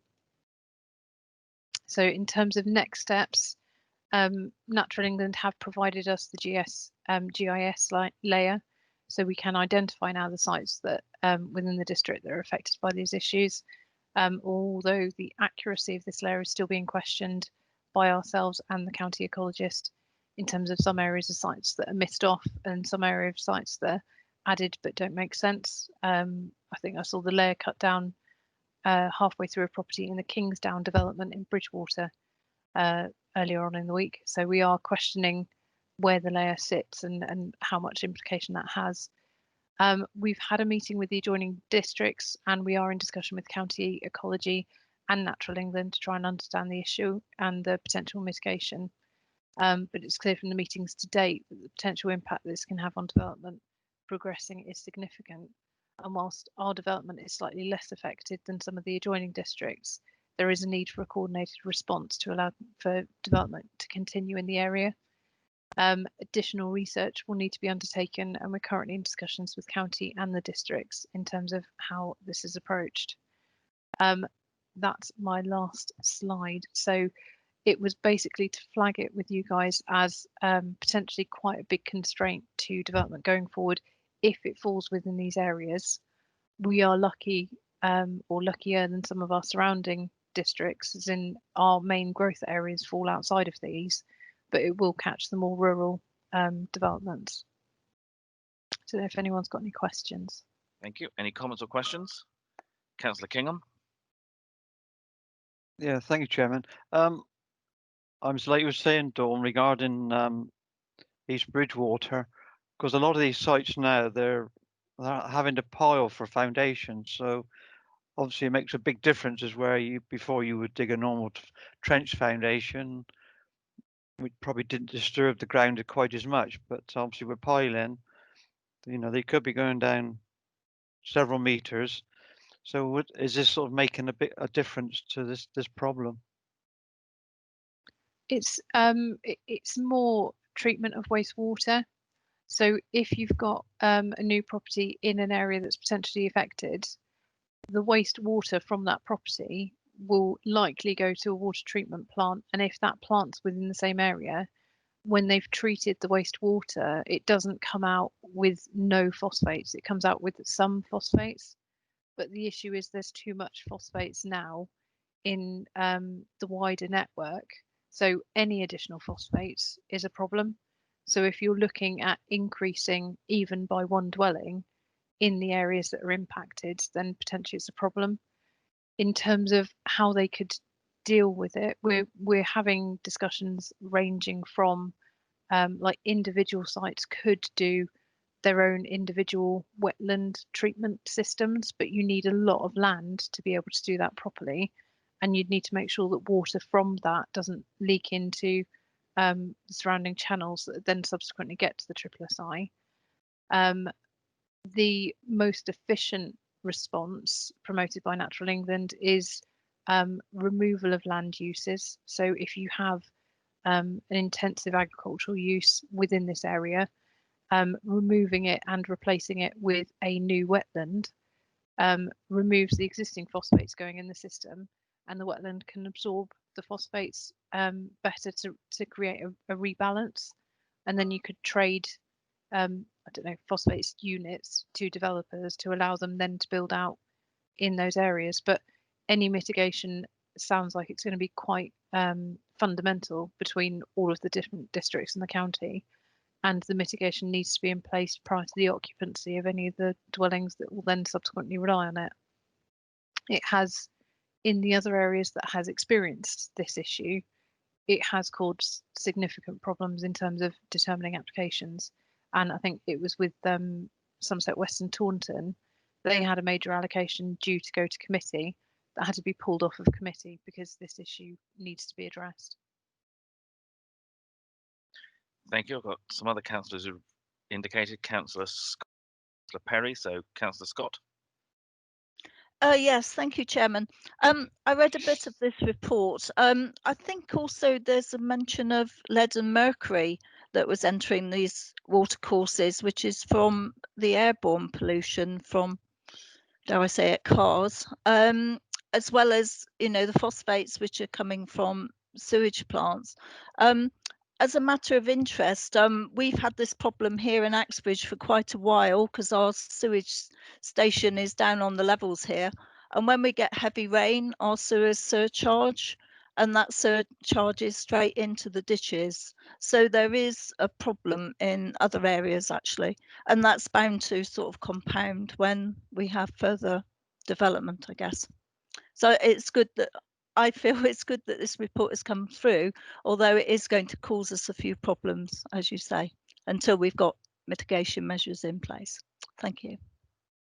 Mrs. De Vries, did you want to comment on that at all, or? No, I'm happy that reflects the position we're in. Yep. Councillor Perry? Yes, thank you.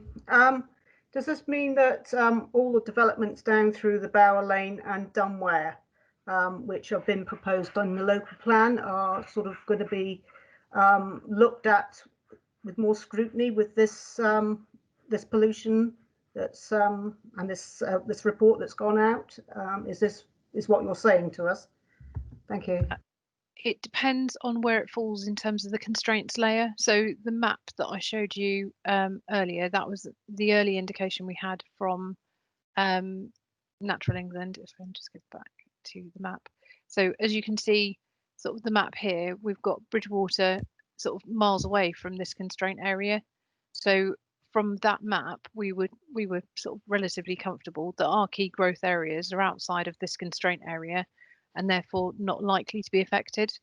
But the layer that's been given us that we've put on the GIS mapping system that we use then to flag any applications that might be impacted, it has identified a couple of sites that are fluvially linked to this area in the main sort of settlement. So Asda, for example, in the town centre, appears to be affected by this layer, which doesn't make sense relative to the information we've got to date. So we are still at the point where if we're finding stuff that doesn't correlate to the information we've had to date, we are still questioning it.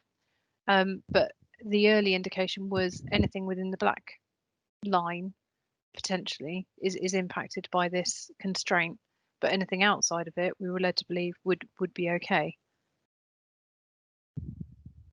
Thank you. Are there any other comments or questions from members? I've not got anything else in the chat, but I know that some members can't get in. So if anyone... Lee Gibson's got her hand up. Okay. Councillor Gibson, go ahead. Yeah, well, what I understand about this is that this is a step in the right direction, and I think we should be looking at all the water courses. I mean, the Parrot runs through there, runs through Bridgewater and goes out. I think that, yeah, we should be looking at what phosphates and everything gets put on the land, and stop the polluting of the land from intensive agriculture, animal agriculture, and the application of pesticides and fertilizers. So I think what I understand of it is a step in the right direction for ecology and our existence, really, for everything's existence. So but I might be getting maybe not understanding it totally, but what I understand of it. Thank you. Okay, any other comments or questions that anyone has? Chairman, can I ask a question, please? Please Sorry, my technology isn't working. So it's everything within that black boundary.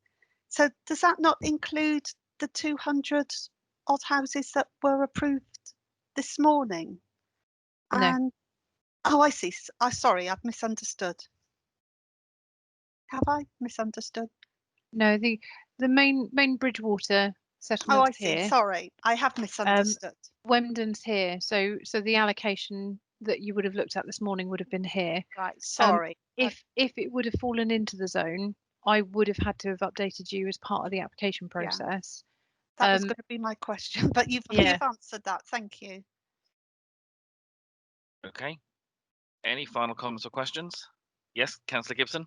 Yeah, but it should be in the zone. It should be all of it down to that water, because it's all around the water course. So it should be in that zone, and hopefully it will be at one point. A bit late for this morning, but it should be.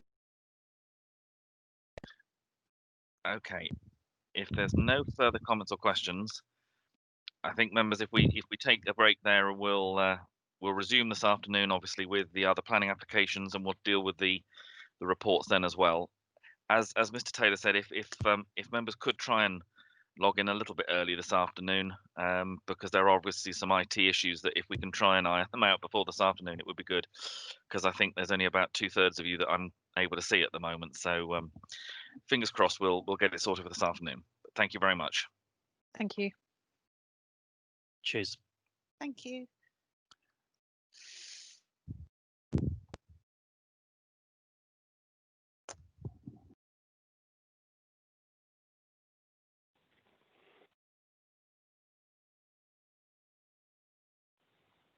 Right. Good afternoon, everyone. Welcome to the Development Committee. I'm Councillor Filmer, the chairman of the committee. Just a few housekeeping notes to run through before we actually start. This meeting is being held under the recent government regulations brought in to allow for remote meetings to take place and to allow for legislative decisions to be made. Hopefully, those present will hear the meeting. However, in the event of a technical failure, I will adjourn the meeting and set a new time to reinstate it. Please note that this meeting is being recorded. All members of the committee should have their videos on, but will remain muted until you're invited to speak. All members of the press and public will also remain muted unless they are registered to speak, and we will let you know when it comes to the point of the meeting where you can address the committee and make your representation. The format of the meeting is as per the agenda that has been circulated. Each application that we'll deal with this afternoon will be taken in turn. The officers will outline the application, and that will be followed by a public speaking time. Members will then debate and decide upon the application. For members of the committee wishing to speak, please can you indicate via the online chat, and I'll call you in turn. During the debate, there will be a proposer and a seconder for a resolution. Members will then vote on this proposal in turn, confirming that they've been present throughout the application being considered, and will vote for, against, or abstain. The votes will then be counted and the result announced. I'll now ask the officers and councillors who will be taking part in the meeting this afternoon to confirm that they can see and hear me and to introduce themselves. So if we can start with the planning officers and Adrian Noon. Yes, hello, Chairman. I can see and hear everything. I'm the lead officer for the East, and I will be supporting the presenting officers this afternoon. Thank you. Thank you. And Emma Chorley. Thank you, Chairman. Yeah, I can confirm I can see and hear everything. I'll be presenting this afternoon. I'm one of the senior planners in the East team. Thank you. Dean Titchener. Thank you, Chairman. Yes, I'm also a senior planning officer in the East team, and I can see and hear you. Thank you. Thank you. From our legal department, Dawn Lehman. Thank you, Chairman. My name is Dawn Lehman. I'm legal advisor to the committee, and I can hear and see you. Thank you. Thank you. From our Democratic Services team, Steve Taylor. Thank you, Chairman. Yes, I'm Steve Taylor, committee manager. I can see and hear everything. Thank you. And also Andrew Mulhewish. Thank you, Chairman. Andrew Mulhewish, Democratic Services, supporting the meeting today. Thank you. And I can. Thank you. We can see and hear you too. Yeah, definitely can see and hear. Thank you. If we move then, please, to our members of the committee and Councillor Granter. Yes, good afternoon, Chairman. Yes, Councillor Graham Granter, supporting Fairfax Ward, Bridgewater. I can hear and see everything loud and clear. Thank you. Thank you. Councillor Glassford. Yes, thank you, Chairman. Councillor Alec Glassford, representing Fairfax Ward. I can see and hear you clearly. Thank you. Councillor Pearce. Thank you, Chairman. Councillor Cathy Pearce, Bridgewater, Westover Ward, Bridgewater, and I can see everyone and hear everyone. Thank you. Thank you. Councillor Gibson. Yeah, good afternoon. Lee Gibson from Eastover, Bridgewater. And I can see and hear. Thank you. Councillor Scott. Yeah, good afternoon, Chairman. Councillor Liz Scott from the Axevale Ward near Axbridge, and I can confirm I can see and hear you all. Thank you. Thank you. Councillor Hendry. Thank you, Mr. Chairman. Sedgemoor District Councillor Alistair Hendry for Burnham Sea Central, and yes, I can see and hear everything. Thank you. Thank you. Councillor Facey. Yes, good afternoon, Chairman. Councillor Mike Facey, representing Burnham Sea North, and I can see and hear everybody. Thank you, Chairman. Thank you. Councillor Murphy. Good afternoon, Chair. Mike Murphy, Burnham North. I can see and hear everything. Thank you. Councillor Evans. Good afternoon, Mr. Chairman. Councillor Bill Revens from North Petherton. I can confirm that I can see and hear everything. Councillor Kingham. Yeah, good afternoon, Chairman. Yes, it's Councillor Stuart Kingham, Ward Member for the West Poldens, and I can hear and see all. Councillor Bradford. Good afternoon, Mr. Chairman, everyone. Councillor Alan Bradford representing North Petherton, and I can hear and see everyone quite clearly. Thank you, Councillor Bolt. Good afternoon, Brian Bolt, Ward Councillor for Cannington and Wemden. I can see and hear the meeting. Councillor Perry. Yes, thank you. Councillor Liz Perry, Ward Member for Kings Isle, and I can confirm I can see and hear everything. Thank you. Thank you, Councillor Grimes. Good afternoon, Chairman, Councillor Tony Grimes, Barrow and Breen. I can see and hear everything. Thank you. Thank you. And myself, I'm Councillor Filmer. I'm Chairman of the committee, member for the Knoll Ward, and I've also seen and heard all the responses from members and officers. Just to also mention that we do have a number of members of the public with us this afternoon, some of whom have registered to speak, and we'll obviously come to those in due course. And also we have some members of the council. Again, some have registered to speak, others are here in an observer role, and that includes the portfolio holder for the development portfolio. If we move then on to our agenda, apologies for absence. I think all members are actually present, so there are no apologies. Urgent business, I'm not advised that there's any urgent business that isn't on our agenda already. Item 3 is public speaking time. For the members of the public who registered to speak, the process we'll follow is we'll take the applications in turn. We'll then have the presentation from the officers of the background and detail of the application, and then you will be asked to address the committee for your presentation. We'll do that by asking you to unmute your microphone, and then you will have 3 minutes to address the committee. You will hear a bell ring when there's 1 minute to go, which will sound like that. And again, if you can try and draw your comments to a close by the time the last minute runs out, that would be very helpful. Item 4 is declarations of interest. Are there any declarations? I have one already showing from Councillor Scott, please. Thank you, Chairman. Yes, I'd like to declare a DPI on page 90 because I'm the neighbouring landowner. It's also in my ward as well. Thank you. And I'll leave the meeting. Thank you. I also need to declare an interest on the on that same application on page 90 because it's within the county division that I represent, but I've taken no part in any of the discussions on the application. Are there any other declarations that members have? No. So for members of the public, it's obviously important that if there are any declarations, you're aware that members have a background. Where you've heard a declaration that's called a DPI, a pecuniary interest, it basically means that there's potentially a financial impact that might happen on a member. Where they've declared that interest, then obviously they will leave the meeting at the point that application is discussed and take no part in the discussion at all. Where you've heard a non-predetermination declaration, that's where members have taken no part in discussions at the town or parish council level. That's so that they can still be involved in the debate at the district level, and so they can remain within the meeting and take part in the discussion and the vote. That brings us, I think, to the end of the declarations of interest because I'm not seeing any other members indicate. So that brings us on to the applications themselves that we have this afternoon. The first one of which is on page 74. And Ms. Chorley, if you could introduce this one for us, please. Thank you, Chairman.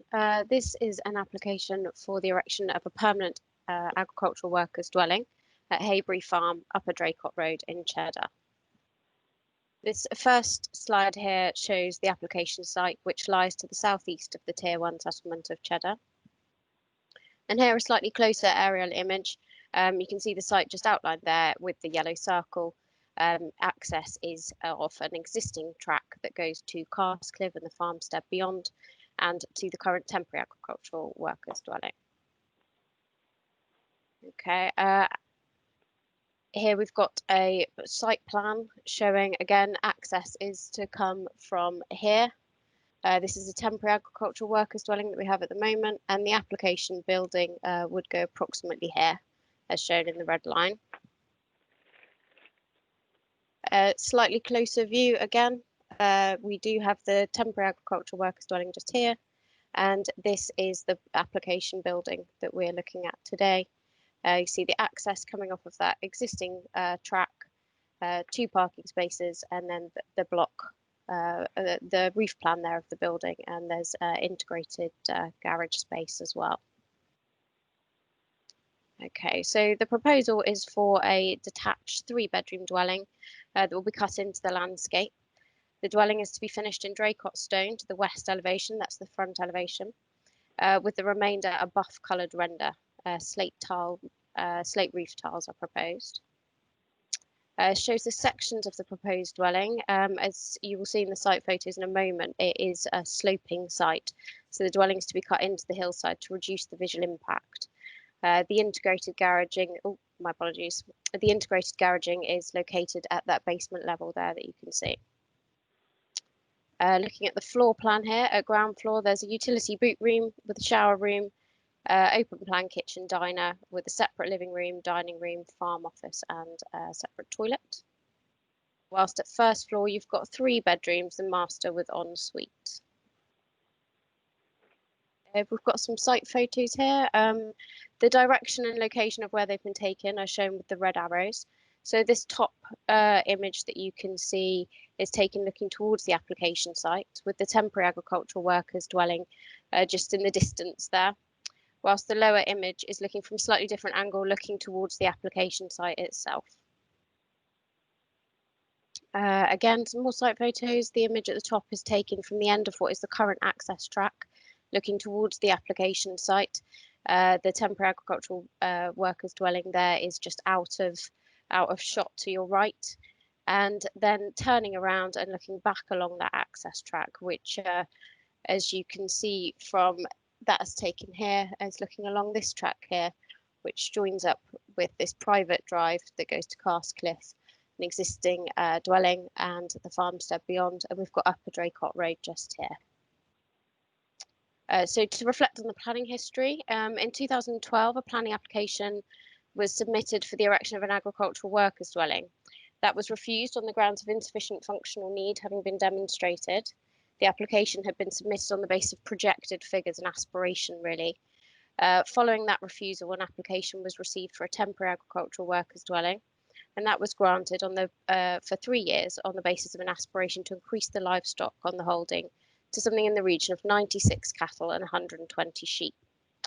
Last year, an outline application was received for a permanent residential dwelling.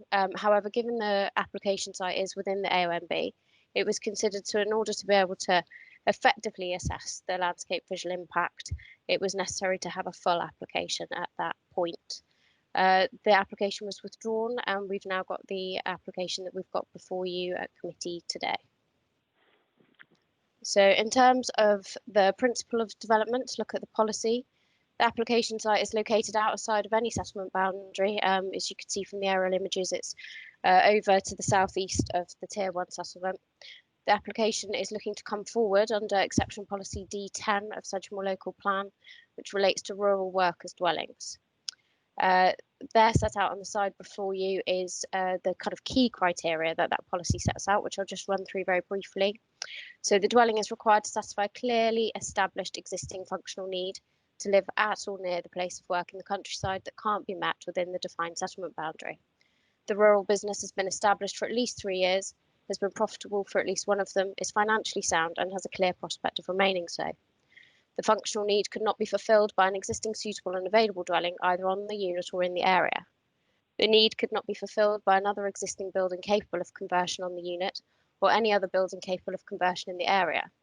The proposal is well related in relation to the rural business, reflecting the functional need, and where possible is sited within a hamlet or existing group of buildings.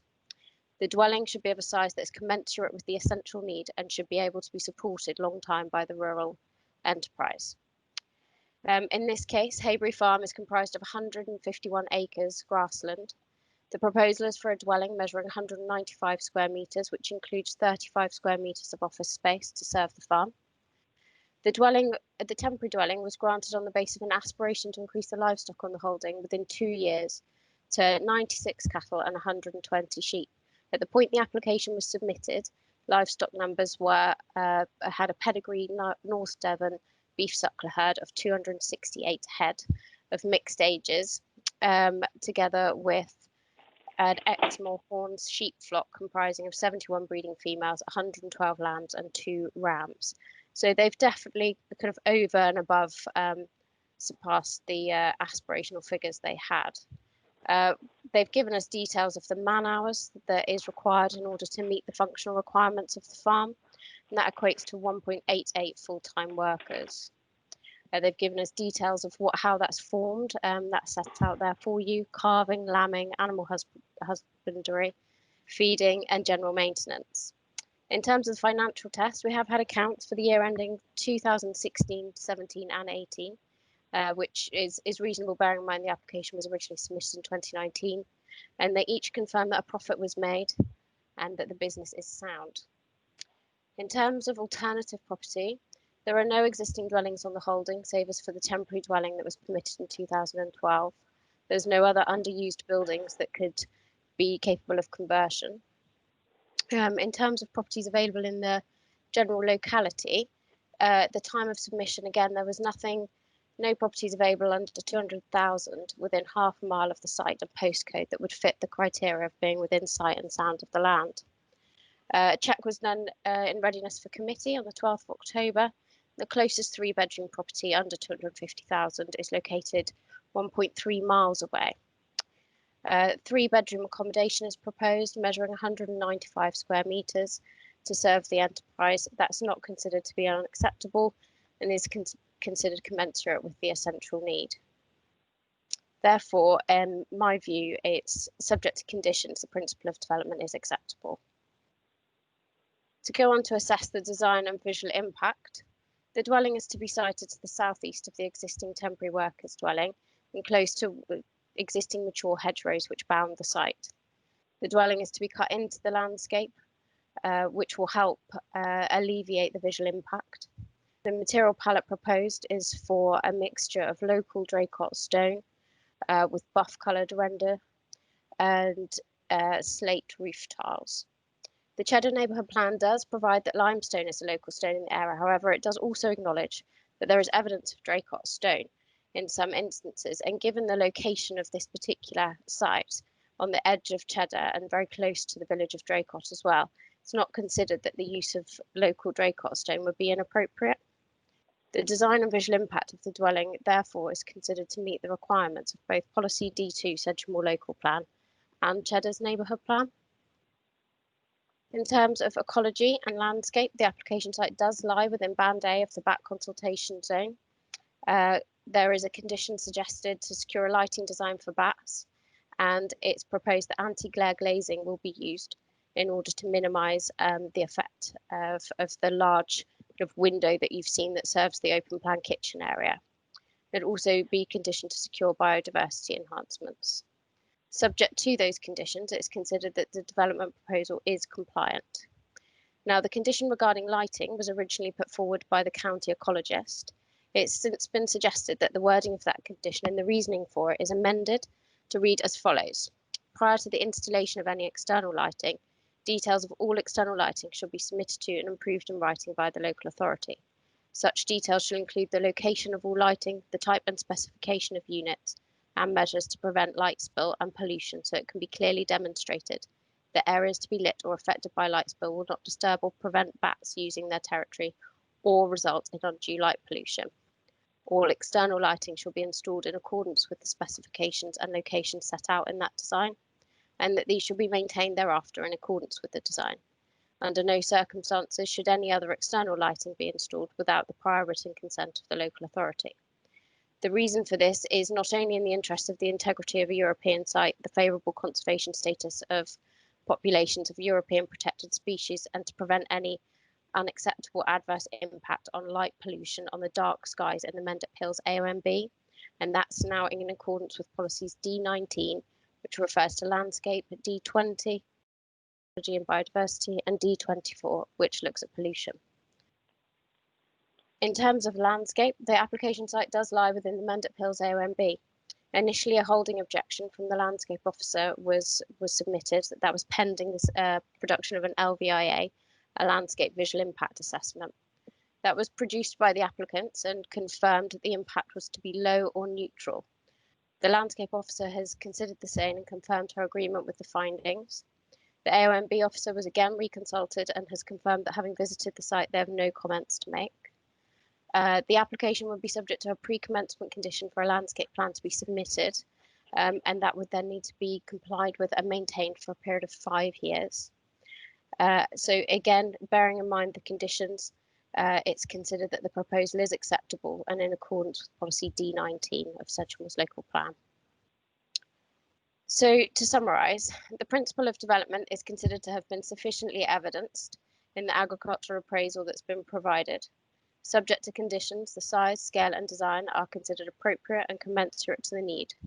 There's no objection for reasons of landscape, visual impact or ecology, and it's considered that concerns can be adequately addressed by way of condition. Overall, the proposal complies with national policy and the local development plan for the area, which is formed of Sedgemoor's local plan and the Cheddar neighbourhood plan.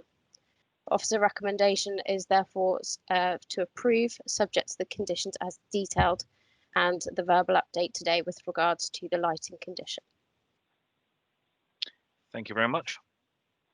Members, you'll see we have a couple of speakers for this application. So if we start with Clive Panshow, if you could enable your microphone, please, and just confirm that it's working. Hello, Mr. Chairman. Can you hear me? Yes, we can. And just to remind you, you've got the 3 minutes to address the committee, and you'll hear a bell, which hopefully, thank you. That's absolutely. At that point, you've got 1 minute left to go. Start when you're ready, please. Thank you. We need to remind ourselves that as local authorities, especially in respect of planning, that the Mendip Hills ANOB is managed through local partnerships on behalf of the nation. Also, under NPPF, development in any AONB has to be exceptional circumstances. And in this case, the Parish Council is not against a farm worker's home being built, but this application is for a huge building and in old money is 0.6 of a mile or 1,000 yards from the West Mendip Way, which runs from Weston Supermare to Frome. The plans submitted are for an exceptionally large, tall 3-bedroom property on top of the Mendips, which will be seen for miles around. A single-storey building would be much more suited for a farm worker's home. Also, the Cheddar neighbourhood plan clearly says in BE4 that housing should be built to a good design using materials and styles that reflect the vernacular that gives Cheddar its character. The local stone is limestone, so this should be used, not Draycott stone. This property will be in the Cheddar parish boundary, not Draycott, so it is the Cheddar neighbourhood plan that takes precedence. Also, the large window in the design before you is such that it will reflect the sun as it faces southwest and is not acceptable in the ANOB. So please support the Cheddar Parish Council and refuse this application as submitted, as it is a huge and a single-storey building is far more suited to its surrounding area. Thank you, Chairman. Thank you very much. Our second speaker is Duncan Urch, please, if you could enable your microphone and just confirm that it's working for us, please. Good afternoon. Yes, Duncan Urch, yeah, it is working. I can hear you fine. Terrific, and we can hear you. So again, start when you're ready and you'll hear the bell when there's a minute to go. Thank you. Good afternoon. I am the applicant. My name is Duncan Urch. I am the 5th generation of my family to farm the Mendip Hills. My young family has now outgrown our existing temporary accommodation, which was granted in 2012, and since then, the farming business has grown considerably. We now need a permanent dwelling to not only support our growing family, but to sustain the future of our farming business. The farm requires permanent residency in order to monitor the welfare of our breeding livestock. My native local breeds of pedigree North Devon cattle, with calvings taking place throughout the year, as well as our Exmoor sheep annual lambing period, all of which require substantial time and effort to maintain. Being permanently on site means that the farming business is run efficiently, with any calving, lambing and animal welfare issues being quickly mitigated. My land is certified organic through the Soil Association, with high-level stewardship under Natural England, which I've been participating in for 15 years. In recent years, I've worked closely with the Wildlife Trust, using feed from their local wildflower meadows, improving feeding for the insects like bees and butterflies, thus encouraging the birds and bats that feed on these insects. My approach to farming has been very much about conservation and protecting the local fauna and flora, doing everything I can to reduce any impact on our natural surroundings. With this at the forefront, I have proposed a new permanent dwelling that will replace our existing temporary home that is no longer large enough to support my growing family and business. The new property will be sited away from the general visual escarpment of the AONB, as well as being positioned set into the ground so that the elevation of the dwelling and any associated visual impact will be minimised. I've had a visual impact survey carried out of the proposed site for the new build, and this concluded that the visual impact of the proposed dwelling is low to neutral, and the AONB officer had no objection to the new proposed development. By combining the use of local stone, non-reflective glazing, and slate roofing materials into the design, will further help to blend the property into the surrounding landscape. Furthermore, the final dwelling will be considerably more in keeping, particularly when compared to the existing temporary log cabin, and certainly when compared to the nearest neighbouring property that is of similar dormer style and stands at a more imposing, higher elevation with a white render finish and a red tiled roof. Although the site is within the LPA back consultation zone, the ecological survey that was carried out concluded that there would be a neutral impact and that there were no ecological reasons why this proposal should not go ahead. The agricultural appraisal that was carried out concludes that there is an essential and functional need for me to reside at Haybury Farm. The business has had continual capital investment over the years with proven sustainable growth and income. By granting permission for this dwelling, you will not only be providing me with a much-needed family home, but a workspace where I can further develop my farming business and carry out any essential duties. Taking all these points into consideration, as well as the support given by the planning officer, I hope that you can see that there is a justified business need for the dwelling and are able to agree with the planning officer that this planning application should be considered for approval. Thank you for your time this afternoon. Thank you very much. Members, any comments or questions? I've got Councillor Bradford up first, please. Councillor Bradford. Thank you, Mr. Chairman. I've been trying to, it says retry and delete. I've been not experimenting, it just ain't doing what I wanted for it to do. Anyhow, we're here where we are, okay? Right. Thank you, committee. What a breath of fresh air it is to hear someone actually been positive about life. We're all fed up of hearing the word COVID. Isn't it nice to come to a planning meeting and hear somebody who's enjoying his job, getting on with life and making a damn good job of it, right? I think the fact that this young man is organic, and that does climate change an awful lot of good, and I can see no reason at all why he shouldn't be granted planning consent. The ANOB, the men, they're a little bit concerned about the size of the place. Obviously, he's got a family, and because he's a farmer, why shouldn't he have a decent place to live in? I'm a member of the AONB on the Quantock, so I know how important some of these developments are, and you've got to get them in keeping with what's happening. But there's a lot of work regarding screening and doing around the house that is planned, and I can't see no reason why you shouldn't have a good home to live in. I wish him good luck with what he's doing. You know, he's got some good stock numbers there, and everything seems to be right. Thank you, Mr. Chairman. And I'm going to propose we grant planning anyhow. Okay, thank you. Thank you. And just to confirm, that's with the amended lighting condition as outlined in the officer's report. Conditions, yes. And a breath of fresh air, it really is, yeah. Thank you very much. Councillor Kingham. Yeah, thank you, Chairman. Just two things really. I'm similar in mind to Councillor Bradford, I'm afraid. Obviously, his stock has grown over the years. But is there a main farm, or are the animals kept out in the field? And I presume this will have an agricultural tie on that. Other than that, I would like to second the recommendation. Okay. And Ms. Chorley, if you could just answer those 2 points. Thank you, Chairman. Yeah, so it's largely a grassland holding, so there's very few buildings on the site, but this is the main farm. So the other dwelling, Carscliff, doesn't actually have an agricultural tie. That is the parent's dwelling. This property would be subject to an agricultural tie, and another condition also requiring the removal of the temporary agricultural workers dwelling within 3 months of the first occupation of this dwelling, if it were permitted. Thank you. And Councillor Hendry, please. Good afternoon, Mr. Chairman. Councillor Alan Bradford has said absolutely everything correct, and I would like to follow in his steps. That there's nothing more I can add to what he said. He's absolutely factually correct in everything. To be honest, I don't even know why this had to come before the planning committee, because it could have been signed off at the beginning. All that said, I'm totally in favour of this, and I wish the family well, and I hope everything works out for them. Thank you. Thank you. Are there any other comments or questions from members? I'm not seeing anything, but if there's anyone who's trying to indicate, I know we've had a few IT issues earlier today, so last chance to comment before we move to a vote on the recommendation that's been moved and seconded, which is to grant permission, subject to the amended conditions as outlined. I'm not seeing anyone else make any comments, so we will move to members for their vote. When we take the vote again, if members, you can indicate that you've been present for the full debate, and I'll start this time with Councillor Granter, please.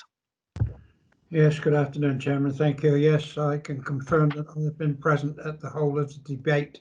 I am for the application. Thank you. Councillor Glassford.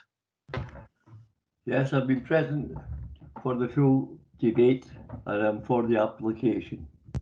Thank you. Councillor Pearce. Thank you, Chairman. Yes, I've been present for the whole debate and I'm for the application. Thank you. Councillor Gibson. Yeah, I've been present throughout the debate and I'm abstaining. Thank you. Councillor Scott. Yes, thank you, Chairman. I've been present throughout the whole debate and I'm for the application. Thank you. Thank you. And Councillor Hendry. Thank you, Mr. Chairman. 100% for, and at the same time, I'd like to wish the family all the best in a new home. Thank you. Councillor Facey. Yes, thank you, Chairman. Present throughout the debate, heard everything, sort of thing, and like Councillor Hendry, I wish them well, Chairman. And I would go with the officer's recommendation. Thank you. Councillor Murphy. Thank you, Chairman. I have seen and heard the debate, and I also join in wishing them well, and I support the application. Thank you. Councillor Revens. Thank you, Mr. Chairman. I've seen and heard the debate, and my vote is in favour of the recommendation. Thank you. Thank you. Councillor Kingham. Yes, Chairman, I've heard and seen no debate, and I am for the application. Thank you. Councillor Bradford. I've heard and seen all the debate, Mr. Chairman, and I'm for the recommendation. I wish the family all the very much best of luck in the future. Thank you. Councillor Bolt. I've seen and heard the debate and I'm for. Thank you. Councillor Perry. Yes, thank you. I've been present through the whole debate and I'm for. Thank you. Councillor Grimes. Thank you, Chairman. I did drop out for about 5 seconds. I could hear everything, but the picture went off. And if that's appropriate, I'm for. Thank you. That's fine, Councillor. Sorry, do you want to just repeat that, Mr. Taylor? That's fine. As long as you're able to hear everything, it's just his visuals dropped out. That's not an issue, and we'll take that as a valid vote. Thank you very much. And I've also seen and heard the whole debate, and I'm also for the recommendation. I think that is all councillors, Mr. Taylor. That's right. 14 for the recommendation with the amending conditions and 1 abstention. Thank you very much. So that is clearly carried. Permission is granted. Right, members, if you can turn to the next application where we have a speaker present, and that's on page 103. And we're in the parish of Wedmore. We're in the parish of Wedmore. And Mr. Titchener, I think you're going to introduce this one, please. Yes, I'm going to just bring up the presentation.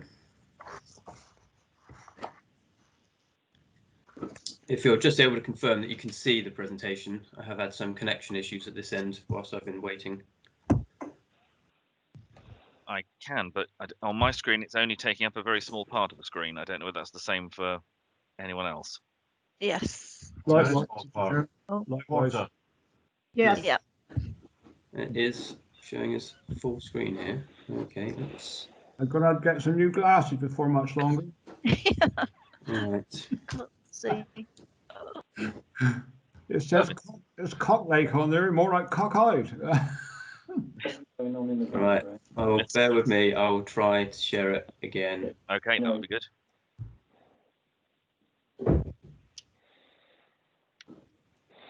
Yeah. Okay.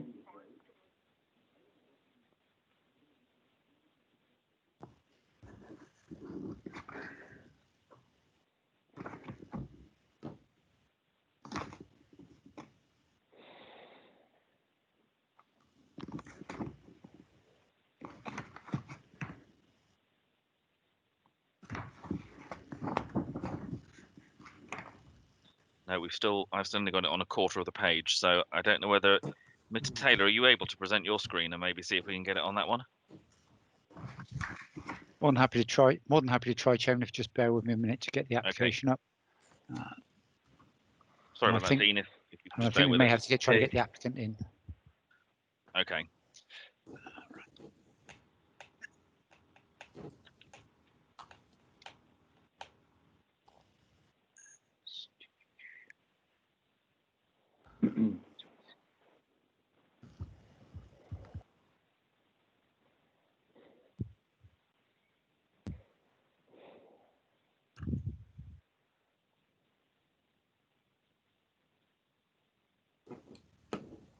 Bear with me 1 second.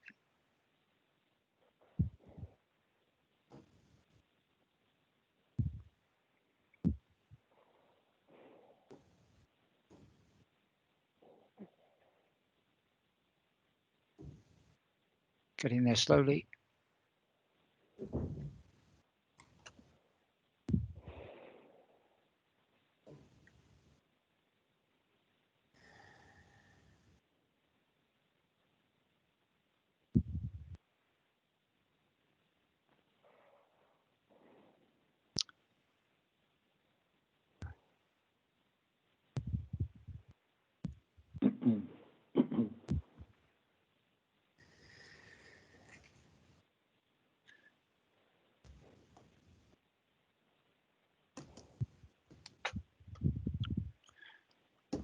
I'm just trying to present it now, Chairman.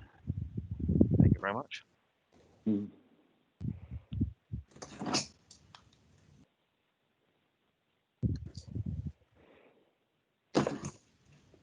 Let me know when you see the slide come up. Yep, we've got the slide on the full page. Thank you. Mr. Titchener, if you'd like to talk us through it, and obviously if you can tell Mr. Taylor when he needs to change. Okay. Yes, will do. So it's an application for the erection of a detached self-built dwelling with amenity space and off-street parking. It's located off Rug Hill, which is sort of within Cock Lake, or the fringes of Cock Lake in Wedmore. If you could change the page, please.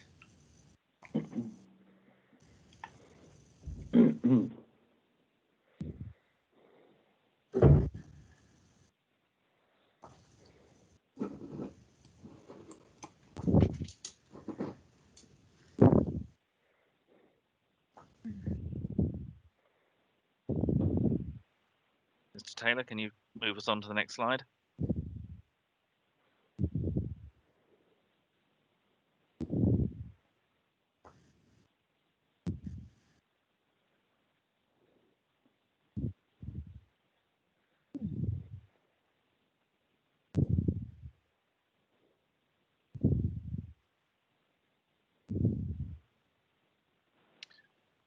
I think Steve appears to have dropped off. If we want to try third time lucky, I am going to try and present my screen now, if you would like to bear with me a second. Thank you very much, Andrew.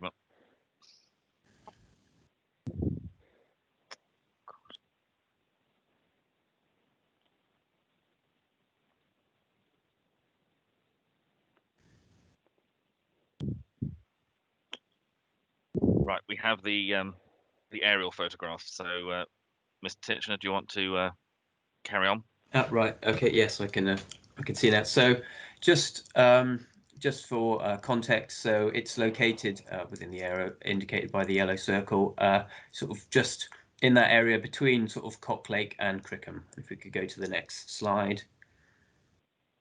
And you can see zoomed in, it's that on the left-hand side of, or the western side of the road, there is a narrow strip of land, sort of indicated sort of in darker than the field immediately to its west, and the proposal is located on that strip. Next slide, please. And here's the red line, so indicated as shown with the cursor there. So it's a narrow strip of land on the west side of Rug Hill, and the plan on the right-hand side of the screen, which I'll come to a more zoomed-in version shortly, shows the broad layout of the site, with the dwelling located to the southeastern corner, and access towards the northern part with sort of parking up in the northern section and then garden to serve the property. Next slide.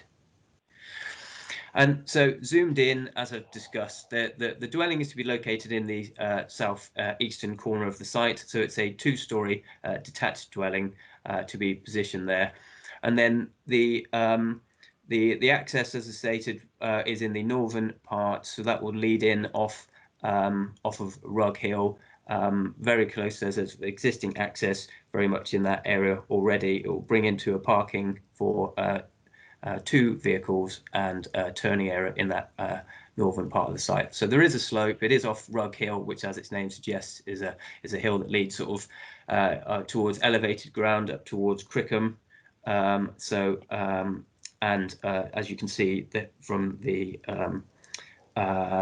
cross-sectional drawings, the slope is indicated there as such, so that the dwelling is on effectively what's the lower part of the site. The land rises up towards where the access is. Next slide, please. And here's the sort of dwelling designs. So it's to be clad in timber with timber doors and windows under a plain clay tiled roof. It's 2-storey, relatively narrow, reflecting sort of the narrow nature of the plot proposed. Next slide, please. And just some photographs to get context. The site's very overgrown, and as you can see from the photos, that sort of comes across. It's bounded by trees on the southern boundary and mature hedgerows elsewhere. If we could go to the next slide. So looking up, these are pictures taken towards the point of access. So standing sort of just on the roadside near the access, looking up towards the fringes of Crickham to the north. So behind those 2 sort of established trees in the top picture is a chapel, which is indicated on the plans. That's one of the nearest buildings to the site. And then the lower picture is just taken from the far side of the road, just to get a sense of sort of some of the nearest properties. That's looking sort of slightly across to another property, which is just cropped out of the actual location plan there. So those are some of the nearest ones. We go to the next slide. Then now from here, looking down the road, what you can see here is the mature hedgerow boundaries that line the frontage of the site currently. The large grouping of trees, which is just beyond the site boundary, predominantly in a sort of group which separates the site from any buildings which are located further down Rug Hill. And if you come down Rug Hill and look in this sort of bottom picture, this is taken just near where there's a junction on the left-hand side. Beyond it is you can just make out the roofscape of one of the nearest properties as we come down the road past the site. The proposed dwelling is, of course, to be located further up the hill from here. This is to get a sense of the immediate context. Okay, next slide, please. And again, just photograph of the frontage with its mature hedgerow boundaries at present. And then the lower picture shows the existing vehicular access field gate leading into the site. And then if you look through that field gate, you can sort of see the rear boundary, which you get a sense of just the narrow depth of the site, because that boundary is quite close to the existing gate. Yes, next slide, please. And then we're just on to dealing with the matters of policy and the policy framework that guides applications of this nature. So the local plan seeks to direct development to the most sustainable locations. So, it tries to direct development towards the towns and larger villages of the district. This application site is located in the land designated as countryside, where new development is strictly controlled. So where residential development is least preferable, but there are policies within the local plan that do allow residential development potentially in such locations, but subject to criteria. This is policy CO2, which is a new approach within this local plan. The committee will have seen some applications in relation to it, which allows for infill housing in the countryside. So The policy talks about this being only on an exceptional basis, reflecting its countryside location, and it's subject to a range of criteria. Next slide, please. So that the criteria include that the dwellings are should be located within villages or hamlets with a clearly defined nucleus, and that's considered within the supporting text to be typically of at least 10 dwellings. So there's at least a sort of core nucleus of dwellings to comprise a settlement. The property not within a built-up area, however, as shown from the plans, it is a narrow strip of land which adjoins a field. As you can see from the photos and from the aerial plans, so there is Crickham to the north, and that has a grouping of about 15 to 20 dwellings that are located around a sort of a U-shape grouping of roads. And that area is one where the local planning authority has previously accepted as meeting this nucleated cluster test for the purposes of allowing self-build development. To the south, we have Cock Lake, and as you go down Rug Hill, you have sort of a string of houses further to the south, and there's sort of two distinct areas. There's an area east of the B3151, so on the other side of the Cheddar-Wedmore Road, where there's a larger grouping of housing, which would be considered to be Cock Lake, and then this sort of string of housing that leads up Rug Hill towards the direction of the site and towards Crickham. So that's very much a linear pattern of dwellings, and as you get closer to the site, dwellings are only on one side. Now that pattern of development ends 20 metres short of the application boundary, so it doesn't lead up to the actual and join the actual application boundary. Next slide, please. So the site is in a bit of a transition area between two settlements. It's not particularly far from either site, but it's certainly in between. In terms of, separation distances to the nearest buildings to the north, so boundary to boundary, the Baptist chapel is about 22 metres away. The dwelling to the south is also about 22 metres away to the site boundary, but they don't share a boundary, and nonetheless the proposal is not within the built-up area of either Crickham or Cock Lake. It is definitively outside that and separated certainly by gaps.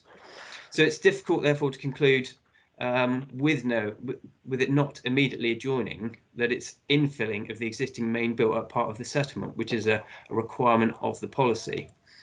It should be immediately adjoining and between existing developments. Next slide, please. So once constructed, if we look at where the dwelling would be positioned, it would be 25 metres away from the building to the south, but 65 metres away to the building to the north. So that's building to building, measuring it to the chapel. Only development to the south is on the same side of the road as the proposal. So on the northern side, what we have is it's bounded by a field. The Baptist church, which is the nearest building on the northern side, is actually on the other side of the road, further to the north. So on the south side, you have a dwelling 20 metres away, but it's not adjoining. It's separated by this large tree-covered area, vegetated area. So in terms of what's being infilled, is it an infill gap? Well, it is infilling a gap between a field and this vegetated area. Next slide. And there are similarities with another scheme for infill, which was considered by the Development Committee last year and was refused permission. This was a scheme at Pave Farm near Othery. That scheme was subsequently appealed by the applicants after it was refused by the committee, and the appeal was dismissed. So the inspector supported the reasons of the committee in refusing that. And in the inspector's report, there's some helpful text in terms of interpretation policies to CO2. They considered that site, the appeal site, was bounded by open fields and agricultural uses with no substantial built development to either side. Whilst there are some residential properties in the vicinity of the appeal site, none of these properties share a common boundary with the appeal site. As a consequence, the appeal site is not considered to constitute an infill plot. Now, as officers, we consider that that's relevant to the application here. The same conclusions apply, that the proposal, whilst having some residential development near it, is not within the existing built-up area and shares no common boundary with existing properties, and therefore could not be considered to constitute infill development. Next slide, please. just in terms of other requirements of the policy, so the council accepts that the applicant meets the requirements that are put down in the self-build policies in terms of their local connection, so we don't dispute that, and that they've had the requisite level of input into the design, which is a requirement of a self-build policy. But that doesn't change the conclusions regarding the remainder of the policy, that it needs to be infill, and we consider that therefore that it does not comply with policy CO2. Next slide, please. Just in terms of design, visual and landscape impacts. So whilst, as I've said, there are dwellings to the north and to the south, the immediate context is rural, and I think that comes across from some of the photographs. There's the site is the rural context is defined very much by the mature hedgerows of this site, and they bound Rug Hill on both sides. There is a brief sense, certainly, of being outside any settlement, outside of any built-up area, and that being within the countryside. So so there is briefly, as you sort of go past this long, thin site, and particularly say if you're driving up the road, there's no buildings visible until you sort of, get higher up the hill. So it does feel like you've left the confines of a settlement when being adjoining this site. Next slide, please. So in order to facilitate development, the site needs to be cleared of vegetation. As I've noted, it is on the inside of quite a long sweeping bend in the road. And then for highway purposes, visibility displays need to be provided for safe access. And these require removal of the roadside hedgerow, which amounts to approximately 70 metres of hedgerow. Now, the site is narrow, so to accommodate the dwelling footprint, further hedgerow to the rear around the back of the proposed dwelling also needs to be removed. Now, the rear section is not proposed to be replaced. Retaining walls are shown on the plans instead in response to the level changes across the site. The roadside section is proposed to be replanted, but that will take many years to become fully established and will result in significant change to the immediate landscape for some time. Next slide, please. Now, the removal of such an extent of hedgerow for just one dwelling in this case is considered to be a disproportionate response and something that is detrimental to the rural character of the area. And as such, as officers consider it's contrary to local and Wedmore neighbourhood plan policies, which, as it does not positively respond to the character and identity of the area, does not respect the qualities of the local landscape, and does not protect and enhance the natural environment including its network of historic lanes and their associated trees and hedgerows, as is required by the Wedmore neighbourhood plan. Next slide. In terms of the dwelling design, it's timber-clad two-storey with a pitched roof. It picks up some of its design cues from one of the dwellings further to the south down the road from the timber cladding. The design itself isn't incompatible with the style of residential development in the wider area, but given the concerns outlined about the failure to establish the principal development and the harmonising, it's considered detrimental to the character of the countryside. Next slide, please. So our conclusions sort of similarly reflect that of the appeal inspector again, in terms of design and visual impact, who considered that proposal, because the infill principle couldn't be established, that it would introduce an urban feature and associated residential paraphernalia into the open countryside. And whilst they consider this impact would be reasonably localised, the introduction of a new dwelling into the open countryside would unacceptably diminish the character and appearance of the area and consequently harm the character and appearance of the countryside. And we do consider that conclusion equally applies here, and more so given the extensive hedgerow removal required to facilitate the development, which wasn't needed on the other scheme. Next slide. I've touched on some of the highway implications when we've looked at visual impact. It requires a relocation of the field gate just to set it back within the site in order to provide the displays. So the hedgerows are to be removed to provide the sufficient visibility, and the Highway Authority commented in detail on that part of the proposal. They noted that the existing access has limited visibility, and they noted even with the relocated new access that the proposal did not have the full 43-metre displays as would be expected, that only 30 metres in each way could be achieved. They noted that ideally they would prefer to have greater levels of visibility, but as it was an improvement on the existing arrangement, they did not object.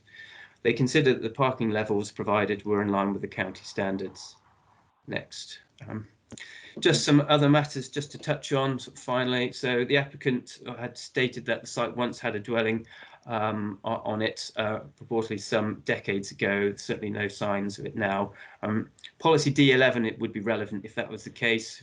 Replacement dwellings sets criteria, but that policy only applies if the existing dwelling has a lawful planning use and has not been demolished. As is stated, any buildings on site removed long ago, and D11 would not apply. Just in terms of amenity, there's no immediately adjoining dwellings, so no amenity concerns would arise. And the county ecologist did not object, but did request controls over the timing of hedgerow work, site clearance, and request the lighting design for bats. Next slide, please. Just by way of an update,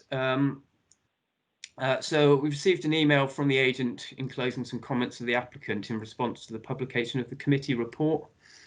The applicant considered that the report contained some inaccuracies and stated that these were that the report incorrectly stated that the 70 metres of hedgerow needed to be removed, and that the applicant stated that only shorter sections either side of the splay were to be removed. They said that the 25 metres of rear hedgerow and replacement of retaining wall, that the hedgerow there did not need to be removed. They stated that the access gate was not being relocated, just set back. And states it was inappropriate to refer to the appeal decision when making a recommendation. Just to start with the latter point first, inspector decisions are often a material consideration in planning. We have to be mindful of them, particularly as they aid interpretation of relevant policy. So if there is an inspector's decision which is relevant, we should always be referring to it. And next slide, please. I've just tried to zoom in on some of the plans here just to show, just in response to the comments that have been received.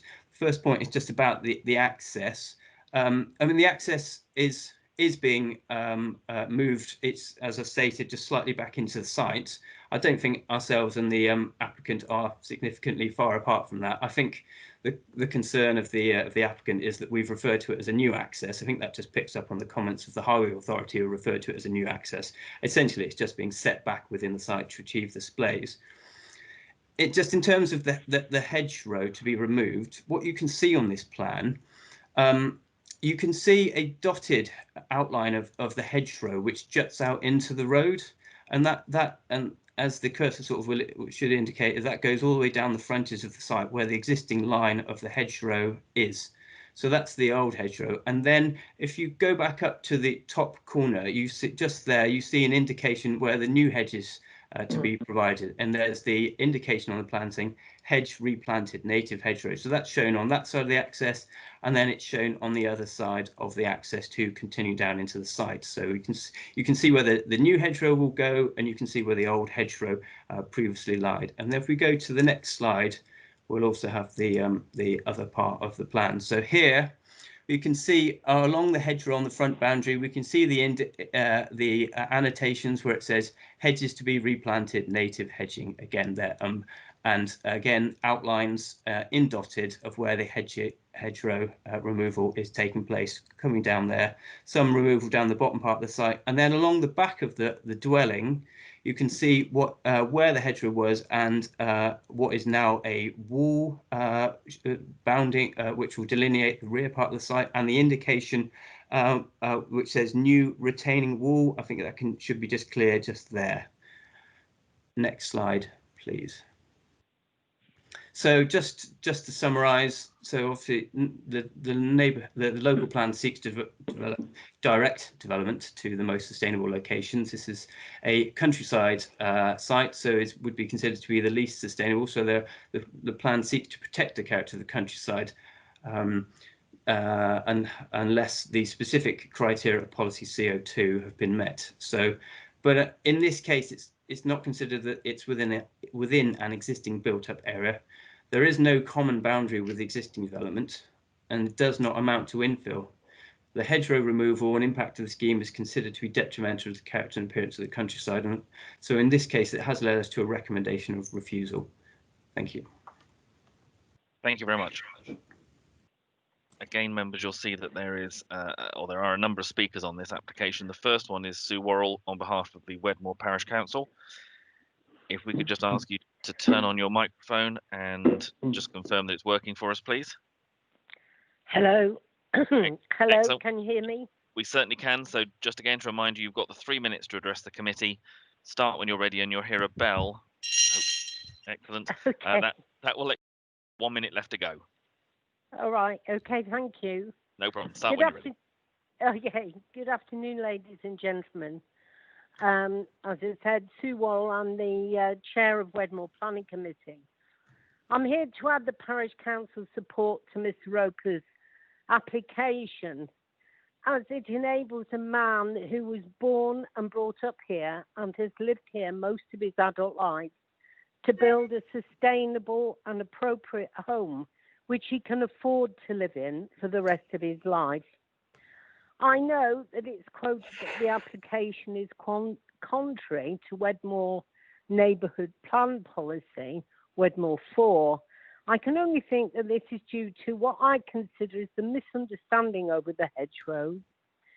I also have taken a detailed look at Mr. Roper's site and don't appear that these hedgerows are going to be destroyed. They're going to be replanted, except for around the access point.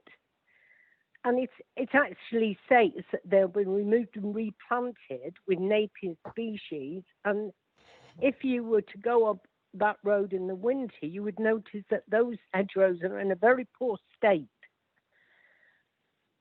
He wants to build a retaining wall also in places, but at no point does he say that the hedgerows will be removed.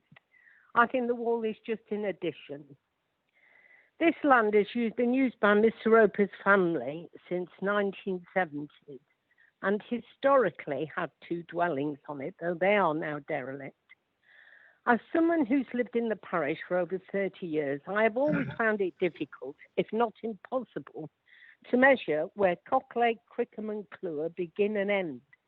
And in fact, they're known locally as the 3 Cs because they merge into each other.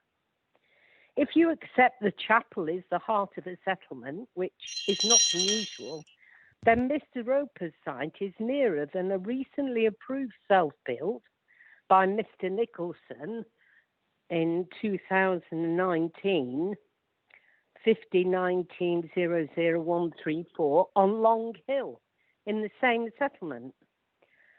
I wish to return to Mr. Roper's wanting to live in Crickham to build himself an affordable home and say surely this is truly affordable housing for the better than the affordable housing that's now being built in Wedmore, which has the bare minimum of environmental standards and not what many people consider affordable. Unlike Mr. Roper's self-build, which will be affordable and sustainable for the rest of his life. Thank you for this opportunity to address the committee. Thank you very much. Perfectly timed. Our next speaker is Councillor Costello. Councillor Costello, if you could enable your Hello, can microphone. you hear me? We certainly can. So again, start when you're ready and you'll hear the bell when there's a minute to go. Give us a sec. Thank you very much, Mr. Chairman. I'm here today to help Mr. Roper with this application. Mr. Roper's been a resident of Crickham his entire life. The land in question has been in his family for 50 years and he wants to be able to build an affordable and economical to run home on it. Mr. Roper doesn't want to move to Wedmore and buy an affordable home on an estate, which isn't really affordable to run, as large developers don't put any environmentally friendly or ecosystems into their properties, and it's cheaper for him to build his own on his land in a hamlet with plenty of nearby houses. One of the main reasons that Mr. Titchener gives for refusal on the application is it's in the open countryside, but an application similar but larger than this was granted permission not long ago. This is where I become rather confused.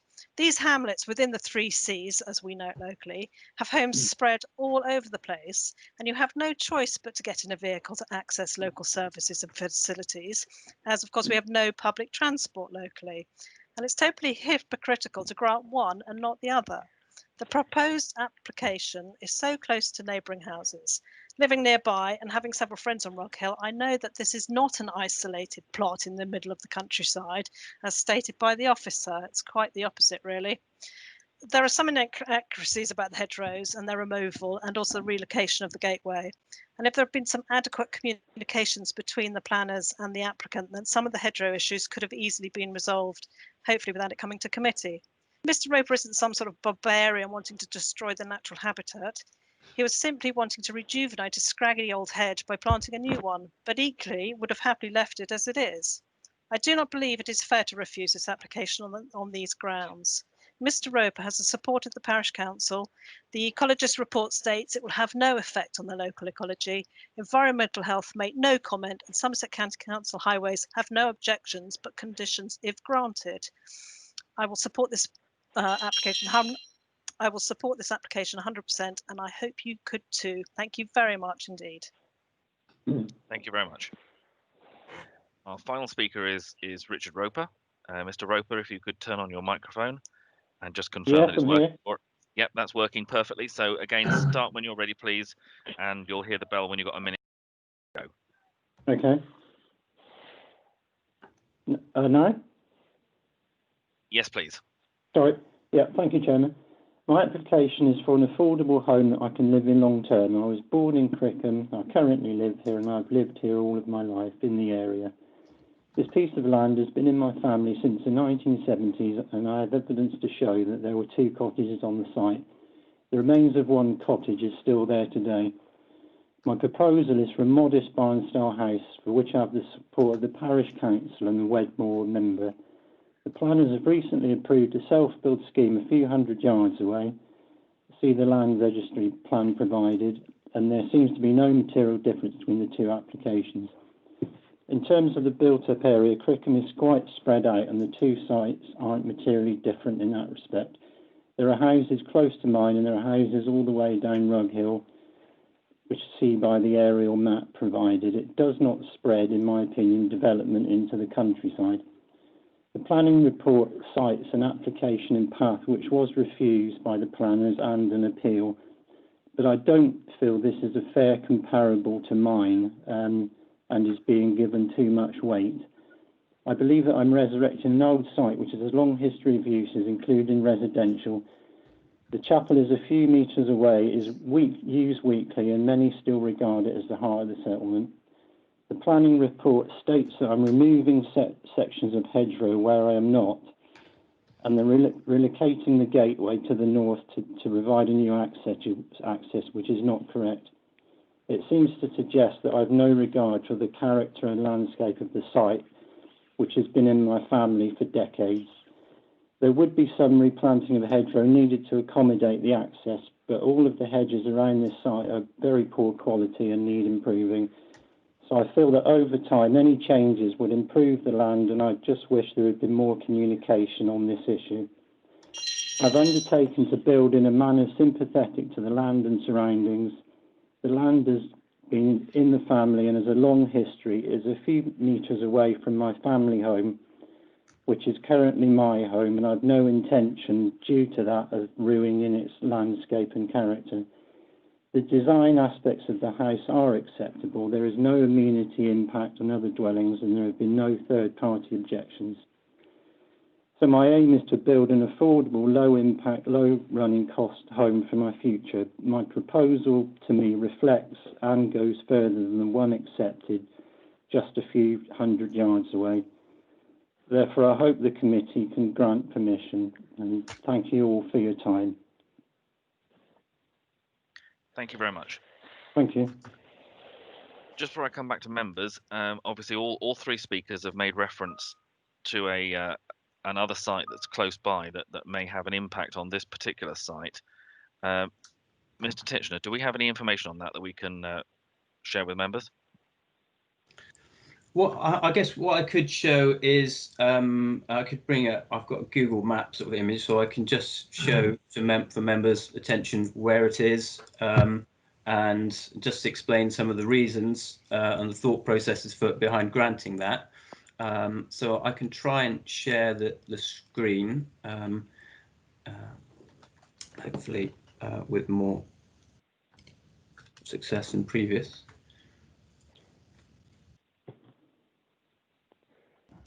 Don't know if, is that coming up? That's full screen this time. Okay, so just for the application site we're talking about is down here. When I referenced the U-shaped sort of road layout, what I was referencing was this here, which is the most sort of built up part of Crickham. There is sort of a further bit out towards Cribhouse Lane over to the west. And the application site is here, so it's on this edge, and the considerations that were the same policy had applied because it was a countryside site, but the dwelling was to go in this plot here. And the considerations that were taken into account was very much that the same as have come into play on this one. You know, is there adjoining residential development? And in this case, there is a dwelling here and there is a dwelling here. And so it was considered that the proposal had residential dwellings immediately on two sides. It also sort of further differed because it was part of the garden that served this property here. So it wasn't necessarily a field or part of the countryside. So that was another consideration, and I guess another way that it differentiates from the proposal at hand. Thank you very much. I've got a couple of members who've indicated to speak. We've got Councillors Bradford and then Kingham. Councillor Bradford. Thank you, Mr. Chairman. And it's a bit of a difficult one, this is actually. We've got the local council agreeing with it, and we've got our local district councillor speaking very passionately for it. And when you get things like that, you know, you put your mind in a bit of confusion, and we've got our own planning officer, Dean, stuck in the middle of it all. So we've got to try and resolve it. Personally, with some of the things that's going to be done, I don't see an awful lot wrong with it, to be honest. I think, you know, this chap been in the area all his life, and he wants somewhere to live, and he want it with his own design and his own beauty, and we really shouldn't deny that man. I wouldn't have thought. You know, some of these boundaries sometimes are a little bit difficult, and we gotta bend a few rules here and there to get what you want. But you know, I was a bit like that until Councillor Costello spoke, but then that sort of twisted my mind towards supporting this one. I see there's an inn still close by, the Trotter Inn. That's one I've never been to. And I went, well, but the Trotter Inn, never been to it. Thank you, Mr. Chairman. Thank you very much. Councillor Kingham. Yeah, I've been to the Trotters Inn, and I know this road quite well. Regularly travel that run. Bit confused why we're putting it down for refusal. There are a number of properties up that road. I mean, so you've got properties opposite Overley, and there's one further down where on the map it shows Rug Hill. So I'm not quite sure where the officers are coming from, really. I would like to support the recommendation and let this gentleman build his house and remain in the area he's lived all his life. But that's my opinion at the moment. Thank you, Rob. Thank you. Just one thing to clarify in terms of the recommendation is refusal. So just so that members are all clear.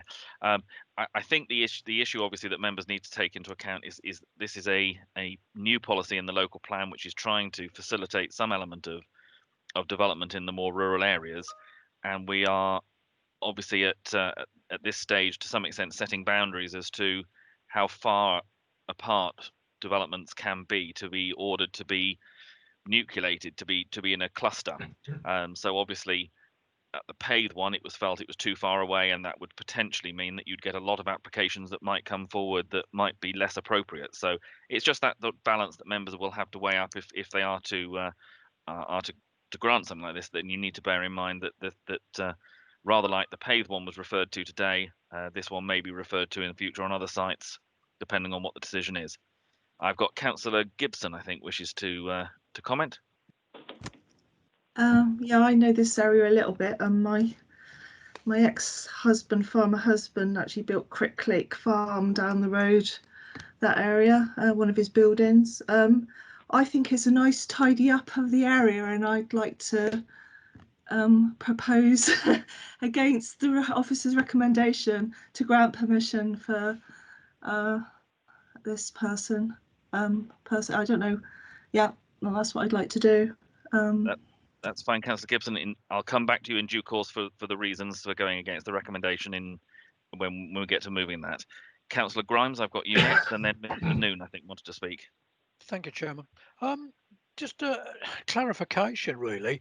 The officer said that he couldn't really see any, or I guess he couldn't really see any remains of a building that could have been there. And yet the parish council are saying the remains are still there. Are the remains there or are they not? And how does that equate to putting another property where a building was? It might have been pulled down, but the footing's still there. Is part of it still there? Just a little bit of clarification, please. Yeah, Mr. Titchener, if you could just re-clarify that again. Yeah, so well, I saw the comments come in that there had been a dwelling there, and looked into the history as well, and looked back through some aerial photographs that we have on site. I've not seen. I had to go back about 20 years before I saw any evidence of any buildings actually being on the site, and then nothing subsequently from any photographs since. When I walked the site, it is obviously very overgrown. I wasn't aware of any visible footings whatsoever. Could you just clarify, Mr. Titchener, if there were visible footings, what difference would that make in terms of the development? Of course. I mean, as my presentations were pointed out, policy D11 is relevant in terms of replacement dwellings. So that's it. If you have a dwelling on site, even though you're in the countryside, you can apply for a replacement dwelling, but that needs to be a lawful dwelling. It needs to be there, and it needs to be in planning use. If a building has been demolished, if it's been removed, then policy D11 does not apply. So what we are looking at is an application for a new dwelling, not a replacement dwelling, therefore. So the footings don't have, whether they are there hidden, if there is anything under the undergrowth, doesn't have any bearing on how this application is determined. Thank you. Mr. Noon. Thank you, Chairman. I think we just need to, on this one, just come back to the fundamental issue, which is set out in Dean's report at some length, and obviously forms the principal reason in his recommendation. Yeah, we're looking for a justification for a new dwelling in a rural countryside location. For that, I think we have to bypass policy D11. I think, you know, whatever history there might have been in the past is probably long since timed out, and there is nothing there to rely on. So we then have to turn to policy CO2, which, as far as I can see, is the only justification being advanced by the applicant. I accept that is a new policy to a certain extent. As officer and as members, we're getting that to say what constitutes an appropriate infill opportunity in a rural area. In this instance, the starting point is, do we have a clearly defined nucleus of existing dwellings? Well, yes, we do, just up the road a little bit. So hence that's the application that has been mentioned being approved last year. That was felt to be within that and was accepted. The fundamental interpretation then comes down to, does the proposal amount to infilling of the existing main built-up area of the settlement?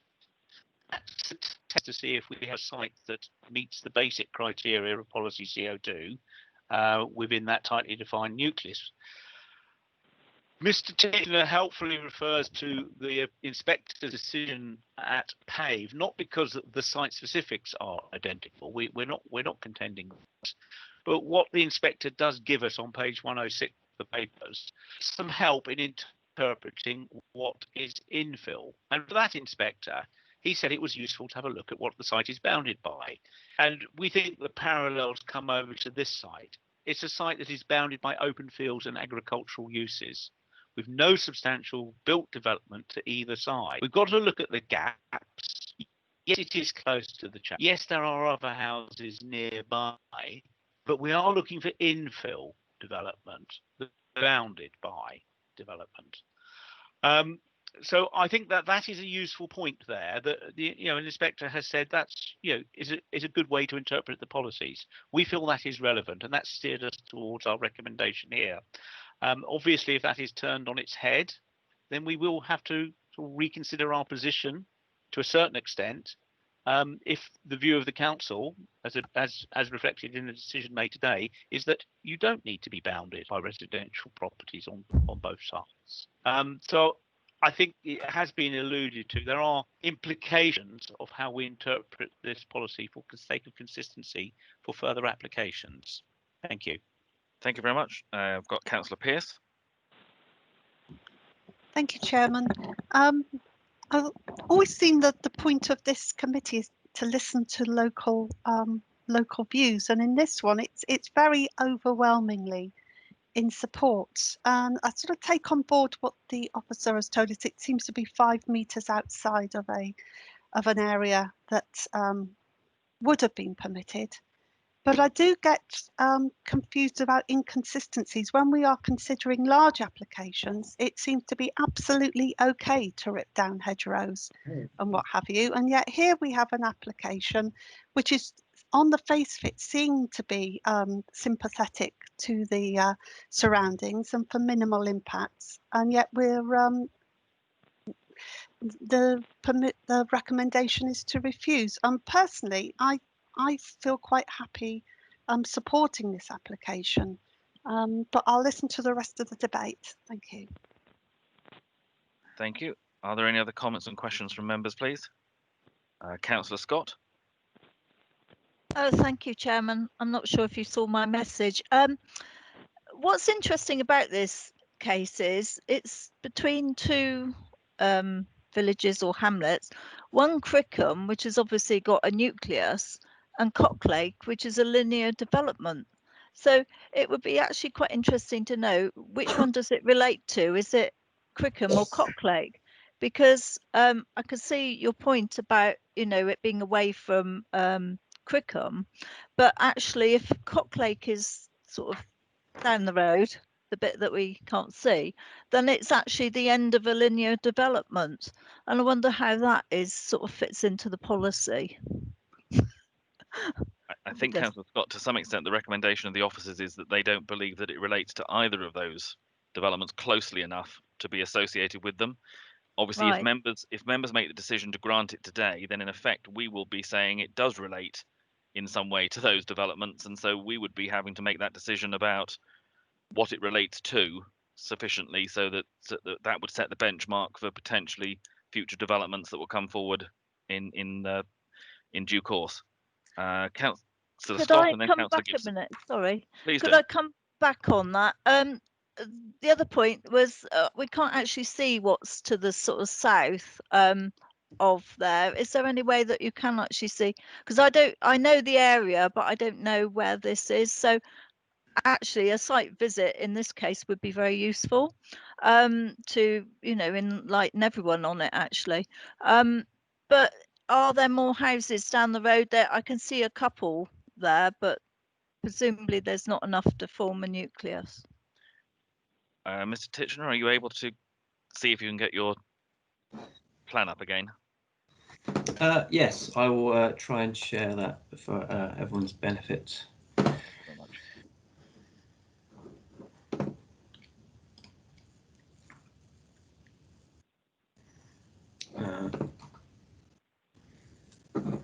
You let me know when you're seeing anything. Yeah, we've got the aerial picture now. So yeah, so what you've got, the sort of two parts that I referenced of Cocklake, there's sort of two sort of character elements. There's this is the B3151, which is the Cheddar sort of Wedmore Road, and you've got this part of Cocklake around here off the road called Dungeon, and then you've got a sort of string, a linear string which goes up Rug Hill. It's on two sides of the road here, and then becomes one side of the road up here, and then terminates about here. And then Then you have the gap that I've referred to, and then the site. And I guess so. The core really of Cock Lake is sort of down here, but it is accepted there is an element sort of here. I mean, the guidance that we sort of apply, and the council is also sort of preparing on self-reported, does talk about not extending linear patterns of development, because you just end up extending sort of frontage development per se. So as officers, we wouldn't necessarily consider that adding a property onto the end of a linear sort of string would be considered to be infilling the existing built-up part of the development. It's actually, we would consider that to be extending it in this case, certainly.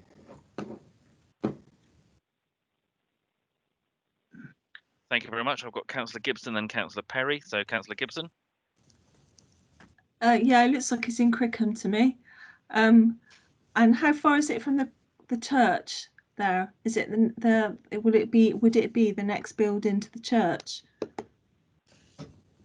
Yeah, Mr. Titchener, do you want to just clarify the numbers again between the boundary to the So, chapel, and then also is it 22 meters? So you say? The boundary to boundary is about 22 meters. The dwelling itself was actually going to be located down in this corner, so it's about 65 meters to the church from the building.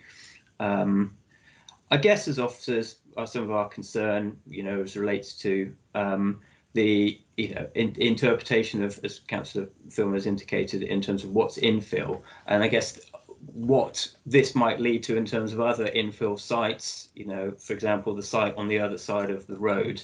Would that then become an infill opportunity? And by doing so, have we infilled the few spaces that sort of separate these sort of two settlements, even though accepting that they are relatively close at the moment? Yeah. Can I ask you what there's? I think I can't really see this too well on I've got a really small computer. Is it Long Hill? Is that Long Hill? Yeah. Is the road that sort of spurs off. Yeah, that spurs off. So is that a farm there at the bottom? So that's another dwelling. Yeah. So okay. there is changes in, because it's a sort of elevated site that slopes down to the sort of the southeast.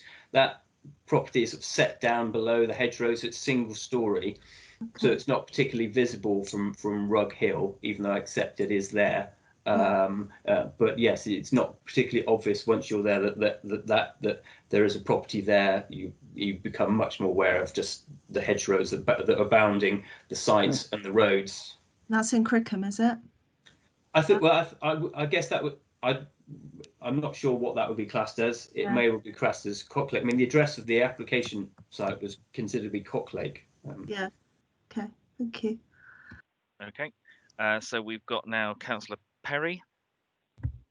Yes, thank you, Chair. As the ward member for Othery, and the reference to the PAVE application that was rejected,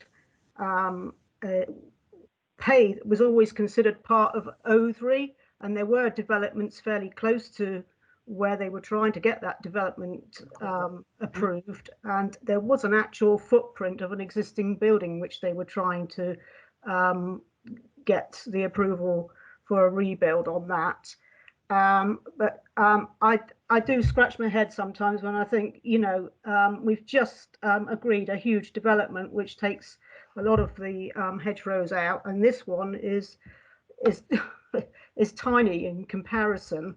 And considering, I would say that this is all part of, he's lived in, the applicant has lived in the area for so long, and he's part of the village life. And I just question what we are trying to achieve here by refusing this. So thank you very much. Thank you. I think, members, the only thing I will say, and ultimately it's down to members, will make your decision on this application. But in terms of the process that we follow, obviously we're a plan-led process. So the application before us this morning was within the local plan. This is perceived to be outside the local plan. And in terms of the applicants, obviously we can't take the details of the applicant into account, because obviously you're granting a property which will initially obviously be with the applicant, but the property will be there long into the future. So it's not the individual person's criteria, it is the development that we need to make that decision on. But as I say, ultimately it's for this committee to make that decision, and then we'll move on from there. I'm not seeing any other comments at the moment, so as things stand at the moment, I only have one proposition in front of me, which is that from Councillor Gibson, which is to grant permission not in line with the officer's recommendation. So if I can come back to Councillor Gibson for your planning reasons for granting this, please. I think it's part of the village, and I think that it's a self-build as well. And yeah, the person has lived in the area, but as you said, you know, it's a house that's being built and that could be sold. But yeah, so I would say it's part of the village. The village boundary is part of the village, and it, yeah, I don't know what else to say really, apart from in planning terms. Yeah, we passed so much. Well, it got passed so much this morning. I mean, I wasn't in favour of that big development earlier on.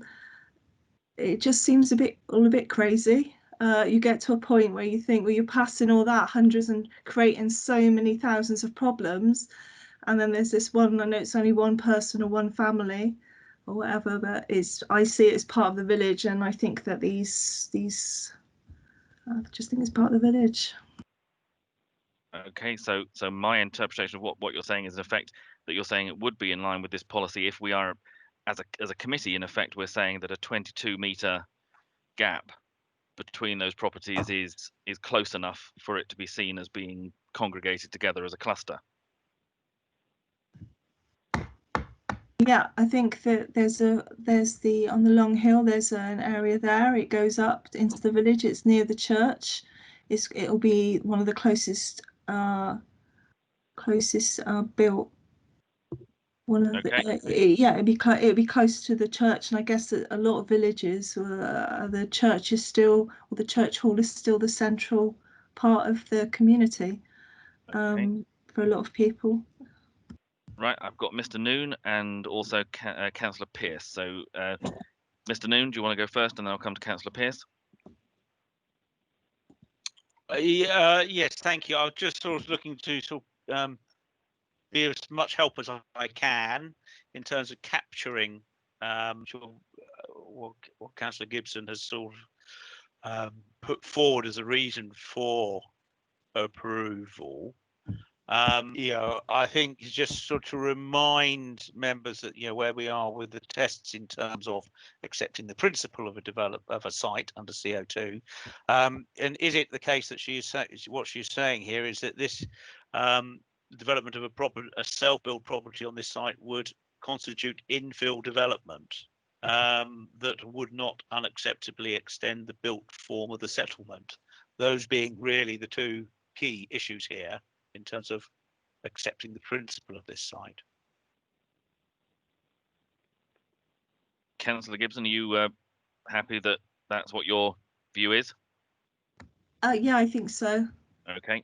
Yeah, there was probably other stuff, but yeah, I think and so. obviously, if this were to be granted, obviously it would be subject to suitable conditions to be agreed. Yeah, I just think that it's just one house sort of on the road, and I know that you were on about linear, like stretching out along, but it's better than putting it right in the middle of the field. I know that sounds stupid, but it's right on there. He says he's going to reinstate and make better the hedging.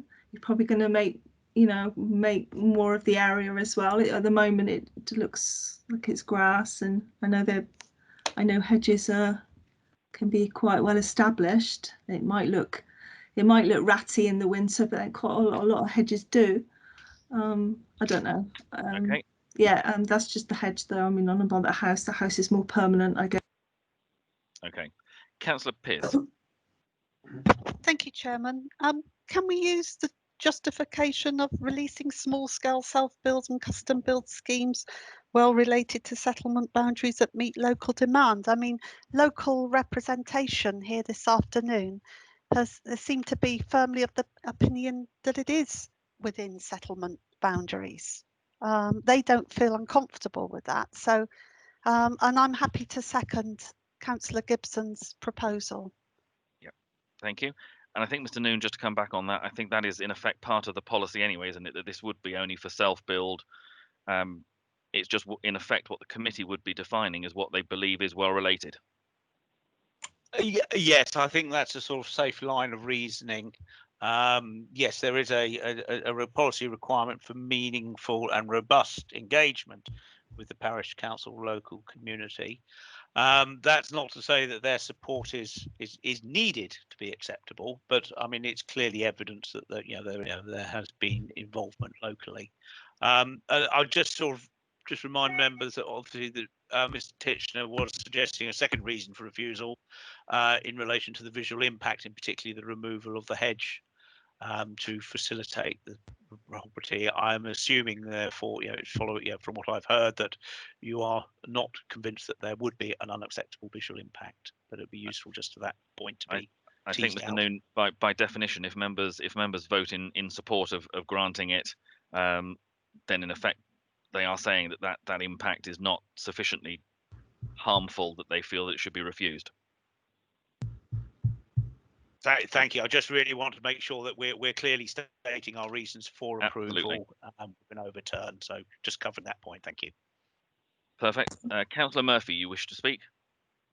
Thank you, Chair. I'm sort of very mixed about this. I've been listening really avidly to the presentations, and they seem to be slightly emotional. But I seem to recall that when we came into this a year ago, there was the village of Ottery. Ottery is it Othery? Othery. Othery, which had an application for a self-built house almost in the village. I think it was in the village, and they turned it down because we didn't have any near, or the officers turned it down because it wasn't near to facilities which were actually in another village. Is this the same case? Yes. I mean, what I'm saying to you is, in some respects, I am very much in favour of and really sympathetic towards what Lee has proposed. But at the same time, I am conscious that we have a history, a precedent of turning something down in Othery, which was a self-build almost in the village. And I'm just wondering if we're being a little inconsistent. I'm sorry to be, someone who's upsetting the apple cart, but are we being inconsistent in our pronunciations? I'd like to put that forward to Dean. I think, to be honest, Councillor Murphy, you've perfectly crystallised the debate that is going to have to go on in members' heads between the proposal that you've had and decisions that have been made previously, and the policy that we have and the way we interpret it. So you, as I say, what you've just said has perfectly encapsulated the dilemma that members are going to be facing when they come to vote on this. Mr. Titchener? Yes, so, I mean the scheme in Othery, sort of in Othery Parish, as it were, in Pave, was the one that was referred to in my presentation, and was a decision of the committee to refuse on the basis it wasn't considered to be close enough to existing residential development. It wasn't considered to be infill, and that was the decision that as officers we felt the views of the inspector were relevant because they noted, as I showed in my report, that it didn't have any adjoining boundaries with the existing residential development, didn't share a common boundary, and as I said in my report, felt there were to be parallels with this case here. Okay, I think, members, we've had a good debate. We've got a recommendation that has been moved and seconded that members obviously need to consider, which is for permission to be granted subject to suitable conditions. I will come round to members in turn for their votes, and I think this time if we start with Councillor Grimes. Thank you, Chairman. This is this is very difficult, as we've all said right through this. My heart says we should pass this. My head says no. So I'm sorry, I've got to go with my head and vote for this to be refused. And I just don't like it, but that's the way I'm going. Thank you. just to confirm, Councillor Grimes, that you heard and saw all the debate as well. Sorry, yes, I've heard and saw all the debate, and that's my decision. Thank you. Okay. Councillor Perry? Yeah, it's very difficult, and I am reminded of that that one in Othery, and I did think that I voted for it. So this time I will go against the recommendation and vote for approval. Thank you. Okay, so you're voting for the proposal that's been put by Councillor Gibson. Yes. Fine. Councillor Bolt? Thank you. Yes, I have heard all of the meeting and the debate, and I think anything that's new needs testing, and maybe 22 metres is going to be the test distance. It is the committee, we're making the decision, and I shall vote for the planning commission. Thank you. Councillor Bradford? Thank you, Mr. Chairman. I've heard the whole debate and I've had to analyse it quite severely, and I think the views of the local council and our local district council are very important here. I realise some of these other rings have been made to policy, etc., etc., etc., but sometimes, you know, common sense got to prevail. This is one of them. So I'm for. Thank you. Councillor Kingham? Yeah, thank you, Chairman. Yeah, I'm like everybody else. I've listened to the officers' comments, very long explanation of his presentation, etc. And it is a different one. And I think we have to accept every application on its merit. And I'm going to go for the application to be approved. Thank you. Councillor Revens? Thank you, Mr. Chairman. I've seen and heard the whole debate. I voted to approve the PAYS application, and similarly I will vote in favour of the proposal in this occasion as well. Thank you, Mr. Chairman. Thank you. Councillor Murphy? Very difficult. I brought this up. I have to say that in this case, if it's only 22 metres, I'll vote in favour of Lee's proposal. Thank you. Councillor Facey? Yes, thank you, Chairman. My vote, Chairman. I've been completely engrossed in the debate, listened to it all, and I'm afraid, Chairman, I am going to, not afraid, I'm going to support Mr. Titchener's proposal. So you're against the proposition? Against Lee's proposition, yes. Yes. Okay. Councillor Hendry? Okay, Mr. Chairman. Sad as it may seem for all this, I come down on the side of Councillor Tony Grimes, and strictly on the basis that we have rules and guidelines and policies which have to be adhered to, and you can't get into a personal debate about who you feel sorry for. So I go with the officers and recommendation. Thank you. Thank you. Councillor Scott? Yes, thank you, Chairman. Again, this is a very difficult debate, difficult situation. I feel that we need to follow policy on this, and I'm voting for the officer's recommendation. Thank you. So again, just to confirm, that's against the proposal. Yeah, thank you. Thank you. Councillor Gibson? Yeah, hi. I've heard and seen the whole debate, and I'm for to grant the application. Thank you. Councillor Pearce? Thank you, Chairman. Yep, I've seen and heard the whole debate, and I am for the application. Thank you. Councillor Glassford? Yes, thank you, Chairman. Again, I feel sorry for the applicant, but in the long run, we do have certain rules and conditions, and I have to vote against the recommendation. Thank you. And Councillor Granter? Yes, thank you, Chairman. I can confirm that I've been present at the whole debate, and I've heard quite a long debate on this one, and it is a very difficult one, but it obviously this doesn't comply with policy at this moment. So I'm afraid I'm going to have to vote against. Thank you. Thank you. And also, I've heard and seen the full debate, and as others have said, and because of the fact this is outside of policy and potentially could set a benchmark, I'm also going to vote against the proposal. I believe, Mr. Taylor, that's all of the members have voted.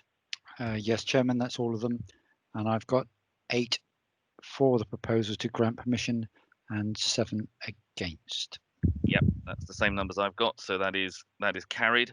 So permission is granted, and obviously that's, as we said, subject to conditions. Thank you, members, all for that. I don't know whether it's worth just having a short comfort break at this point, if members want to take 5 minutes, and then we'll restart at just after 4:20. Thank you all. Bye. Is Steve there, please? Steve, I'm indeed, yes. I can't seem to be able to type any messages, or I had difficulty in sending a wave or something. It doesn't seem to like me at the moment. Right. What I would suggest, perhaps, Councillor Perry, is perhaps leaving the meeting, trying to come back in. Sure. If we still got problems, worst case scenario is unmute and just say, "Excuse me, Chairman, may I speak?" or "Could you add me to the list?" As we would in a committee meeting. I think we make exceptions because we have got teething troubles today, I'm afraid. I'm afraid you're muted there, but I take it you're okay with that. Yeah, sorry. Yeah, I'll continue on. I think it's not worth trying to mess about with it. I may not get back in again. All right. No, it could be that your direct access has dropped out where you enter your PIN, and if you stay in, you're still in the meeting, but without that, you can't got sort of full functionality of the meeting. Right. Okay. All right. Yeah. All right. So persevere, Councillor. Thank you.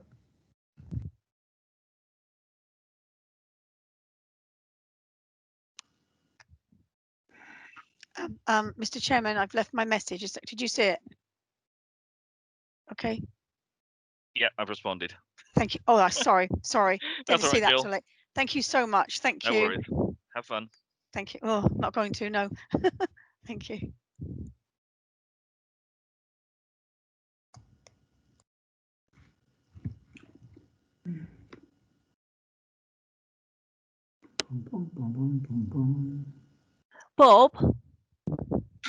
Bob.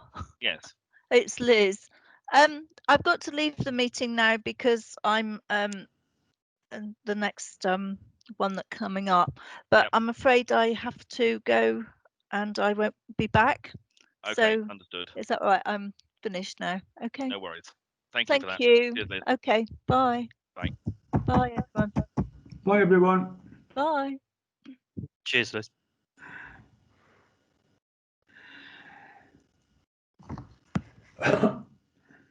What time will you finish, Mr. Chairman? I think the honest answer is it depends how much you have to say, Alan. I said very much. They've been very quiet. I know. No, well, we've still got two applications plus the reports. I mean, the reports won't take long, but still a couple to go yet. Got a Bringfield meeting tonight on Arch dieback. Right. Well, we'll be finished before 7 anyway, Alan. You all think you're going to live? Right, here we go. Well done.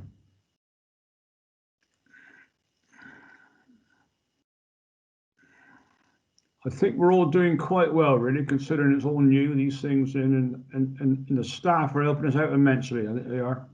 Without their support, we go bananas. Except if we drop out the whole thing and have to restart our machines, but hey. What would happen, Steve? There you go. Every man to his job. You couldn't plough a field, Steve, could you? Steve, just to confirm, did you hear that Liz Scott is obviously leaving us because of the next application anyway, but they're not going to return afterwards? That's fine. That's lovely. Okay. Oh.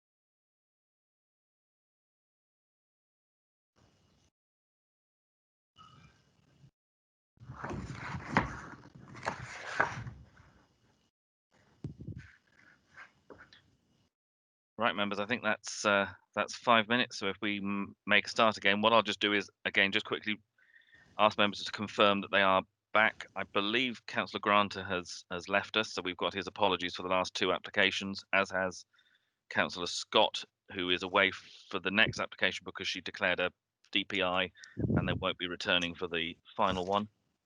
So if we go then next to Councillor Glassford. Yes, Chairman, I'm here. Great. Councillor Pearce. Yes, Chairman, I'm here. Thanks. Councillor Gibson. Yeah, just about. Okay. Councillor Hendry.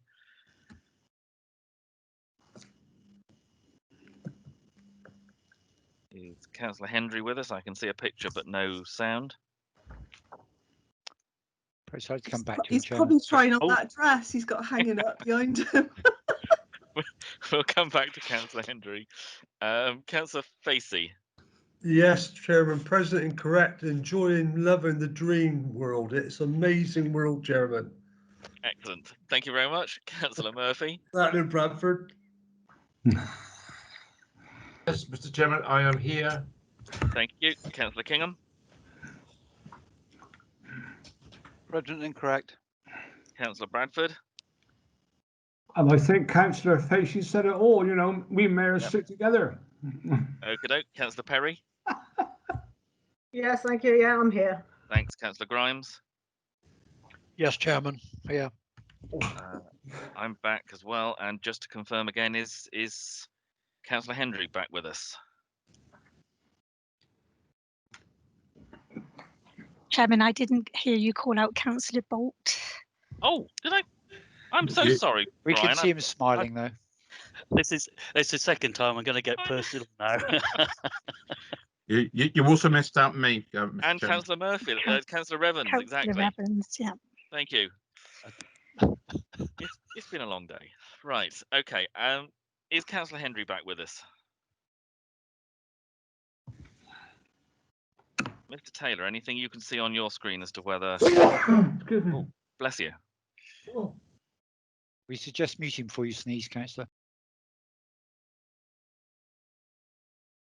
Alistair Henry. Yeah, Councillor Hendry is showing on the list, but I just can't seem to. I'm here, Bob. Ah, I'm here. terrific. Thank you very much. We Yeah, thought we'd no, lost you yeah. then for a minute. No, I'm here. It's okay. Excellent. Okay, I think that's everyone accounted for who's going to be here. Is that right, Mr. Taylor? That's right, Chairman. Excellent. All here. Right, if we move on then to our next application, which is the one that's in the parish of Compton Bishop on page 90. And Mr. Titchener, please. Okay, I'm going to try and share the screen with more success than previous. Let me know what you're seeing. Yep, that's full page and it Right. looks okay. Fantastic. So the application is for the erection of a general purpose agricultural building.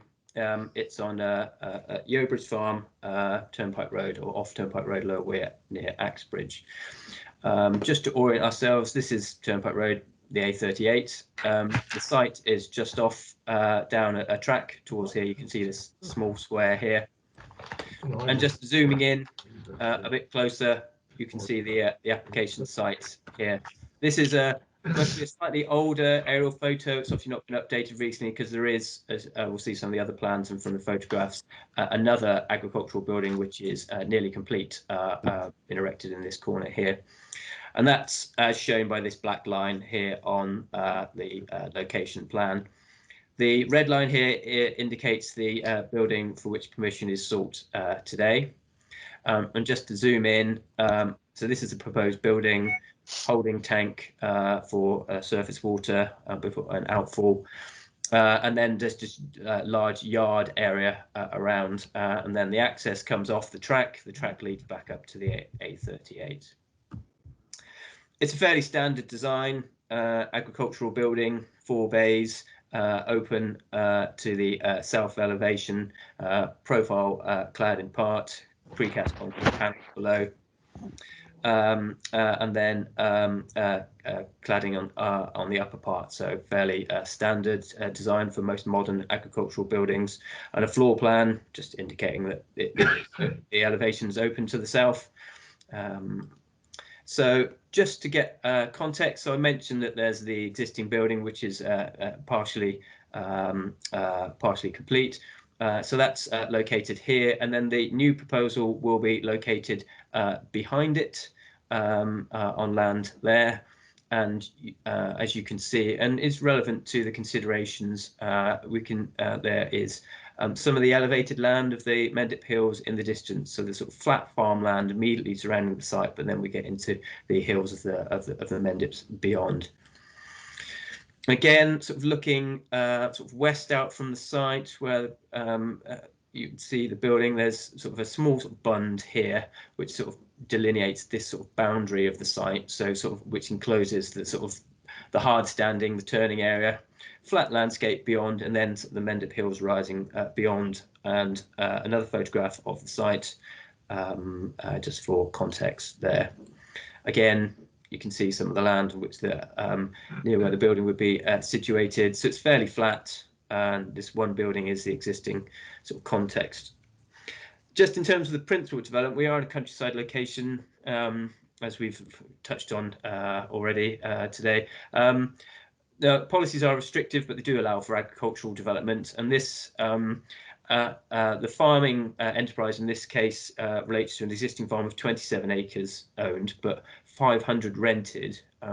The applicant runs a very large sheep breeding operation, running over 1,600 breeding ewes and 650 replacement ewes. So it's one of the largest sheep breeding operations within the district. Now they have the recently granted building for winter housing and lambing and storage of hay and machinery.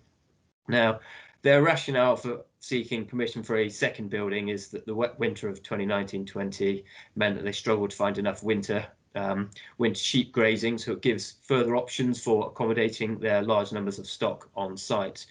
So much greater space to house the livestock should it be needed. And taking into account the large scale of stock numbers, that's considered an appropriate justification for the countryside location, but subject to the visual impact and any other considerations that we just need to touch on. So as I'd said, just in terms of visual impact, it's flat farmland, part of the wider Somerset Levels landscape. It is to the south of the Mendip Hills. It's about half a mile's distance, and outward views from vantage points within the A1B would be possible across the site, given the flat landscape and beyond. And part of that is the reason why this application is at committee, because the Parish Council and the Mendip Society. So that's not the Mendip Hills formal organisation. That's another organisation, sort of friends of the Mendips, have referenced concern about visual and landscape impacts. They consider that the existing building is already readily visible in the landscape, and that concerns about having another building plus any associated lighting would harm the spatial qualities of the AONB. In terms of making that assessment, agricultural development has to take place in the countryside for obvious reasons, and not just in places that can be seen from the AONB, but actually takes place within the AONB and in proximity to it. And agricultural permitted development rights apply in areas of outstanding natural beauty as well. So it's accepted that there's a need for buildings to support the agricultural sector in such locations. They still have to be not inappropriately sited, nor of a scale and massing that gives rise to harm locally, or whether at a sort of much wider landscape scale. And the local concern regarding the scale of the building was initially shared by officers, and the scheme that is in front of members now is different from the one when the application was submitted. So the original submission had sought just to extend the existing building. Now that would have extended it into a sort of very long linear form, so it would have had a one long side elevation of about 55 meters in length, and that's the side elevation that would be visible from the AONB as well. So that's just to the north. You would have seen the long stretch in views, and we did consider that that would have been visually harmful. And just this is the site location plan as came in with the application, with the original building in black and the extension here. And with the Mendip Hills being in a range up here, half a mile distant, you would have had views of this long elevation here.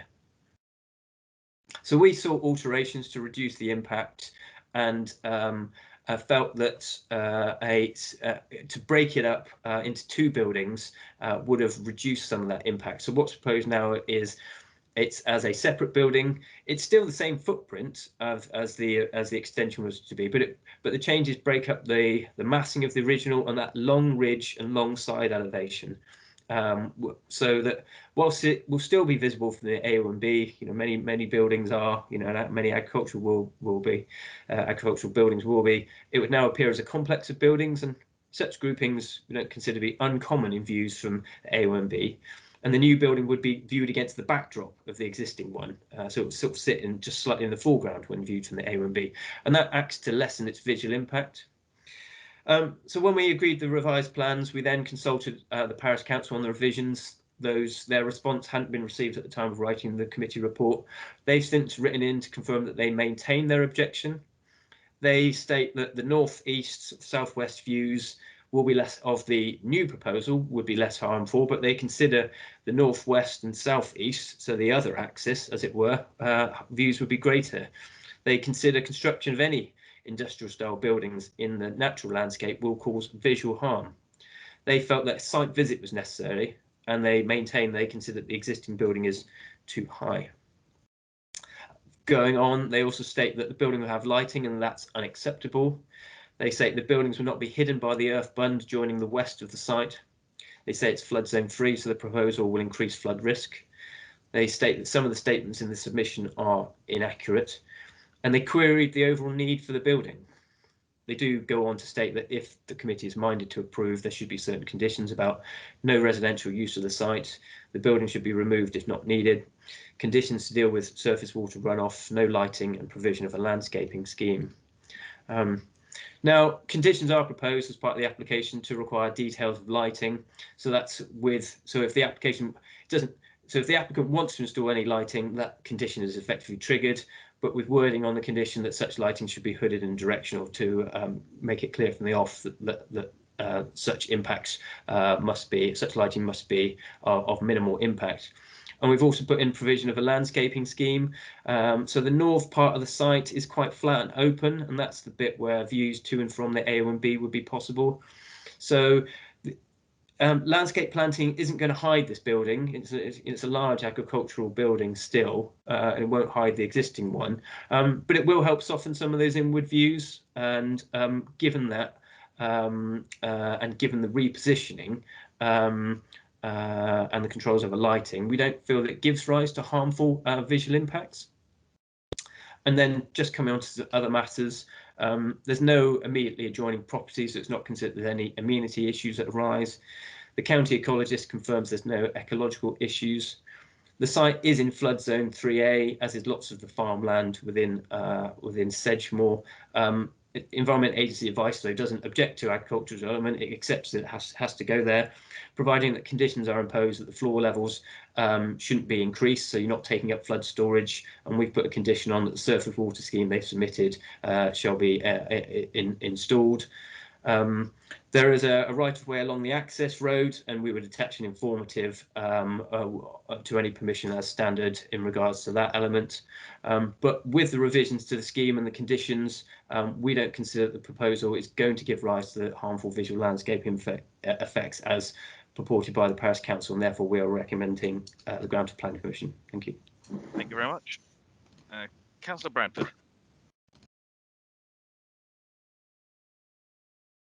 Thank you, Mr. Chairman. I give you all the difficult ones, Dean, don't they? Yes? You're not answering me. I see 27 acres secure, 500 acres bought. That's in secure land. I'm glad I'm not his bank manager. Right? There's quite big buildings, actually, and why they can't be screened in some way or the other, I really don't know. I have to be honest, because it's very, very important. I know that area's quite a bit, actually. There's been quite a few buildings put up there in the last few years that look absolutely awful. There's no trees, no vegetation around them. It's like a big blot on the landscape. It really is. And I can understand where the council's coming from. At the end of the day, this chap got to make a living, and with the leaving of the Brexit job at Christmas, and this chap does a lot of lambing. Most of our lambs go abroad, and it might well be a little bit of a different entirety altogether. I'm a little bit undecided on this one at present, to be honest. I'm going to hear what somebody else got to say. Don't wish to be negative, but I have to be truthful. That's why I'm here. Thank you. Thank you. Mr. Titcher, just before I come to any other members, do you just want to just comment on the landscaping issue?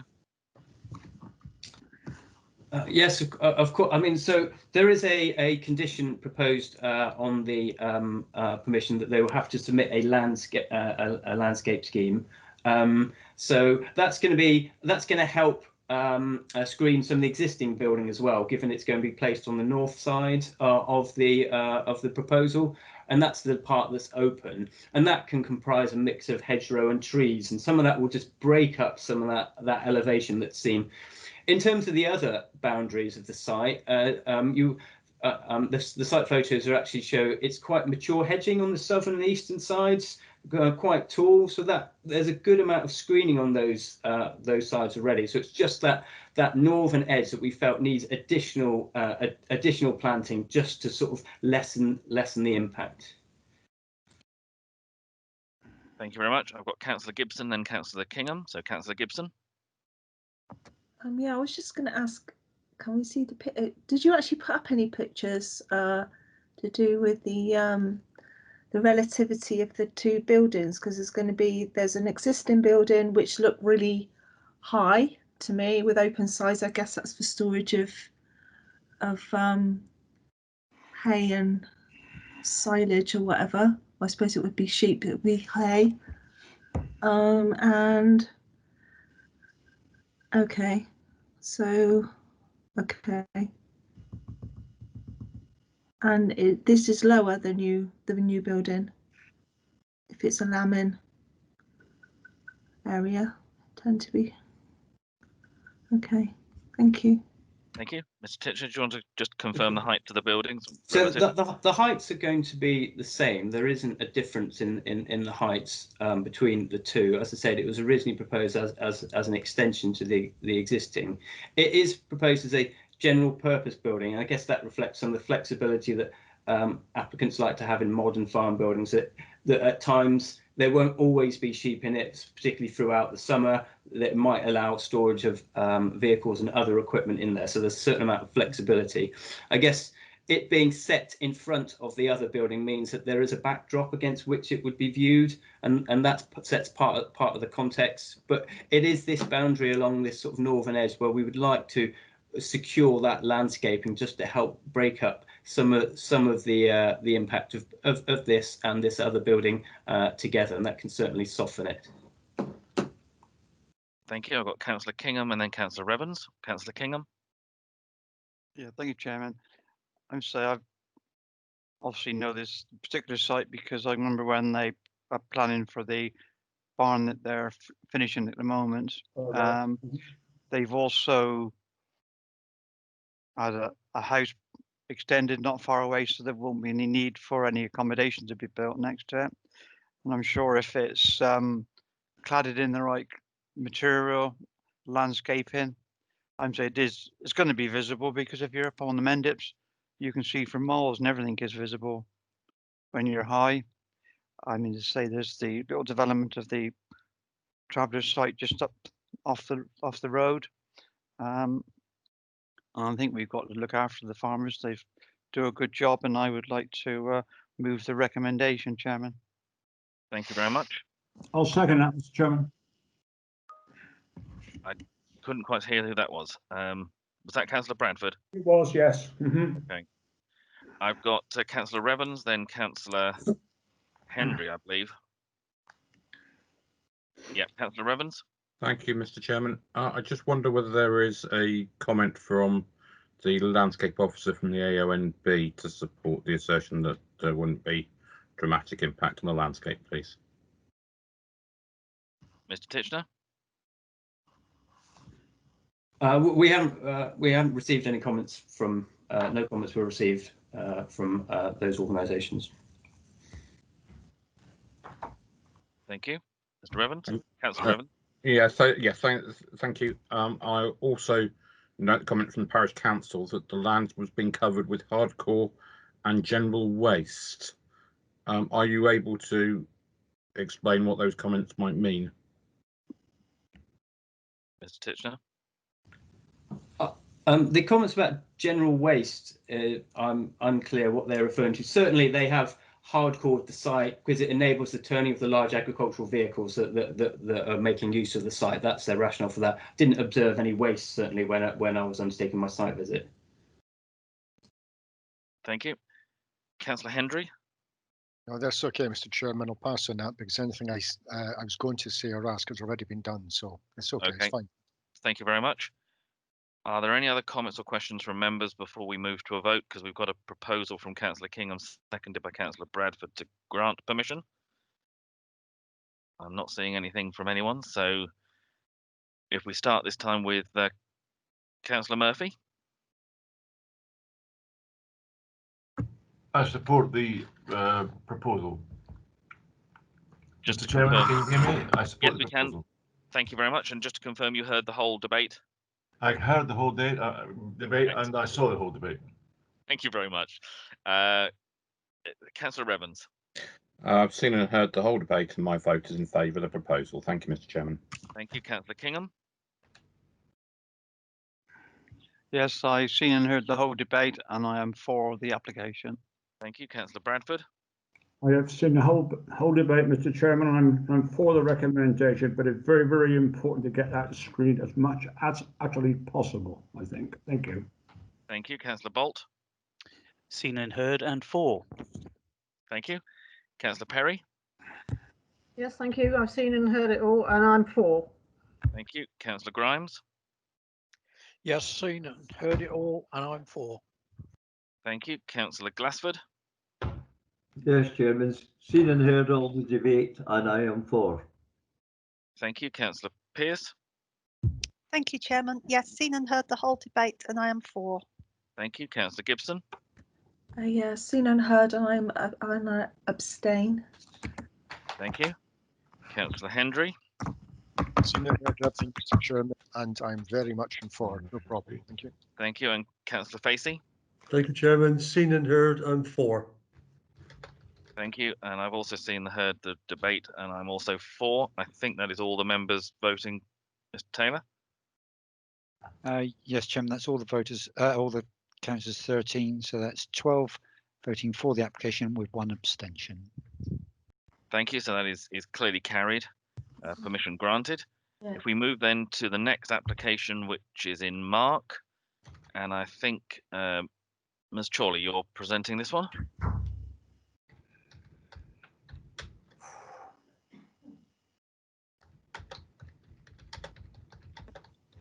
Thank you, Chairman. Can everybody see that presentation there? Or? Yes, but it's gone a bit. That's a bit. Yeah, Is that that's better? fine. That's better. Okay. Okay. So this application is the erection of a 2-storey extension to the rear elevation. It affects 2 properties that are formed of a barn conversion, Old Oak Barn and Barton Mill. Here we have the application site circled there in yellow. And you can see Old Oak Barn is the property to the left. That's kind of the L of the building, and the neighbouring property Barton Mill extends beyond there. And the application site there sits to the east of the village of Mark.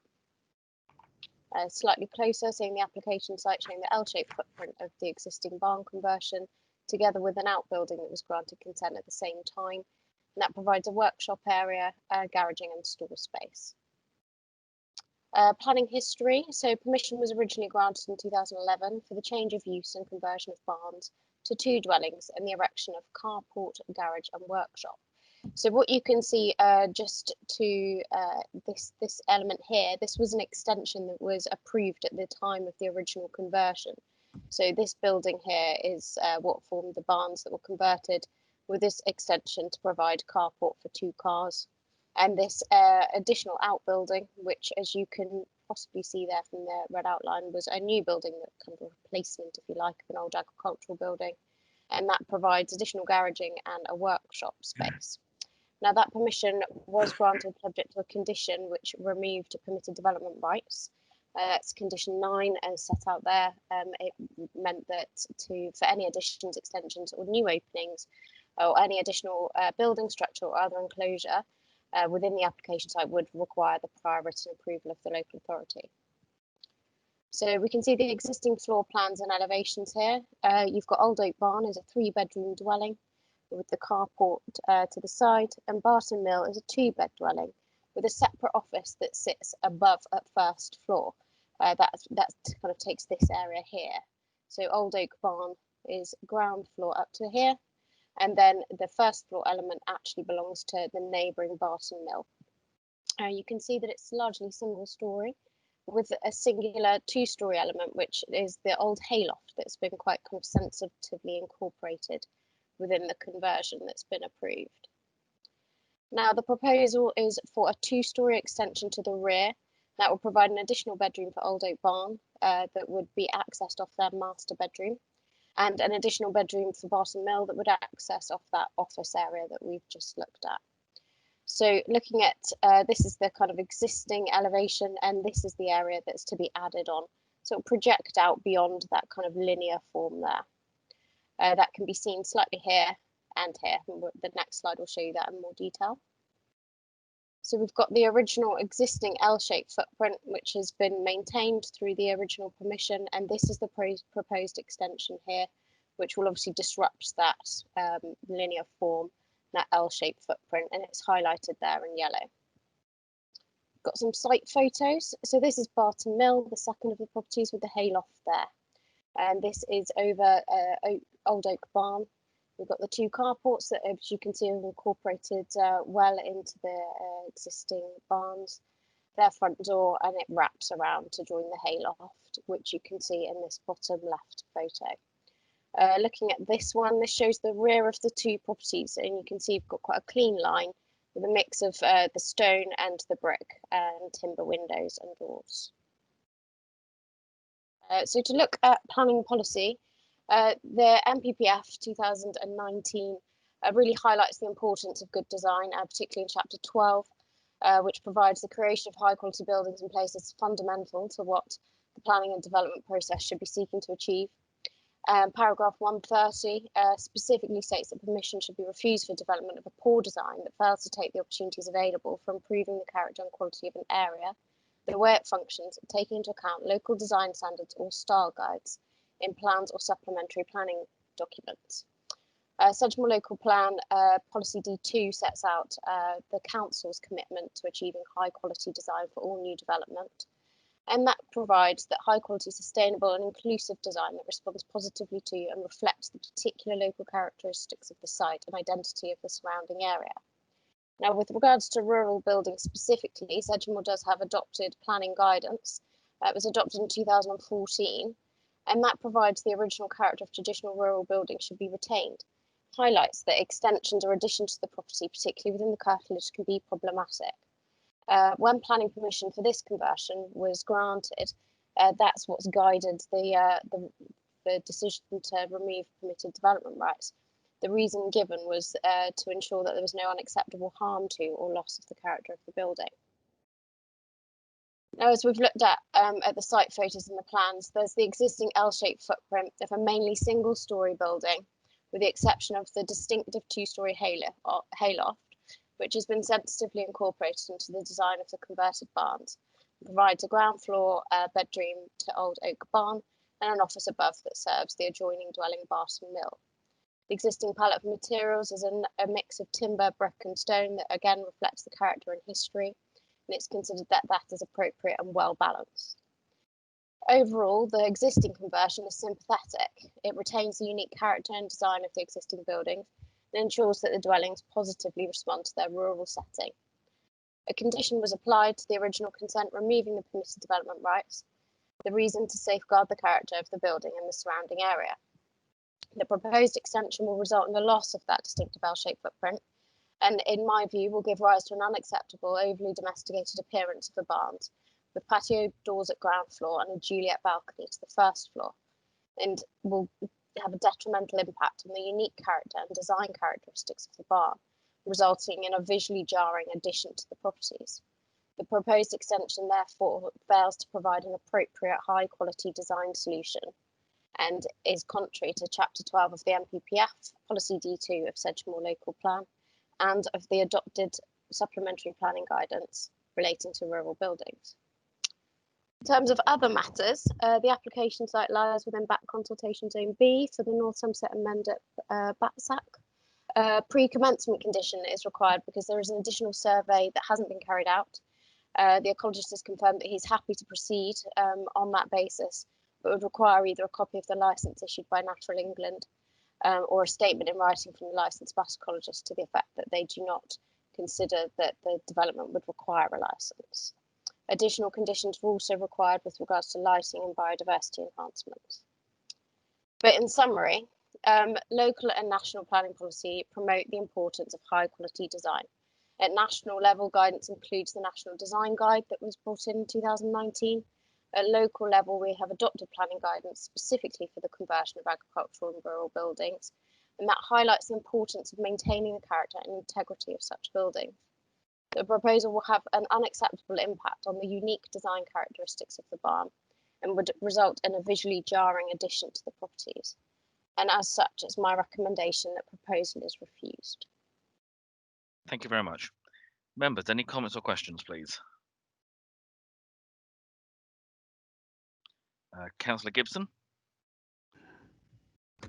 Yeah, thank you. The bit that they want to develop, the bit that's jutting out of the back, is the building next to it? I forgot the name of it now. We've got the oak one and then the other. Does that belong to the same people? Is it two different separate dwellings, or does that belong? I mean, there's a border there in the garden by the look of it, because that would probably interfere with them a little bit. I'm not sure. Are they? Is it two separate dwellings on this site? Ms. Chorley? Yes, it is. So the application as originally submitted came through for Old Oak Barn only. It had to be invalidated on the basis that it does actually relate to both properties. So the converted barns are two semi-detached dwellings, and the extension will effectively extend both dwellings, so providing one extra room to serve each. So it's like a joint application almost. Okay. Councillor Bradford? My own opinion, Mr. Chairman, is that just make the whole setup look a bit messy there, if I'm honest. It just don't seem to be right. Just don't seem to be, and without going and have an actual look at it, you really can't decide. You can't work things out properly on this birch. I don't care how clever you are. You just can't do it. But I'm sure if you went into that farmyard and seen exactly what was going on, you think to yourself, why the hell are they doing that? They're making a mess of something. It looks really nice. Thank you, Mr. Chairman. Thank you. Any other comments or questions from members? Councillor Gibson? Yeah, could this be extended in any other way? I mean, if they put another application in, is it something that is possible, being it is a barn conversion? Because it does look a bit tacked on and a little bit thoughtless, in my opinion. But, would they be able to maybe put a different application in? Ms. Chorley? So when following the site visit, concerns were obviously raised with regards to the proposal with the agent. In my view, I've had a look at the site in conjunction with the urban designer, and we wonder whether or not there's actually scope in terms of the carports here to convert some additional space. How that would work in terms of serving both the dwellings would be difficult, and how to extend Barton Mill is slightly less obvious, I suppose. If we look at the floor plan here, it's important to remember though that this area at the back is also all within the ownership of the applicant. So there may well be additional potential, but certainly at first look, the carports conversion and enclosing this area is likely to give rise to a more sympathetic extension. you know, I think there probably is scope for something there, but barn conversions are always more constrained, and it's always very difficult because ultimately we do need to make sure that we are kind of retaining their character, and in this case it is quite a unique and sensitively converted building so far. Thank you. I think I've got Mr. Noon, and then we've got Councillors Kingham and Grimes. So, Mr. Noon.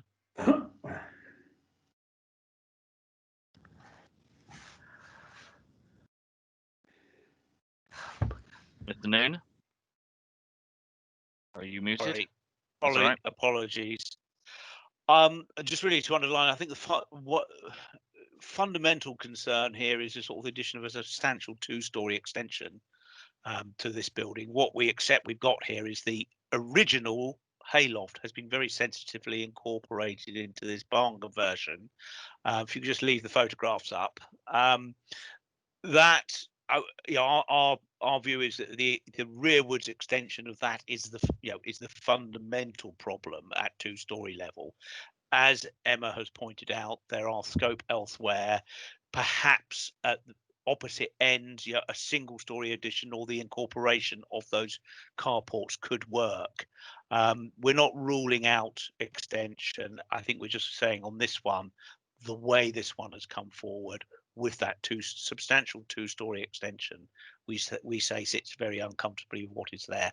We're happy to work with the applicant to find a solution, though. Thank you, Councillor Kingham.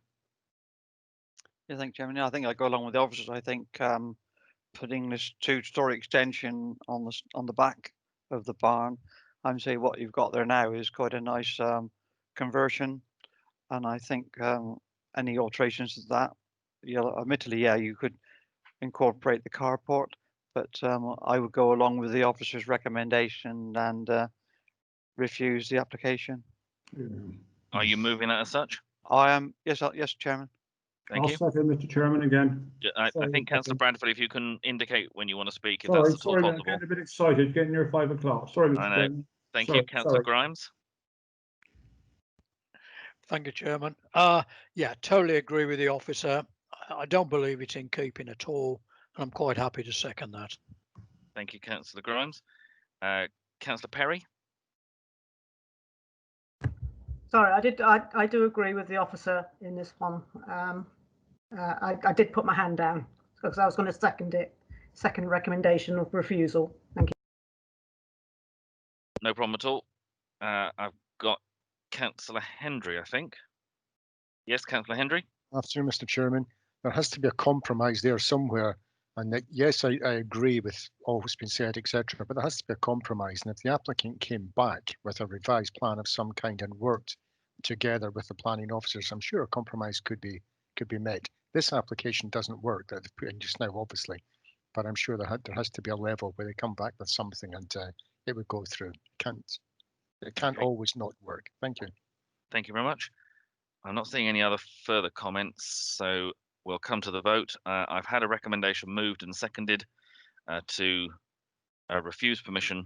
Obviously, the officers have heard the debate that members have had, and I'm sure they'll make overtures to the applicants. If we start this time, and again reminding members to let us know that you've been here for the full debate and heard the whole thing, we'll start with Councillor Facey this time, please. Yes, thank you, Chairman. Yes, been with you right through the debate, Chairman, listen intently, and I give my complete support to the officer's recommendation, Chairman. Thank you. Councillor Hendry. Yes, I've seen everything, Mr. Chairman, heard everything, and yes, I go along with the officer. Thank you for that. Thank you. Councillor Gibson. Yeah, thank you. I've heard and seen all, and I will go along with the officers and support the officers. Thank you. Thank you. Councillor Pearce. Thank you, Chairman. Yep, seen and heard the whole debate, and I support the officer's recommendation. Thank you. Councillor Glassford. Yes, thank you, Chairman. Seen and heard the whole debate and go along with the officer's recommendation. Thank you. Councillor Grimes. Thank you, Chairman. Yes, seen and heard the whole debate, and I'm for officer's recommendation. Thank you. Thank you. Councillor Perry.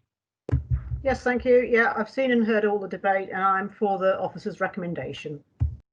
Thank you. And Councillor Bolt. Seen and heard and for the officer's recommendation. Thank you. Councillor Bradford. I've heard and seen the whole debate, Mr. Chairman. I fully support the officer. Thank you, Councillor Kingham. Yes, thank you, Chairman. Yeah, I've seen and heard the whole debate, and I'm for the recommendation. Councillor Evans. Thank you, Mr. Chairman. I've seen and heard the presentation and the debate, and my vote is in favour of the proposition. Thank you, and Councillor Murphy. Thank you, Chair.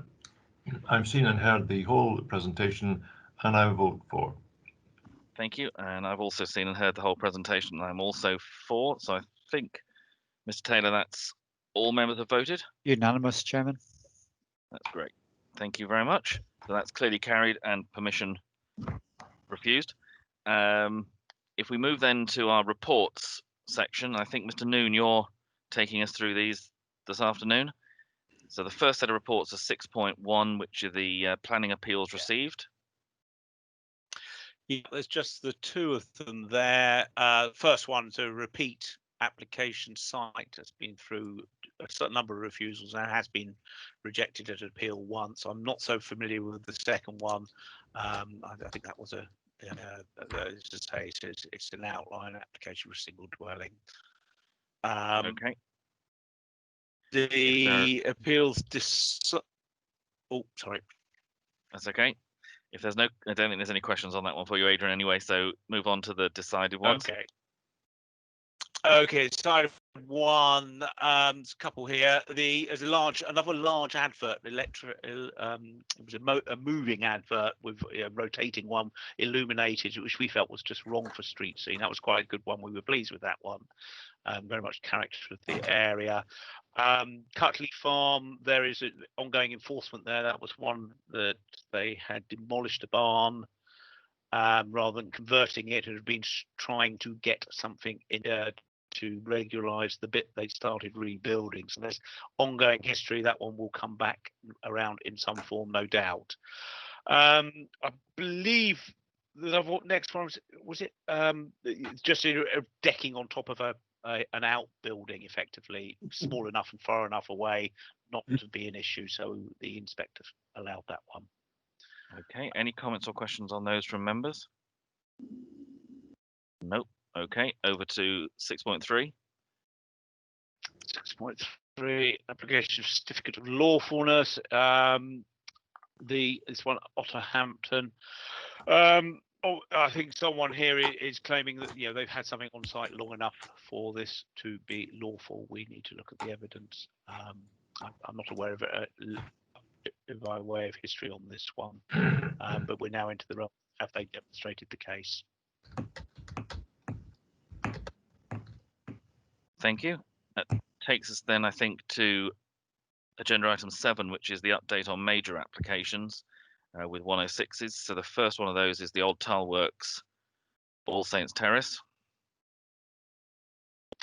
Yep, that one's been issued, and we're now into discharging conditions on that one. So okay, that one looks like they're very keen to get going. Yep, again, just for members. That's my update on that one. Okay, if there are any questions that members have, please do indicate. Next one then is Hayne Walk, Chiltern Polden, which looks like it's been granted as well.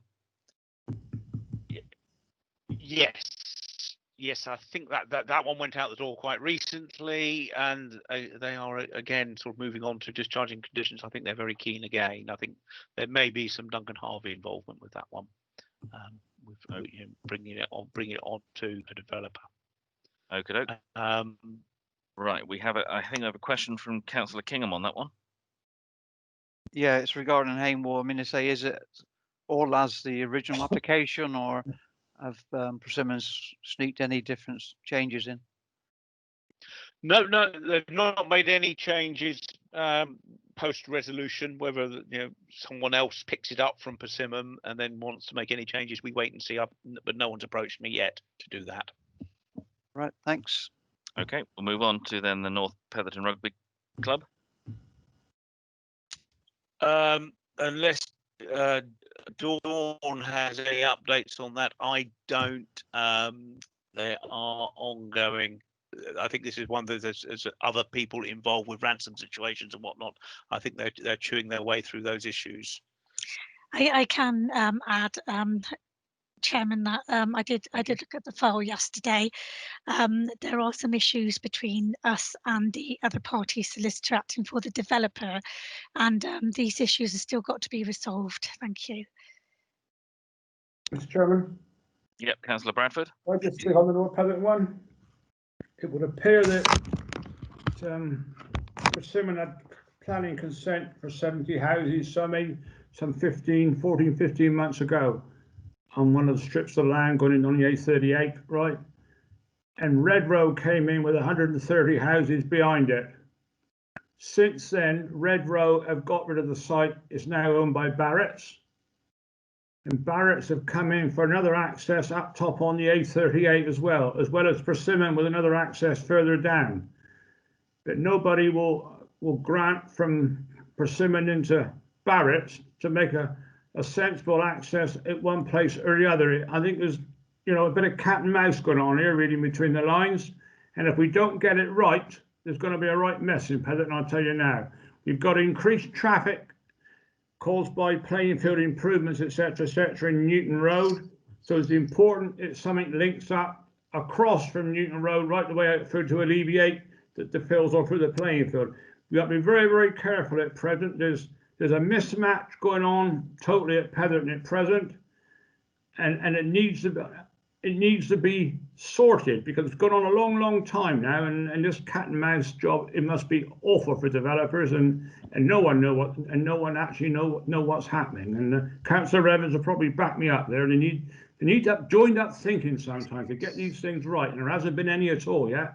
We've just got a problem at Stafford Farm, which is actually sport a good development. That was disgusting. Okay. Thank you, Mr. Chairman, for that.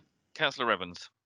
Yeah, absolutely in support of Councillor Bradford, as is the town council, that we need some sort of we've argued for this at committee, some sort of road that links Newton Road and Taunton Road through these three developments here. The question I've got is that there's a third parcel of land that fronts onto Newton Road. Do we have any clue as to when that might be forthcoming as well? Because without all three joining together, you end up with an absolute dog breakfast. Mr. Noon, any idea on that? I think it might be something for us. Yeah, I think but no, I haven't had that update. I can speak to the two Dawns about that and just see where we've got an update as necessary. I think that's the best thing. We'll get an update and make sure that's sent around to yourself, Councillor Evans, and Councillor Bradford, and other members. Thank you. Okay, if we move on, then I think the next one on the list is Brew Farm. Yeah, I don't know if Dawn's got any progress on that. There's been absolutely no progress on that one, and the report actually provides. If I can just get it up, because my screen doesn't scroll down very easily.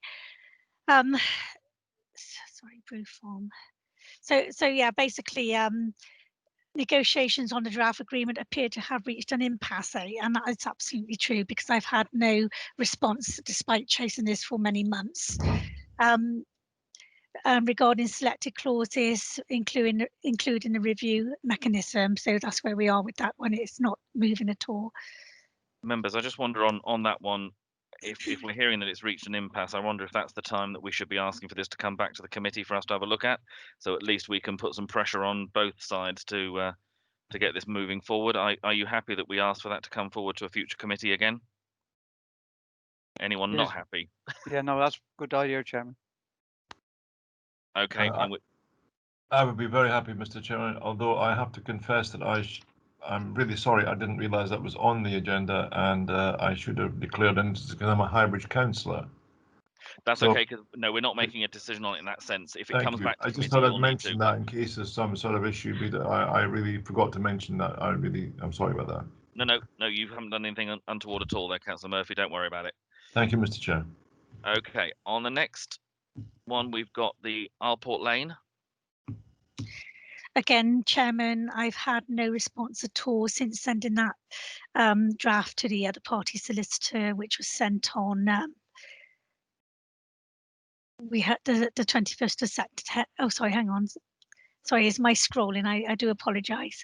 It was sent out on the 28th of August, but I've had no response whatsoever from that agreement. Okay, can we maybe just give that one a chase I'll chase that one, as yeah. well, and then if we don't get any further progress again, we'll maybe take that to the next meeting. Yeah. Holgate Way. Holgate Way is outsourced to Bevan Britton, so I will rely on the statements as set out in the report. Which seems to be saying it's making slow progress, but it is being chased further by the council solicitor at the end of September, so they haven't had time to respond to that yet. So if there's no questions further on that one, we'll move on to the Lakeside. The Lakeside, we have the county has resolved the drafting of the PROW schedule. It's not gone over to the other side solicitor yet because it's actually with internal officers, and also the schedule relating to the Bullock footpath land. So as soon as that gets approved internally, that will go over to the other side. But those are the only outstanding issues. So I should imagine once that's been considered by the other side, that we will probably be in a position to complete. Okay, not seeing any comments coming forward on that yet. So Junction 24, North Petherton. Junction 24 again was outsourced, and I believe it was outsourced to Bevan Britton, but I got no confirmation of that, I'm afraid. Councillor Evans. Yeah, I'd just like to query what the second bullet point is, please.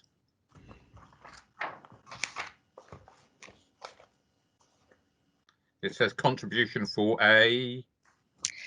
Unfortunately, I don't have the instructions with me, so I'm not sure who the officer is dealing with that. I don't know whether Adrian Noon can offer any advice. I trust it's a trip to on a cruise for the North Petherton councillors.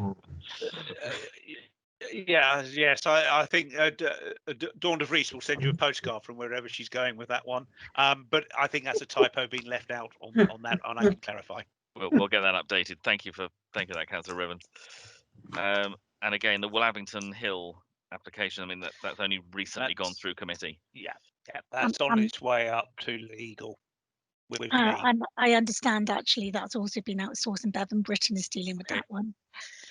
It might make sense in Willabington where there's some other legal work already being done in relation to the Gladman appeal. So yes, I can see Yeah, the sense all in that. three have gone over to Bevan Britton. Right. Okay. Thank you both very much. I'm not seeing any other comments from members, so I think that brings us to the end of our agenda for today. Thank you all very much for your contributions, and we will close the meeting. Thank you. Thank you, Mr. Chair. Thank you, Thank you, Mr. Mr. Chairman. Chairman. Thank you, Chairman. Chair. Well done, Mr. Chairman. Well done.